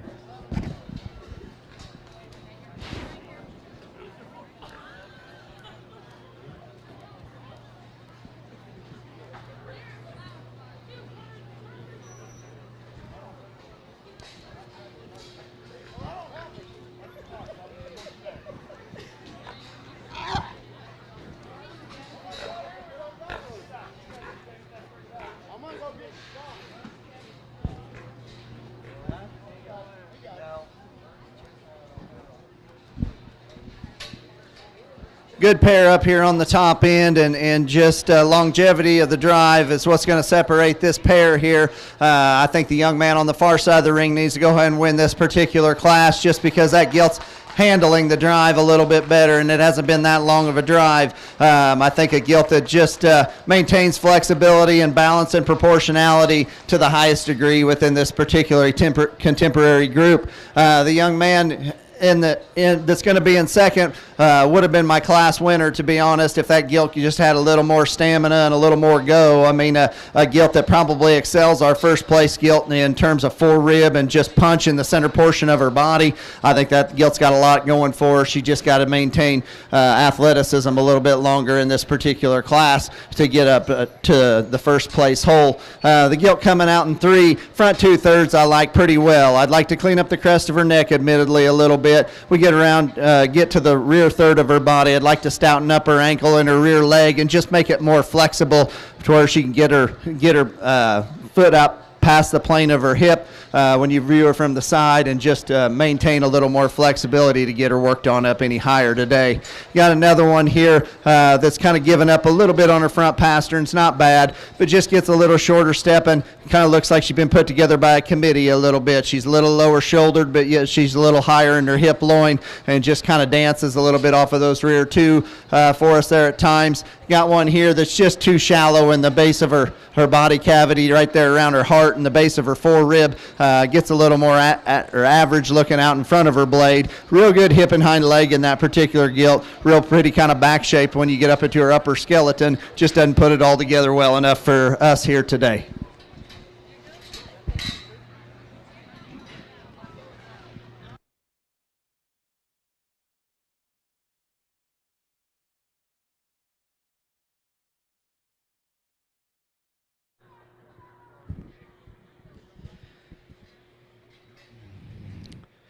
First place from Class 1 Yorkshires, Reesley Wilson, Erath County 4-H.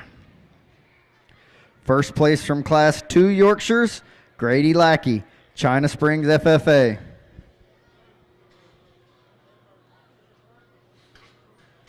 Again, we need all champion and reserve champion purebreds. Bring them to the holding pen.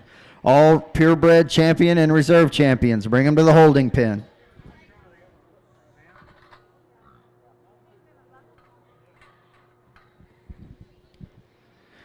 Your champion Yorkshire buckle was donated by Fishbacher Show Pigs, Wildorado, Texas.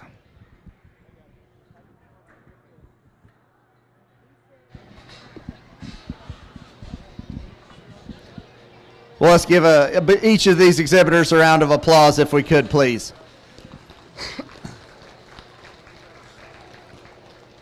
Two nice classes. I think there's a pair of these things that need to stay together that just bring more flexibility and more density to the table. The young man out of the heavyweight class is going to have your champion. Congrats to him.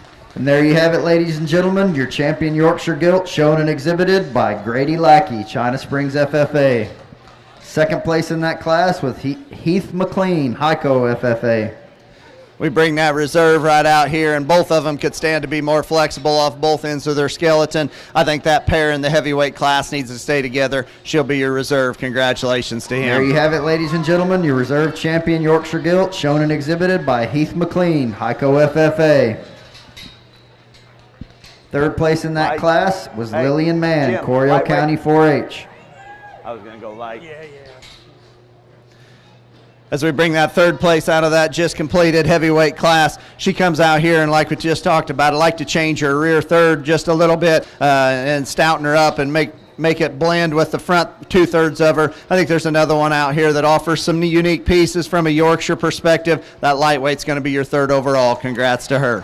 There you have it, ladies and gentlemen. Third overall Yorkshire, Reesley Wilson, Erath County 4-H. That's good.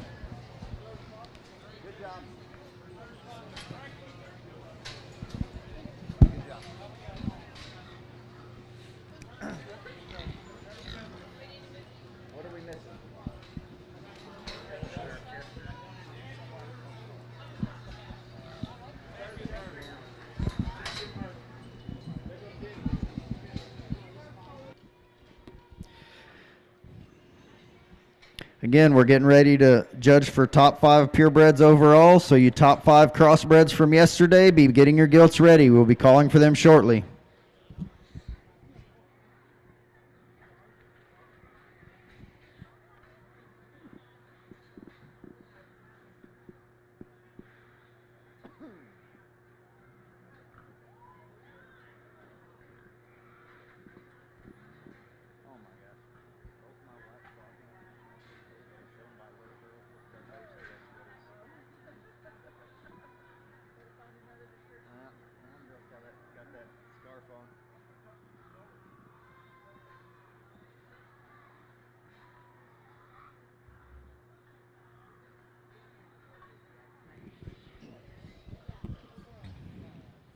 Your champion Burke, shown and exhibited by John Jones, Parent FFA. Your reserve champion Burke was Allie Huseman, Lubbock County 4-H. Your champion Chester, Cooper Reed, Mill County 4-H. Your reserve champion Chester, Riley Hoffman, Tom Green County 4-H. Your champion Duroc, Riley Hoffman, Tom Green County 4-H. Your reserve champion Duroc was Katie Littlejohn, Potter County 4-H. Your champion Hamp, Kendall Walford, Community FFA. Your reserve champion Hamp was Tatum Gengo, Mansfield FFA. Your champion Landrace, Presley Pennock, Alvarado FFA. Your reserve champion Landrace was Michaela White, Lampasas FFA.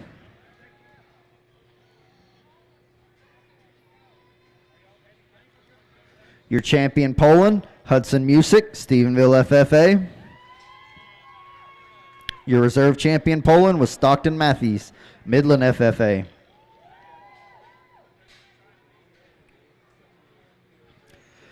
Your champion Spot, Kevin Cheshire, Wall FFA. Your reserve champion spot was Mary Barron, Decatur FFA.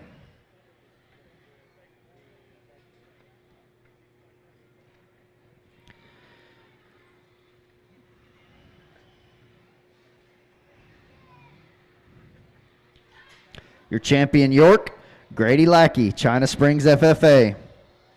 Your reserve champion York was Heath McLean, Heiko FFA.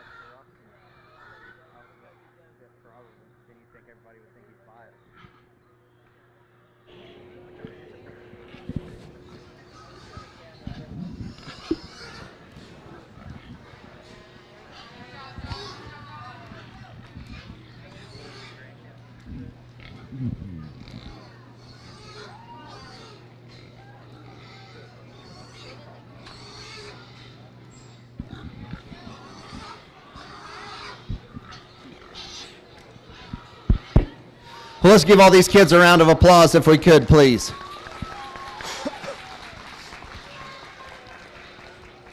It's been a good purebred gilt show to evaluate, a fun purebred gilt show to evaluate, I guess I should say, and I think we got a representative out of each breed out here that are quality within their breed and bring something to their breeds that is above their average of their contemporaries when you start studying them. But I think when you get to that point, there's three of them that rise to the top here. For us and for me and Jim, just in this particular instance, that just bring a little bit more of the extras, I guess. And of those three, there's one that's extremely hard to make within her breed. To make one this wide in terms of her chest floor, and this dense in terms of her forearm, and this impressive in terms of her upper skeleton, and do that still looking like a lady with a good underline and a good hind leg. Help me congratulate that young lady with the Hampshire. She'll have your Grand Pure. And there you have it, ladies and gentlemen, your Grand Champion Purebred, shown and exhibited by Kendall Wayford, Community FFA. Your reserve champion hound was Tatum Gengo, Mansfield FFA.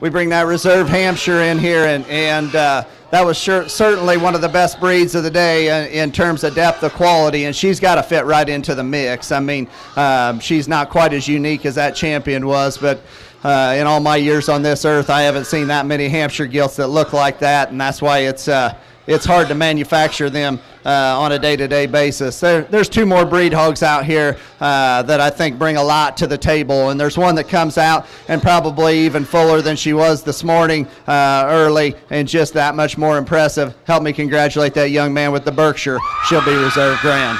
And there you have it, ladies and gentlemen, your reserve Grand Champion Purebred, shown and exhibited by John Jones, Parent FFA. Your reserve champion Burke was Allie Huseman, Lubbock County 4-H.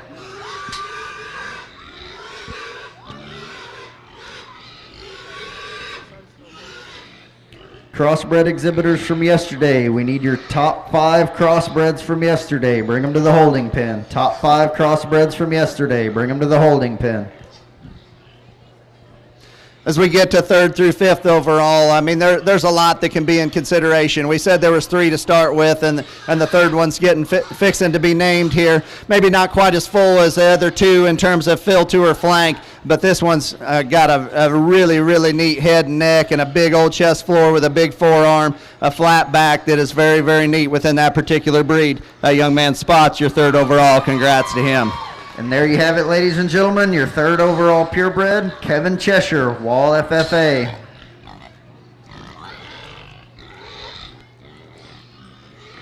Your reserve champion spot was Mary Barrand, Decatur FFA.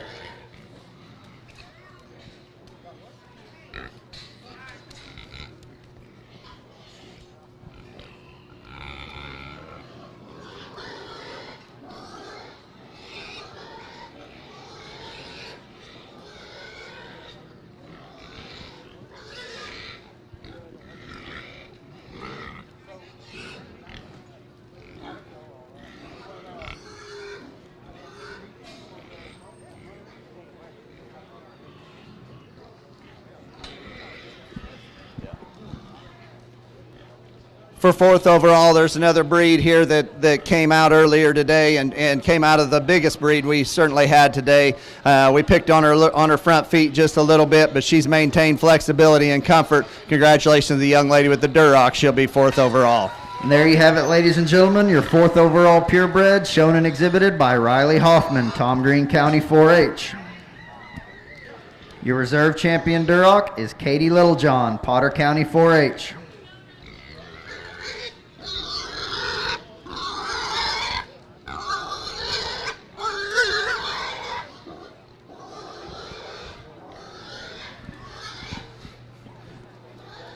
Well, for 5th overall, we'll wrap this up, and we get you a top 5 overall between the pures and the crosses. That reserve red comes right out here, and then she come out of a good class earlier today. She fits right into the mix. I think just to talk a little bit about a few of them, in no specific order, the Poland I think brings a lot to the breed in terms of head and neck and just substance and squareness. This reserve spot comes into contention, maybe not moving quite as good as she did earlier here today. The reserve Hamp even comes into contention in my personal opinion. The Burke's a nice gilt. There's several of them out here that are pretty nice, but I think there's another one when you start talking about still looking like a lady and bringing some extras to the equation up high and even following it down low. The reserve the reserve Duroc is going to be your 5th overall. Congratulations to her. There you have it, ladies and gentlemen, your 5th overall purebred, shown and exhibited by Katie Littlejohn, Potter County 4-H. Good job. Good job. Again, we need our top 5 crossbreds overall from yesterday. Bring them to the holding pen. Good job. Good job. While we're waiting to show for our supreme champion of the show here, we also have a showmanship buckle here at the San Angelo Stock Show and Rodeo. This year's winner is Haley Jo Seifert, Anderson Shiro FFA. Haley Jo Seifert, please make your way to the show ring.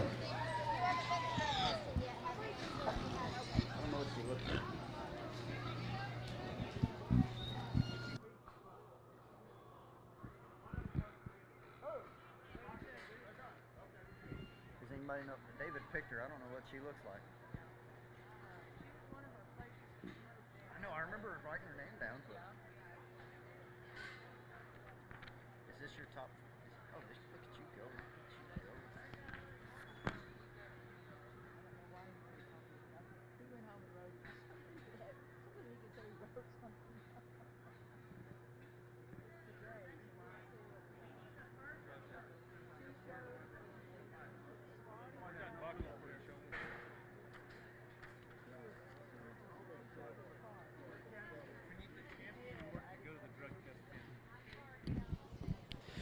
Attention exhibitors, the Champion York exhibitor. We need you to go to the drug test pen on the north end of the barn.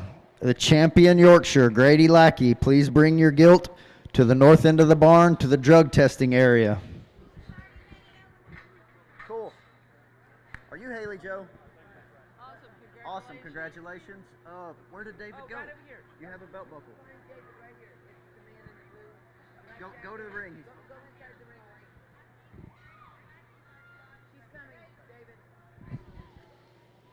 Again, our showmanship winner this year, making her way into the show ring, is Haley Jo Seifert, Anderson Shiro FFA. Let's give her a nice round of applause.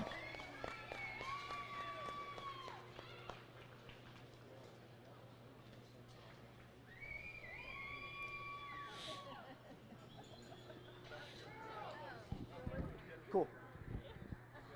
Thank you.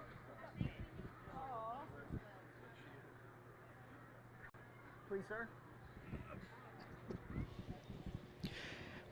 As we get ready here to show for the top 5 overall, your Supreme Champion and your Reserve Supreme Champion.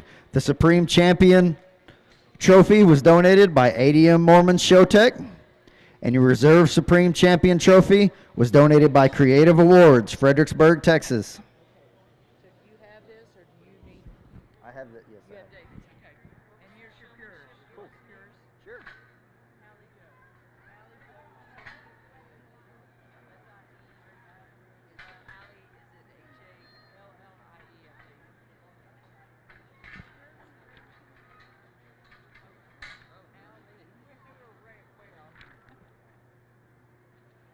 I'm ready when they are now. It's just whatever. Good.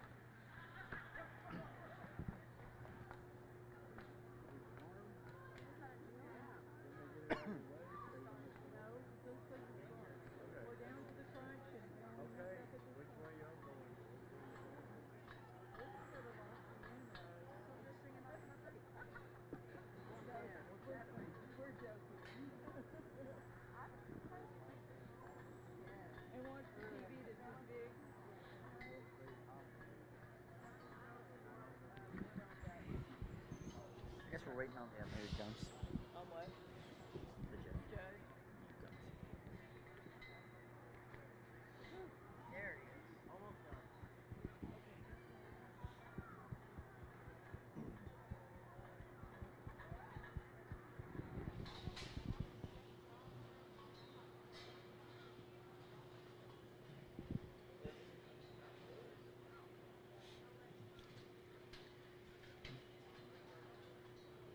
I don't know, but we managed through that perfectly.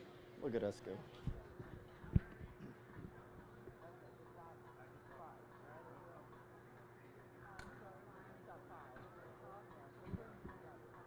Are they just talking, or are they waiting on me to say something, or do we know? These are all our crosses, and those are our piers over there.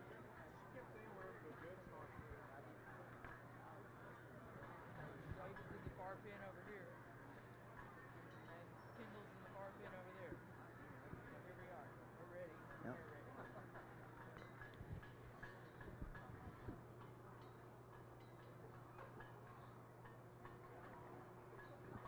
Yeah, no, I don't know why, but it's just like in the past. They're waiting on me. We're going backwards. We've just been Scrambling at this time. Yeah.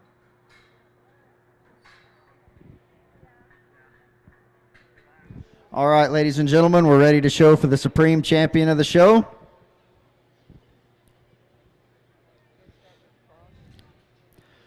The grand champion cross was David Sanchez. Floyd Ada FFA.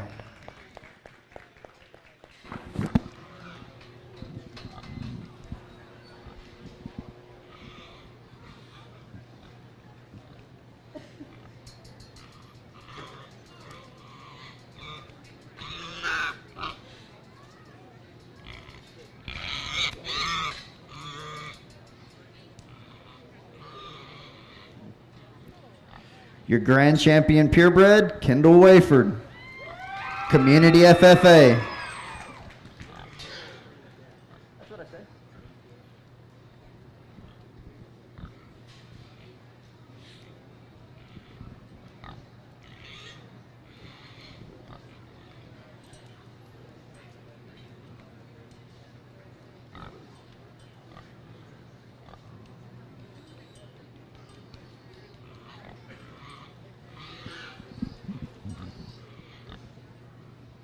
I'm going to go ahead and recognize these other exhibitors we have here in our holding pen. The Reserve Grand Champion Crossbred was shown and exhibited by Kendi Smith, Midland County 4-H. Your third place crossbred overall, Colby Perkins, Little FFA. Your fourth place crossbred overall, Allie Huseman, Lubbock FFA. Your fifth place crossbred overall, Brigham Bottleberg, Erath County 4-H. Your reserve grand champion purebred was John Jones, Perrin FFA. Your third overall purebred was Kevin Cheshire, Wall FFA. Your fourth overall purebred, Riley Hoffman, Tom Green County 4-H. And your fifth overall purebred, Katie Littlejohn, Potter County 4-H.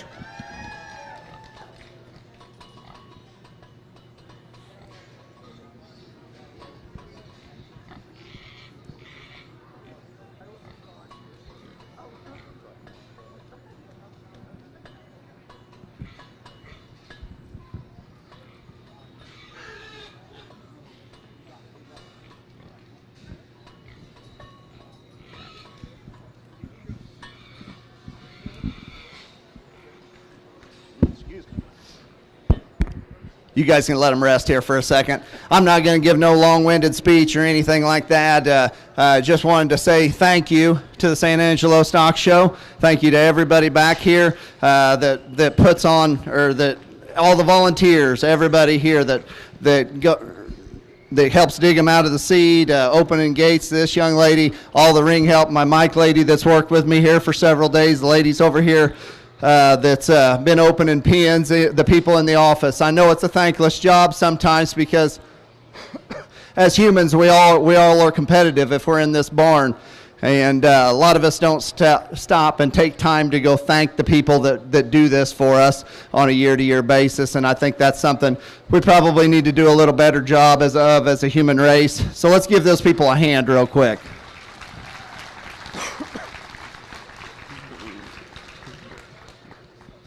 The only other thing I would encourage you as parents, and as livestock people, the livestock industry has changed a lot since I've been born on this earth. I'll turn 48 this year, and when we first started, me and my brother Todd, I think a lot of you probably know my brother that lives up in Abernathy. He's 7 years younger than me, and we both got started about the same time when I was a senior in high school. We had hogs our whole life, and when I figured out there was a world beyond the county fair, we went to buying hogs and trying to raise a few and just expanding our views beyond that kind of horizon there. And man, this industry looks a lot different than it did 20 years ago. We're hard on pigs and picking them apart. We're trying to make them at the most elite level we can. And we don't have quite as many just pure stockmen in the industry as we used to, because the world has evolved the way it has. And so I know a lot of people turn to other people in the industry that they look up to buy their projects or help feed their projects or whatever that is. So I would just encourage you as parents and educators to surround yourself with people who have integrity, who are there for your kids, to help your kids, not to help themselves, but to help your kids and put your kids in a better place. There's people in this industry that had to help me get started, because God love my mom and dad, they didn't know anything about this industry when we started into it. And there's always people that I've been able to call in this industry that have taken time out of their day to help me along. And not to point anybody out, but there's one of them standing right back there behind the pins with a hat on that's been standing there for several days here. That even as a young guy he didn't know me from Adam, I called him, and he has always picked up my phone call and always answered my questions, even though we're competitors now. I've always appreciated him as a human being and as a fellow competitor. We can compete with each other and still be friends and still get along. Just because somebody beats you doesn't mean you have to hate them, or vice versa. We get wrapped up in drama in this industry, in this world sometimes, that I think we need to just take a step back and look at the big picture and look at the 30,000-foot view. There's a lot of people in this world that have to work every day just to eat. And we're out here spending thousands and thousands of dollars on pigs for our kids to show. And it's a great thing. It's a great, great tool, and it's a great industry. But sometimes we can not see any further than this, right beyond the end of our nose. It becomes a me world instead of a we world. And I think we need to take a step back sometimes and realize what's going on around us and realize how lucky we've got it. So, sorry, I had a glass of hot chocolate earlier, and it's about got me to where I can't talk. So let's fire these things up. We're going to get you a champion here. It's been an awesome show here the last couple of days. Like I said, I want to thank San Angelo for the opportunity to come down here and bring Jim. Jim's been a guy that, for me, I've got to know Jim more on this trip. We're not that far apart. We're about 2 hours apart geographically. Knew his dad, and I've seen Jim judge several hog shows over the years. He's a man of few words, but he is a man of great integrity. He's an honest man, and he does a good job. I think we see hogs very, very similar. He's been a pleasure to work with here for the last couple of days. Let's give him a round of applause, if you could, please. There's two of them out here, and me and Jim's discussion, well, if our kids were on one of them, which one would you want your own kids to drive? And you can flip a coin and do it either way. But there's one of them out here that does not look like most of the ones that you see in this particular breed or this particular well, I guess I should say breed, in terms of the way her head and neck ties onto the top of her blade and how smooth yet how powerful she is. These people done their homework overnight. Help me congratulate this one right here. This is your Grand Gilt. And there you have it, ladies and gentlemen, your Supreme Champion Star Gilt, shown and exhibited by David Sanchez, Floyd Data FFA.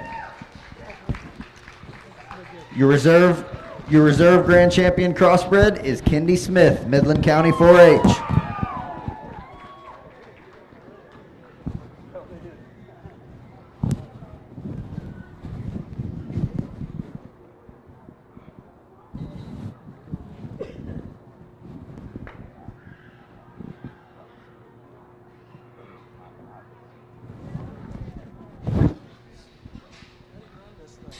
It should be on. Is it green?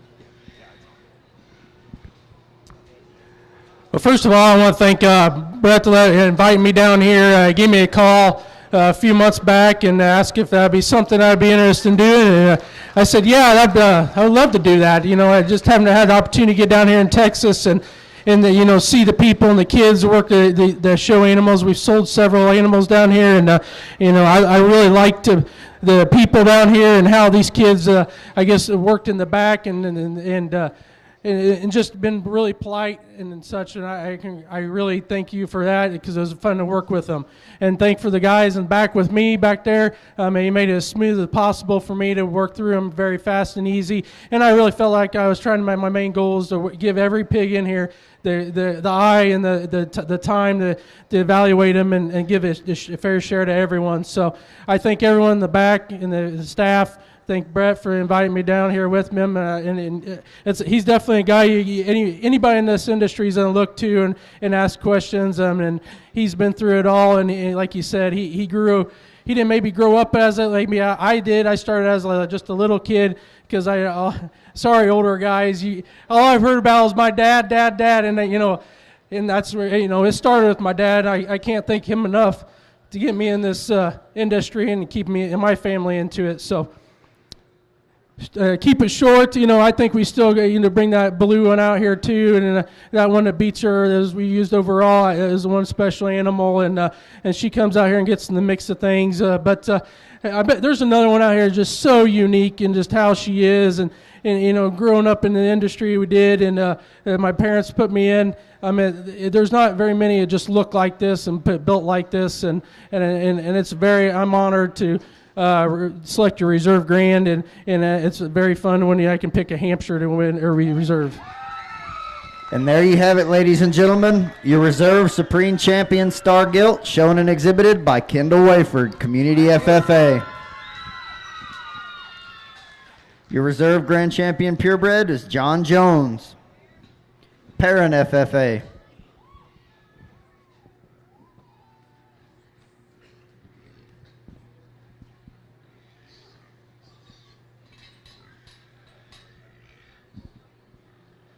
Well, before I go any further, I need to thank my wife at home and my kids that are holding everything down at the home ranch there. I don't know if they're listening or not. I think the boys are probably cleaning sow barns today, and not sure what my wife is doing, but doing chores for me so that I can do this. And it's always great to be asked to come judge hog shows. It's something as a stock person you enjoy. There's nothing better than being out in the middle of the ring and just sorting good stock. But it takes people at home to be able to fill your void while you're gone, and it's not always a easy burden to put on people when you are gone. So I want to thank my neighbor Scott and my wife and my kids for allowing me to come down here and have time to come down here and do this. But we get that reserve pure out here, and that Berkshire is awful good in a lot of regards, and I think it's close. Me and Jim are kind of in complete agreements here. I think there's another one out here, particularly for her breed, and if you know me, you know I'm a sucker for good blues. This one right here is going to be your third overall. Congrats to her. And there you have it, ladies and gentlemen. Your third overall Star Gilt is Kendi Smith, Midland County 4-H. Your third overall crossbred was Colby Perkins, Lytle FFA.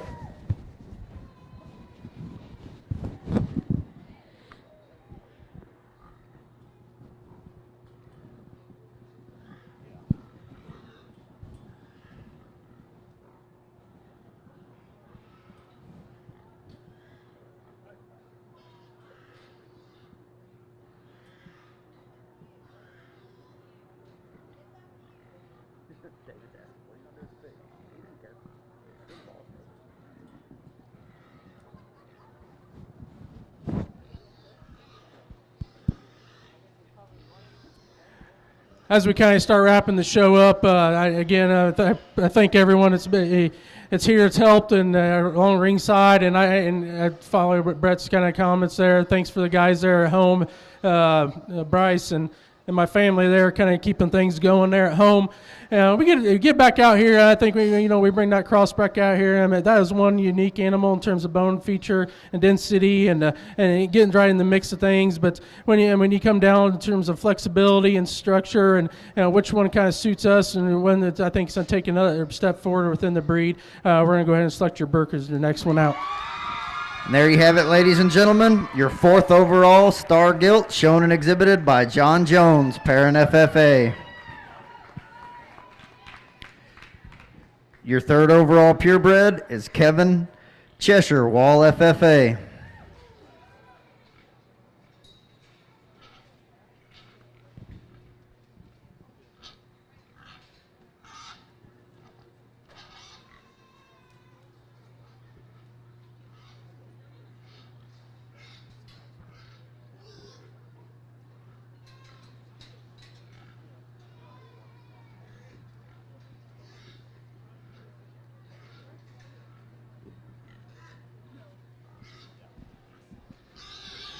Well, as we wrap it up on our final spot here, not to sound repetitive, but want to thank everybody. Want to thank the crowd for staying with it here. I know it's cold. It's probably as warm as it's been here today, but it's been fun.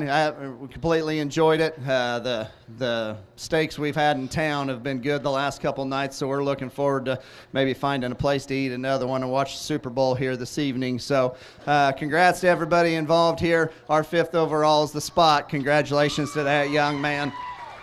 And there you have it, ladies and gentlemen. Your 5th overall Star Gilt, Kevin Cheshire, Wall FFA.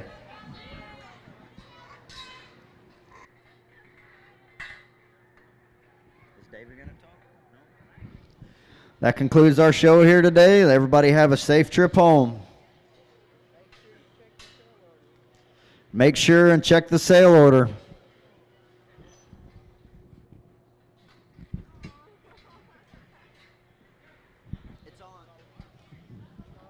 Folks, we've got a lot of questions about sale order. We've got posted over there who's going to be in the sale, but that is not the sale order. So stay where you're at. Don't be feeding your hogs right now. Keep them empty. Make sure that you wait. We'll announce when that sale